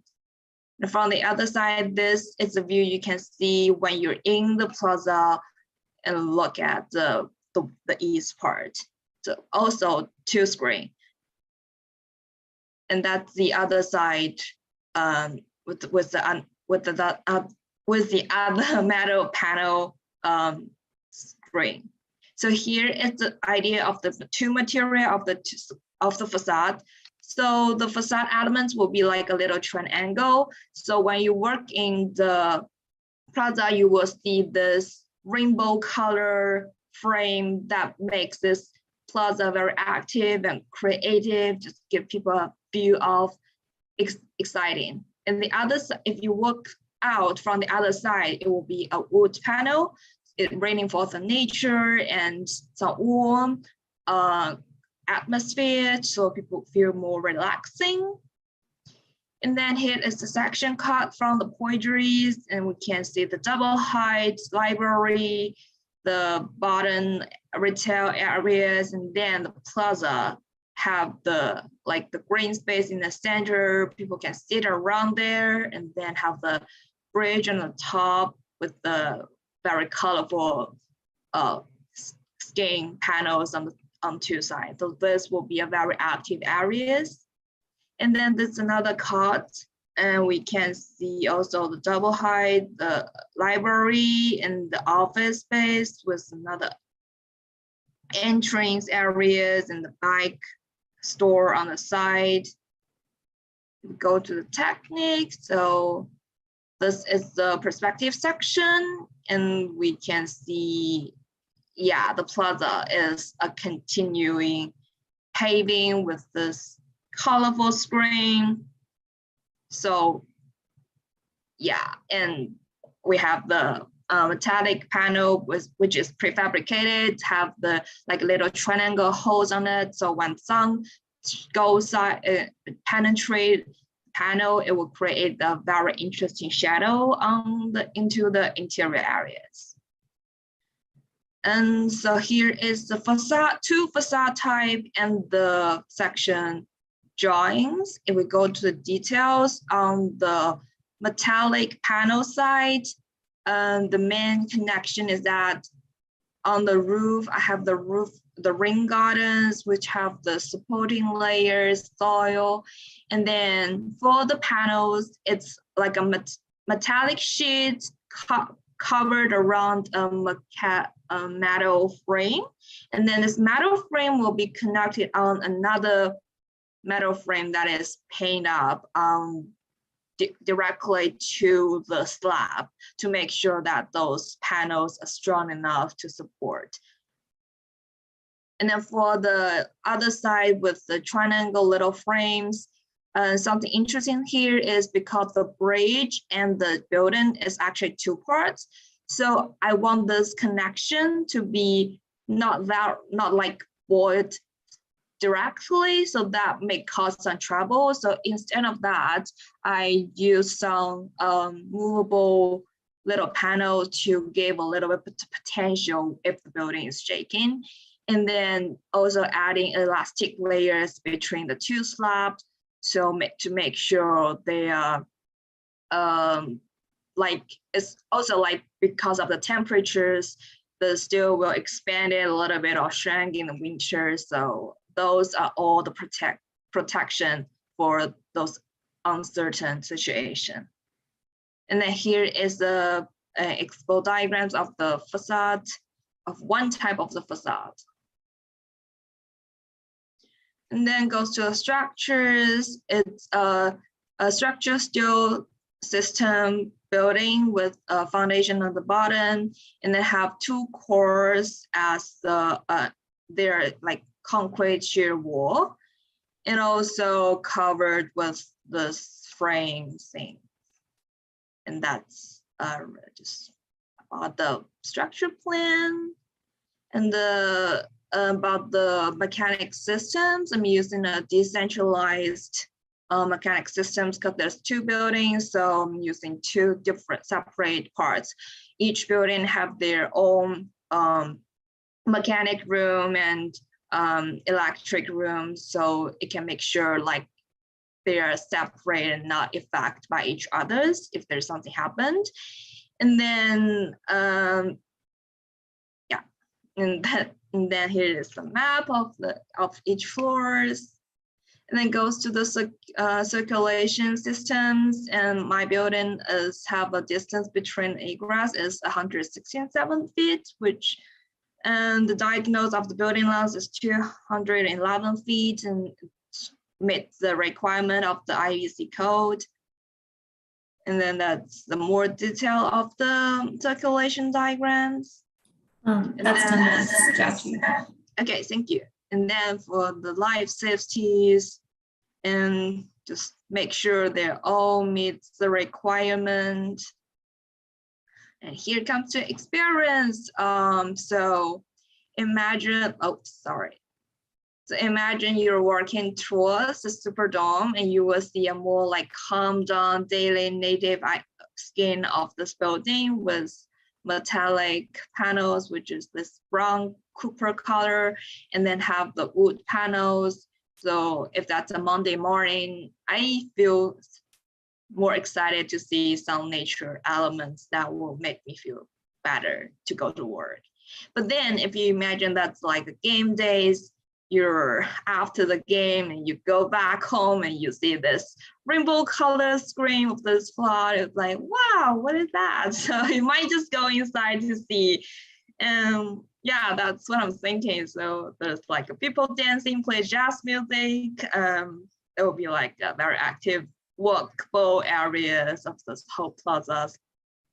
Then we go into the interior. That's what you can see on the 5th floor of the bridge.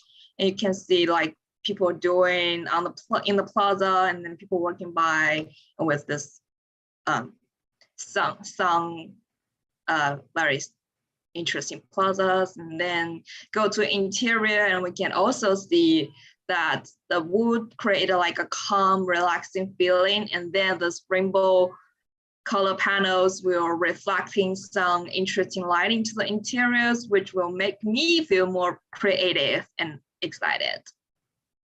And then that will be another view. When you work on the side, you can see those metallic panels. They have a lot of holes, so you can see the light and what is going on inside, and also create some shadow for the interior.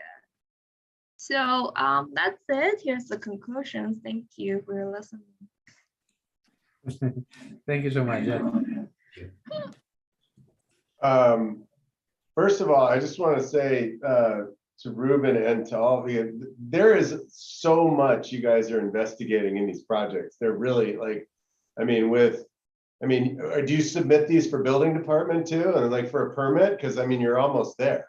It's a lot that you guys are packing into this. So give you a little kudos for that, because it's really a lot to get your head around. It's enough to get your head around a conceptual idea for a building, but then to carry it through and start like putting layers of structural systems and mechanical systems, all things that need to happen.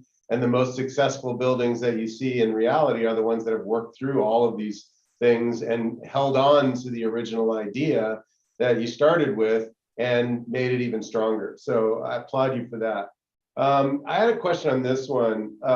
First of all, I know I was out for the first, but I could kind of catch it.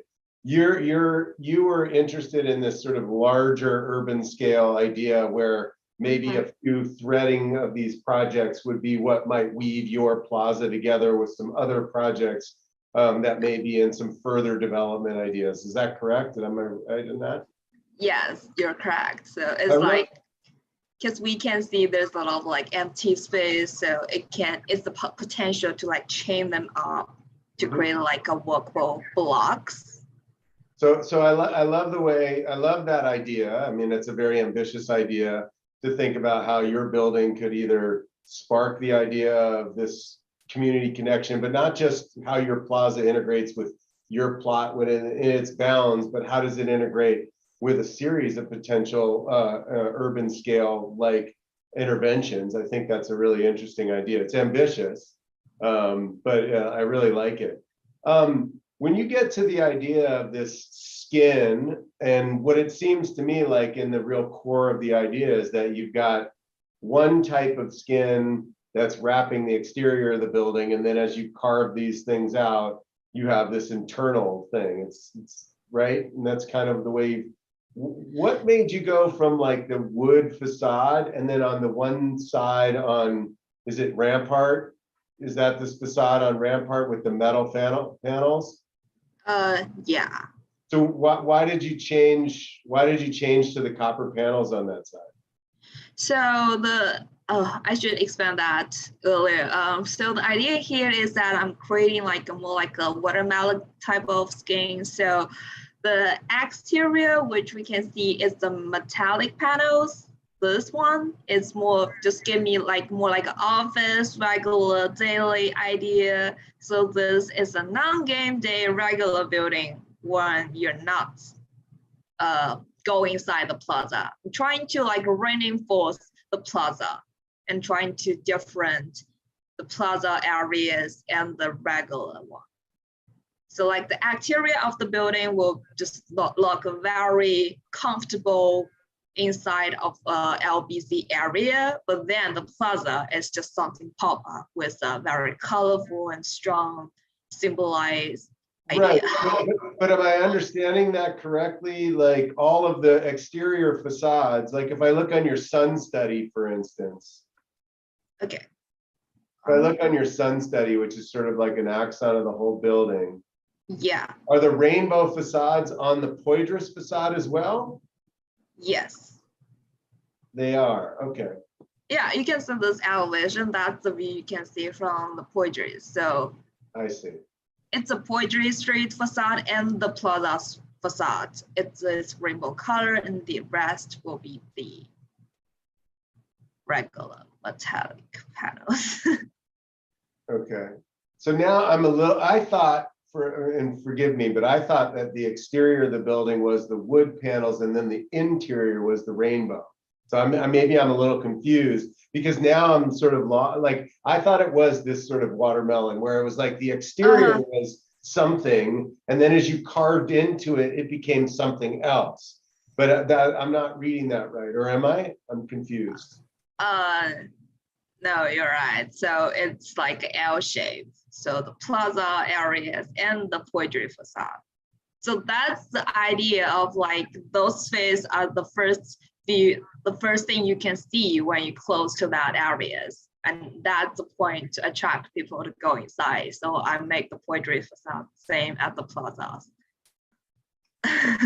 Yeah, and I agree, David. I'm a little confused by that too. And I love the urban strategy and thinking of this building as contributing to a different kind of to an urban condition beyond its volume, right? That it extends out. And then it's so now that you've made that axis that runs perpendicular to Poydras, what is that, right? And so if there's the Poydras facade and there's the internal court and then there's the side streets, right? And so just, there's probably 5, 10, 100 different ways you could do that, but really diagramming them so that they are telling the story. And I think that internal courtyard, which is that new street that you're making, right? The new kind of urban pedestrian realm with the bikes and all that really maybe needs another layer. Like, for instance, the bridges, maybe there's something different. They're not of the building. There's something that's lighter weight that's between these two volumes that links them in different ways. So what are your kind of types of facades and where are they deployed? Not just about orientation and sun, but also about this new inner sanctum or linear connectivity that you're making. I agree. I think, there's just a lot of work here, so it's hard to be critical, but a couple of just tiny things that you might want to look at is making sure everything's spelled correctly. I imagine that English is not your first language, but I have this affliction that when I see my students' boards, I just like immediately circle all of their misspellings. So do that.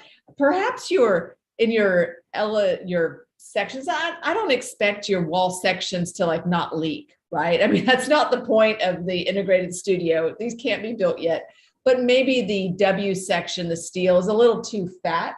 And I appreciate that you did all of the kind of egress routes.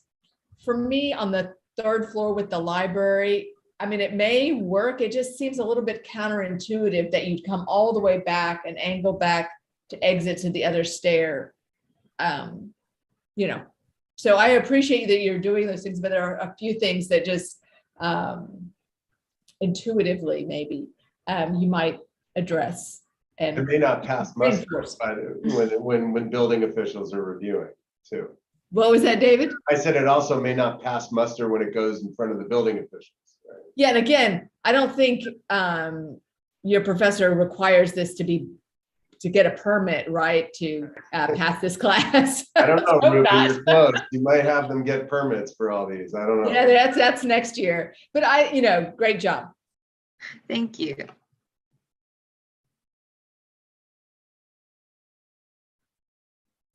Okay. I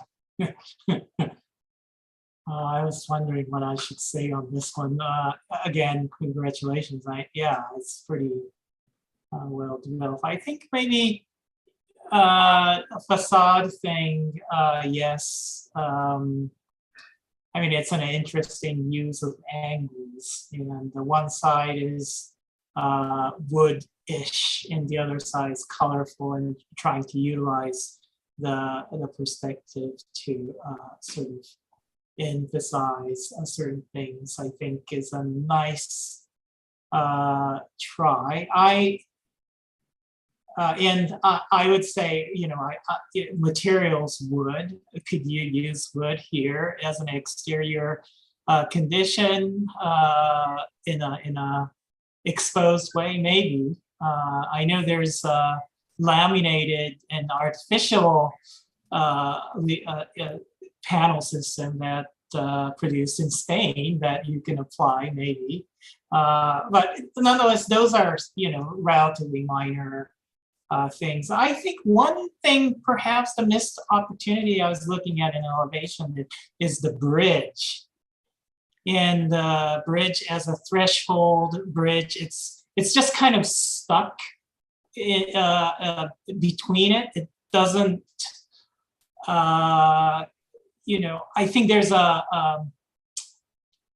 is it a bridge or is it an extension of the building? And from a proportional perspective, it looks like it's a bridge that connects the two sides as opposed to simply an extension of the building. Mm-hmm. It's purposely design articulated separate. Can you go to one of the views perhaps? Yep. Yeah. This one? No, the from outside maybe. Yeah, for instance, that's probably good. So again, I'm kind of looking at it, for instance, why does this have to match that, for instance? If it's a bridge and if you're kind of looking at the hierarchy, you want these volumes to be primary, and then the bridge probably would be a little bit more smaller and skinnier in proportion. And then the moment that the bridge hits the building, that needs to be somehow articulated and acknowledged and detailed in that way. It's just right now, it's kind of like glued on to the side, right? It's supported, it goes into it. And then, can you go to one of the plans that have a bridge, bridge condition? Yeah. Oops.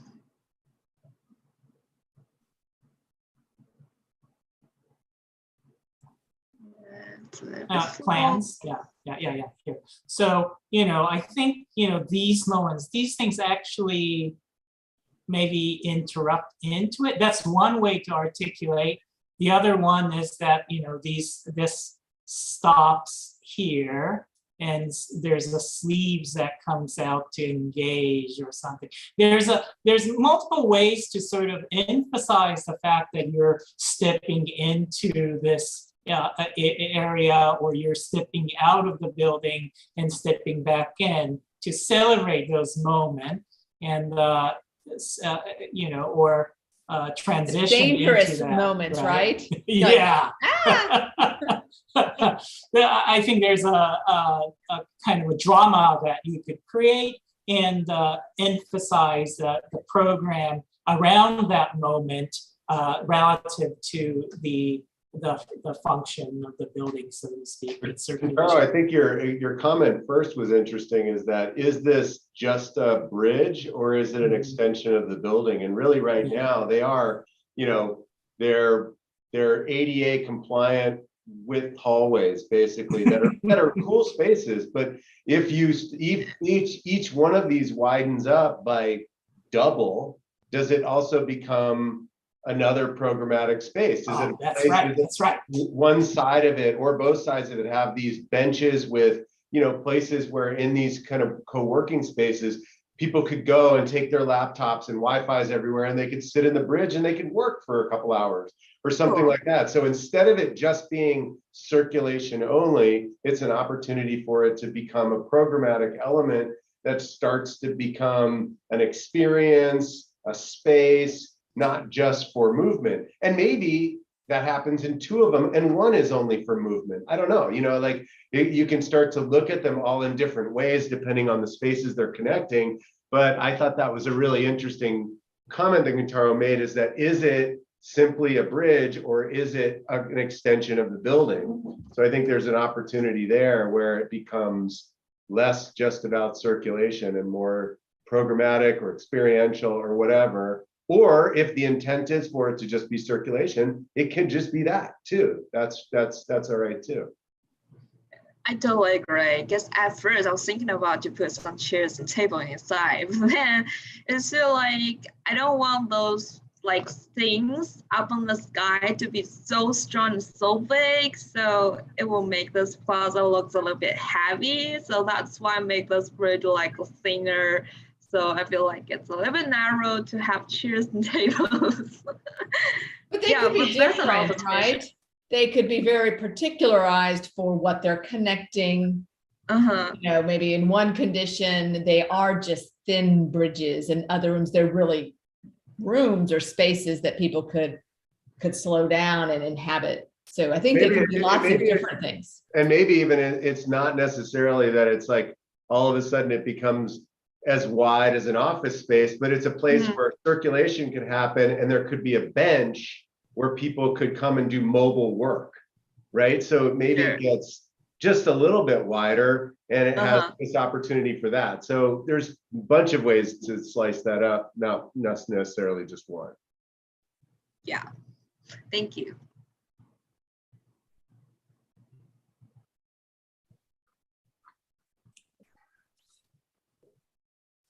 Okay, thank you for your comments, and thank you, Yachi.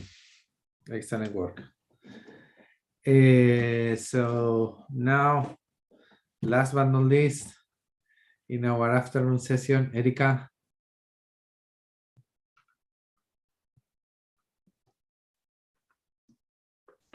I'm here. I found myself scrambling to do spell check after those comments. Hey, I will tell you, we have that same problem in the professional world too. I'm always getting everybody to do spell check, so it's not just the students. Yeah, sorry, Dad. That's the only advantage to going last, I suppose. It's my bad. I should check my spelling more carefully. It's the low-hanging fruit. We understand you all are probably, it's the last thing you put on and you're a little sleepy and you're typing up and it's hard. Just before it goes into your portfolio and you send it to somebody, looking for. But while you're getting set here, it sounds like really simple and mundane, but at the end of the day, when you guys are out in the real world, you're selling these ideas to people. You're selling them to us right now, but at some point you have clients and you're selling them to clients, and you want to make sure that you're representing yourself, because when somebody is receiving a proposal that you're putting together and they're looking at spelling errors, they want to know what other things they're missing. Like, is there something way back in the background that's not being taken care of? So not to overemphasize it, but it's when you're putting your foot forward, that's one low-hanging fruit you just knock off, and it doesn't let anybody kind of get any other questions in their heads like that. So spell check is complete. On that note, you'll find other problems, but so I'm Erica. I'm actually a terrible speller, by the way. I'm in my second year on a 3.5-year master's program. Here's my proposal for the office building on Poydras. One of the driving ideas behind this building were the cutaways and the forms of those voided spaces created, which is where the title Mind the Gap derives. What I will be discussing, overview, zoning requirements. The proposed building is in the CBD 1, which has a floor area ratio of 14. For reasons of flooding, the city requires the structure and plaza to be raised 3 feet. Additional zone requirements were that the ground floor facade needed to be transparent and have a 14 feet height. Site analysis. There's a vast mix of structures, both in terms of height range and style, as well as a myriad of gaps formed with the parking lots. And these are the surrounding buildings that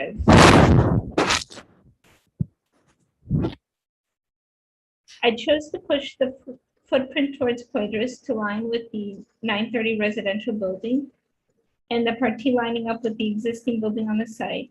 This creates a space for the plaza. The green plaza is an attempt to counter the concrete jungle that is the CBD. Gaps for a driving idea behind shaping this structure. The forms that are created by the voids communicate with the surrounding buildings. The gaps form balconies, which bring light into the space. These balconies also are a gentle nod to the porch culture of the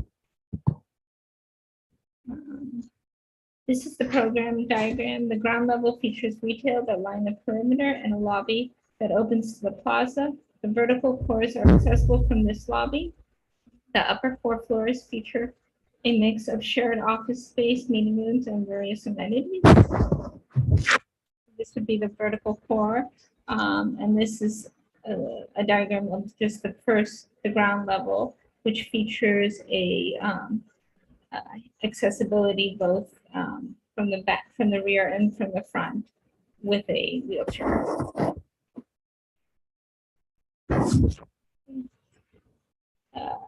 My structural system is a steel frame, which allows for cantilevers on the corners.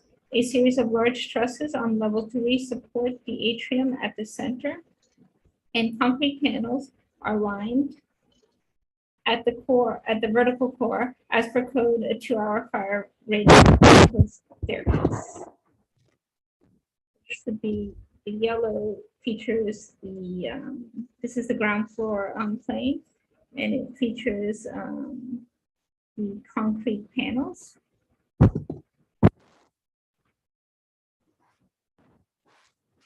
Just in a quick overview of my structural system, where the trusses, where the oh goodness, it's labeled trusses, where the cantilevers are.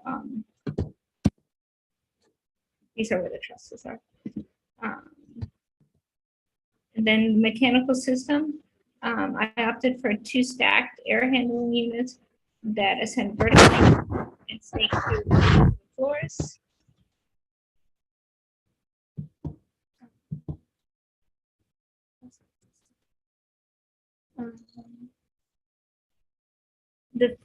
The system features a series of louvers to block the sun but also to optimize the view. On the right, on the left is an axle that shows how the louvers are connected to the envelope and how the structure holds up this system. And on the right is a diagram of how the louvers are set up to optimize viewing from seated and standing positions. Looking with more specificity at the ground level, the lobby, so this is a site analysis, but then this is level 1. At the ground level, the lobby forms a large open space that's open to 3 levels, which features a large central staircase. This staircase serves as a meeting point, but also as a lookout onto the plaza. Off of the lobby is a cafe that can be accessed via Georgia O'Keeffe Avenue and also via the lobby.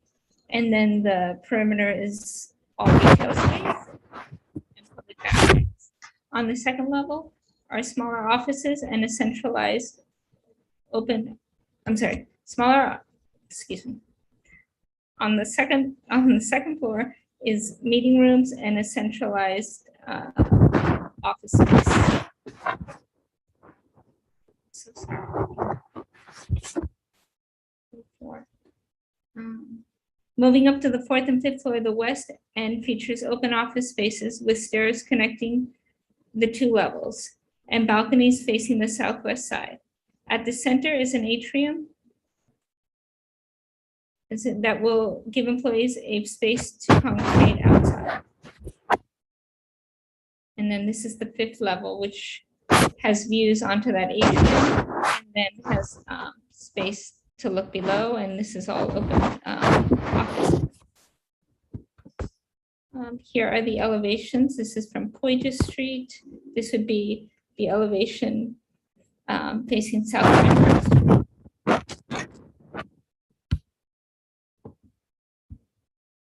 And this is the elevation facing back onto Poydras Street. These are the section drawings, which kind of showcase how spaces open to above and the various double heights. And then in this section in particular, you see how the voids form within the building. This is the orthogonal drawing. Here we see the glass facade connected with a series of mullions and how the louvers are connected to the steel beams behind.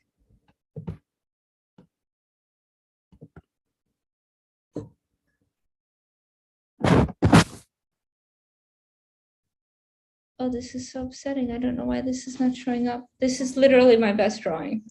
You can see it on concept board. I don't know why this is happening. Okay, we can see it. Oh, you can see it? Concept board. Yeah, on concept We board. can see it on concept board, not here. Oh, okay, okay. So And then this is the this would be the views that I created. Exterior view. Let me just do something real quick.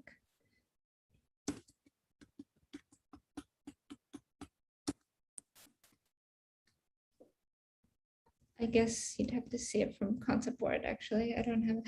And then here are the interior lobbies and a view from the interior 3rd floor.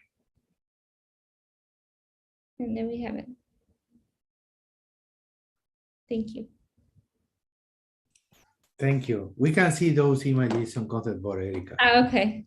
I think running this spell check really has messed me up because it put things out of order all of a sudden. No, there is the section perspective and the other view is on concept board. Okay. can you talk a little bit more about the minding of the gap and what that means, and maybe show us a couple of places that happens in your building? Yeah, I think the best way to see it actually is with this section, not the section perspective, but let's do this section drawing. So these kind of what we call them as gaps, they kind of,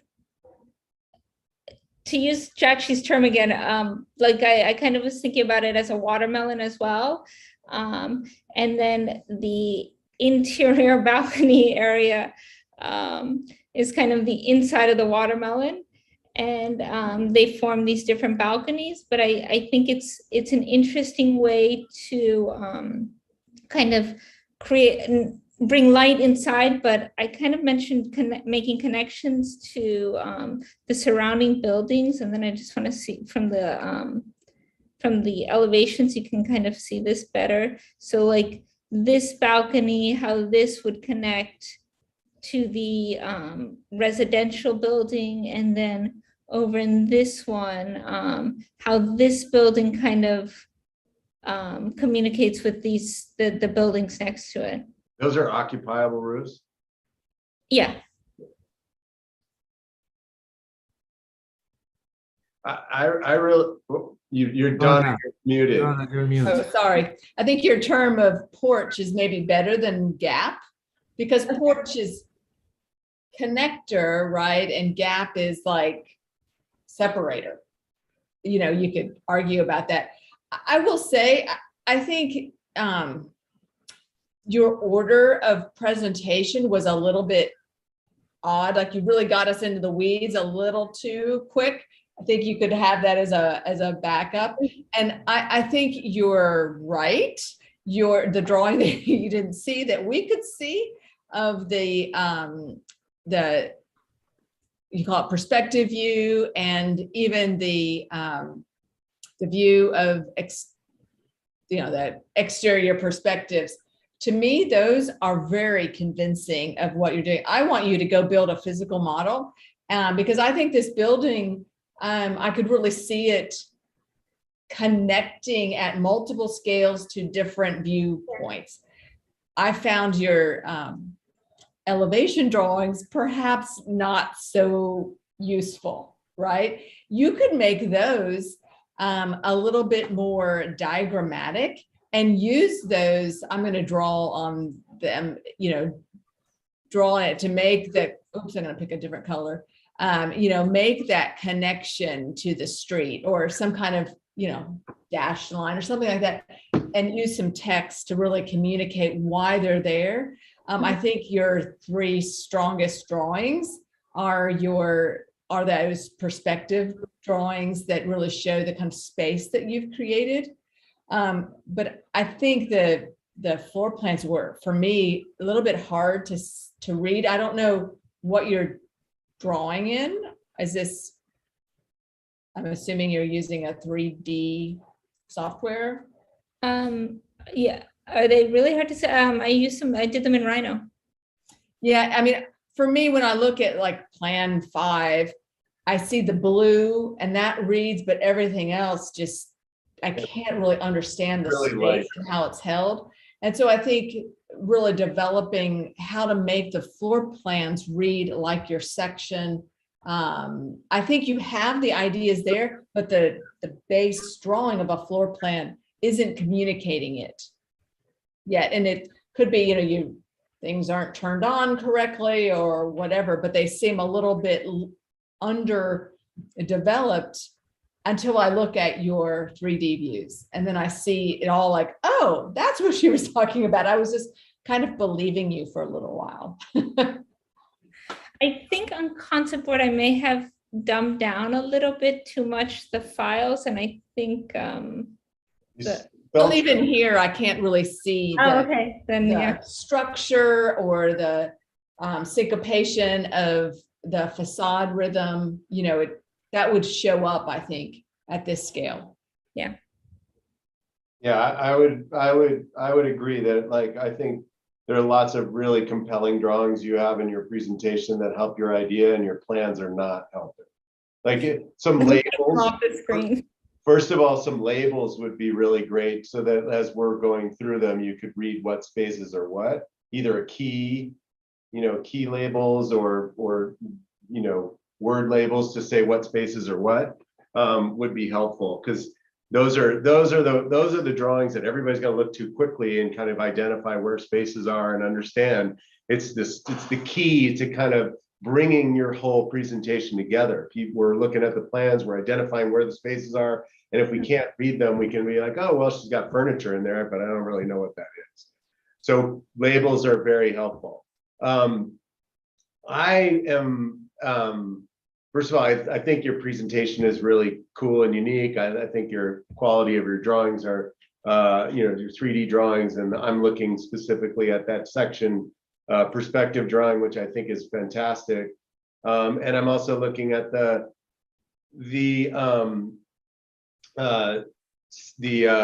rendering that you have after that view, which I also think is compelling. And one thing I wanted to say, like, I think there's something really interesting about the way you've kind of integrated this very vertical, like almost plaza level piece vertically through your scheme that I think is really strong. I feel a little bit like there's two things about it. Like, I think the scale on that lobby entry is really interesting. I question the experience when you get to the top of the stairs where it's so compressed, you know, in that little interstitial layer there, and like what that experience would be like. And then like, I almost want the floor to be released from the walls to let the plaza almost like hover over this space so that you could kind of really get a connectivity of this outdoor space that's beautiful. I think that space up in that third, what is it, 1, 2, 3, fourth level, where it's that outdoor interior courtyard. It's like you've taken an elevator and you've lifted up the plaza to that level. I almost want there to be some kind of visual connectivity to that. I know that I can see it through the perforated screen, maybe sort of, but I don't know. There's something there. There's something about that one level that you land at that feels a little odd in its scale in comparison to the other ones. I understand what's going on there, but that I'm struggling with that a little bit. And then I just want to see some ideas in this presentation of what you're thinking of how materiality, this building, comes and plays with the rest of the city here. I appreciate the sort of tonality of it, but you've gone so far into all of these other ideas that I don't really know, except for the fact that you've got louvers all the way around the whole thing at the same scale, at the same size. You've got some very, very elegant composition of the carve outs and the way these balconies are relating to other pieces, and this beautiful, cool double height space. But I don't really have a sense of the materiality of this building and how it places itself within its context. And why you chose the louver skin, and why, you know, is it articulated differently? Does it have a warmth to its materiality? Is it, you know, I'm wanting some more. Like, I feel like there's ideas there, and even though you're tasked with so much, I still want more.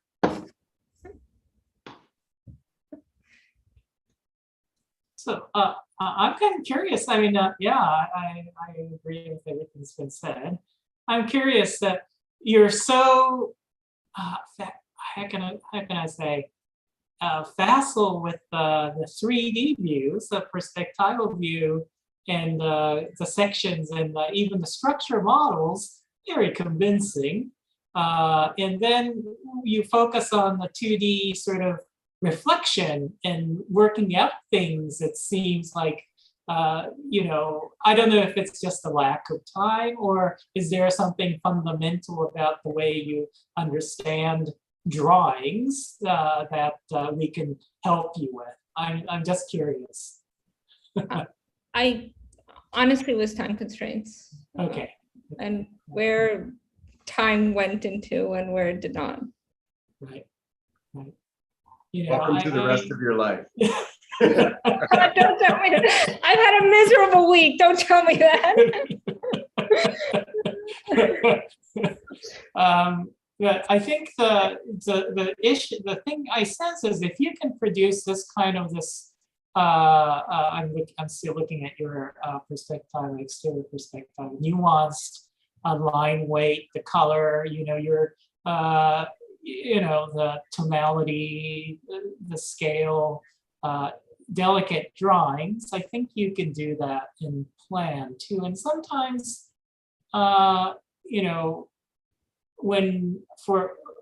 maybe because we're professionals, or I used to be a professional, David and Donna's probably the professional, but you know, you decipher what this building's about through orthographics, you know, plans, very simple plans, sections, elevations. And, you know, the resolution and how you work things out comes through that. Even in plan, you know, you see how for instance, the building envelope is articulated and understood, and how it's delineated. Yeah, I think, you know, this is a great project. So for your portfolio, you know, you're going to have a little bit more time once the semester is over. Lovingly, I would take some time and draw what you draw, and you have to draw it. It's not a computer model and just cut it and edit it. You have to kind of use that as a template, but you know, really draw and resolve things from door swings and doorknobs, and you know, you want to see people in plans, entourage and plans, as well as sections. Try to articulate the activities that is in the plan, and if you can do the kind of perspectival drawings that I'm seeing here, I think you can do it in plans and sections. The project's worth it. So get on it. Good luck. I wanted to make one more comment about this image that we're seeing, which again, I agree, it's a very provocative drawing. I think there's something very interesting in the way you've treated the ground plane. I know that there's this exercise that the floodplain requires you to lift the ground plane up 3 feet. But I think that you could use some more investigation on the way in which it merges out of the ground. And then you've got these very deliberate places of here's a bank of stairs, here's a bank of stairs, and then there's just this sort of solid walk off, right? There is something that you've got an engagement between the context and your site and the building, and you have a requirement to raise it up, and you have to move people up, which you've clearly got a way of doing that. But I think that there is something about the way in which this building is touching the ground and really kind of emerging up out of nature, right? And in some ways, this is a place where, you know, it's a pedestrian. So now you've got stairs, you've got this wall here, people are going to be walking by it. There's a tactile sense of it. There's a place to, you know, plantings and benches and things like that. And the way in which this thing merges up the ground, I think, when I'm looking at this drawing, I think you've sort of addressed only one piece of that. And I think there could be a lot more investigation on the way in which this treatment of this raised ground plane can be investigated. So I think that would be a next level of exploration. Yeah, and since we're on this, just David had mentioned not having maybe the quality of the kind of materiality so apparent, and I agree, and I think that's both can be a positive and a negative. This drawing, because it has an abstract nature, allows us as designers to kind of fill it in and make it, exquisite. So, sometimes there's the when you make a choice, you're like, ooh, not, when you work it out even more, maybe sometimes it. Yeah, no, I'm leaving it up to your So- imagination. Yeah, so this, is a little safer, so I appreciate that. But I think this is a great time. Again, I'm gonna give you a little summer homework, right? Is to make a physical model of this, but also maybe zoom into that skin. And then you could send, us photos of this, what is that materiality, but in a physical way that then informs the computer drawings, right? So that you kind of work both, both sides of your brain, both sides of the project. I will make one sort of practical comment about what you were saying about like this drawing. Like, it's important to note that in the real world, and I would argue that Kentaro is not a professional, so we can have that argument and debate later.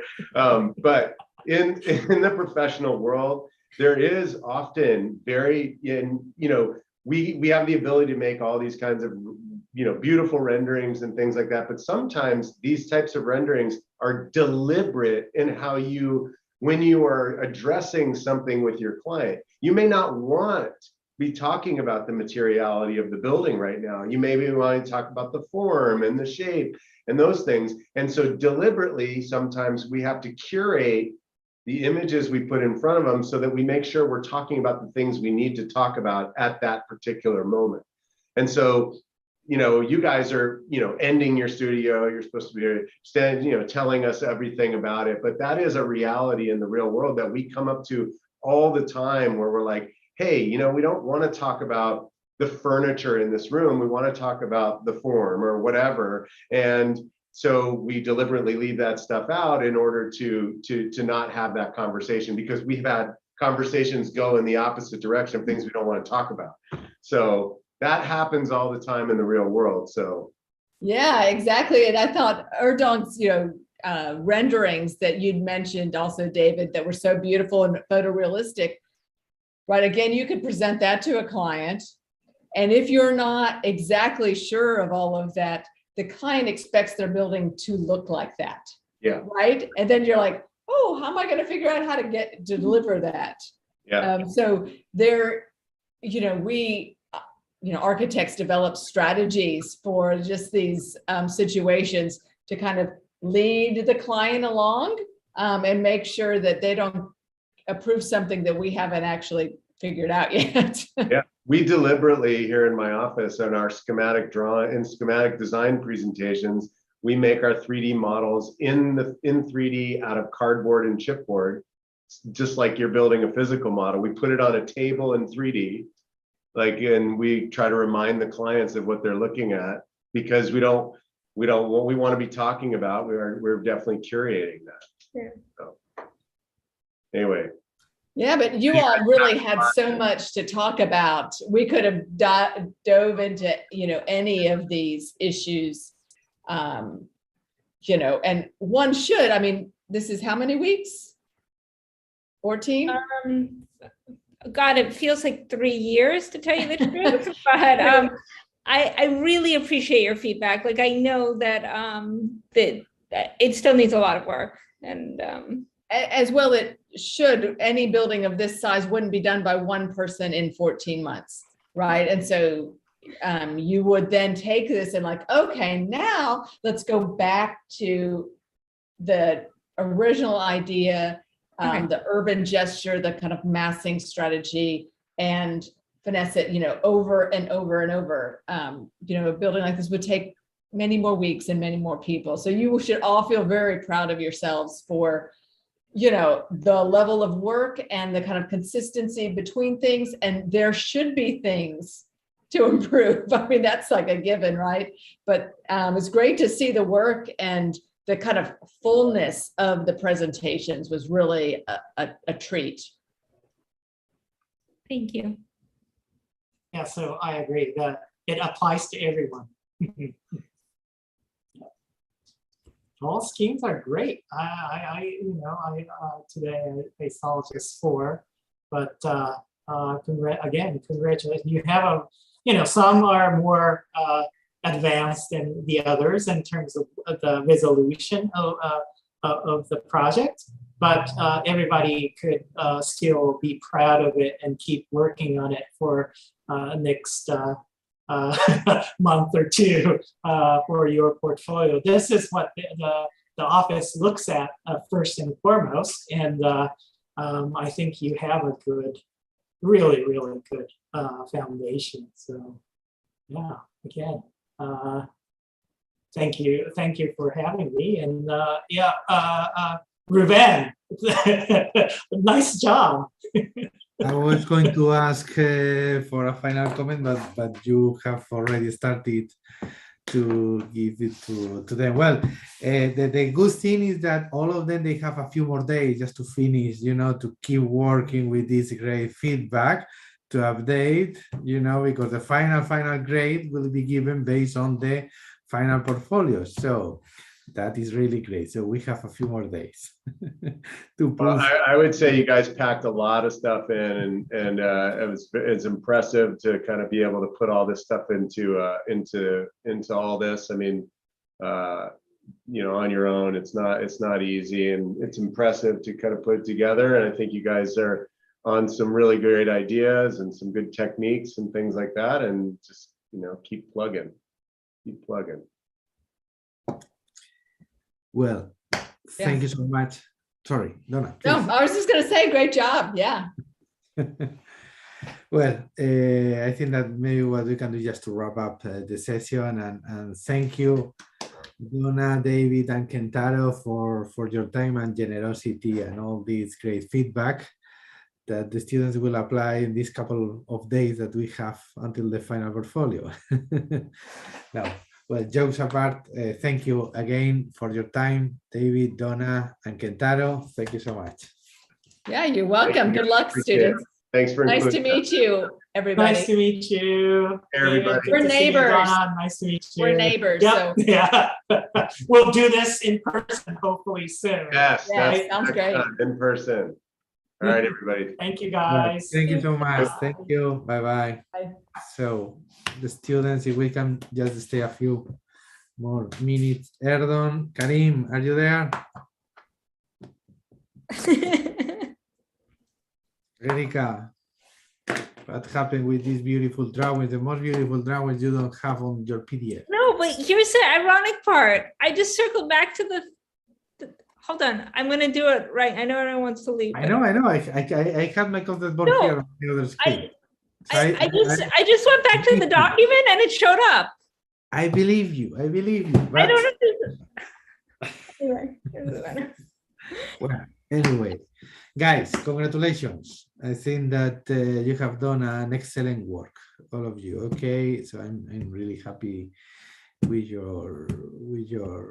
and with your work, with your attitude and with your work. No, we were talking the other day, kind of in private, not very private, especially Abby and I. No, if we were going to be the best section, no, and I think that maybe we can say that we have done a really great job, right?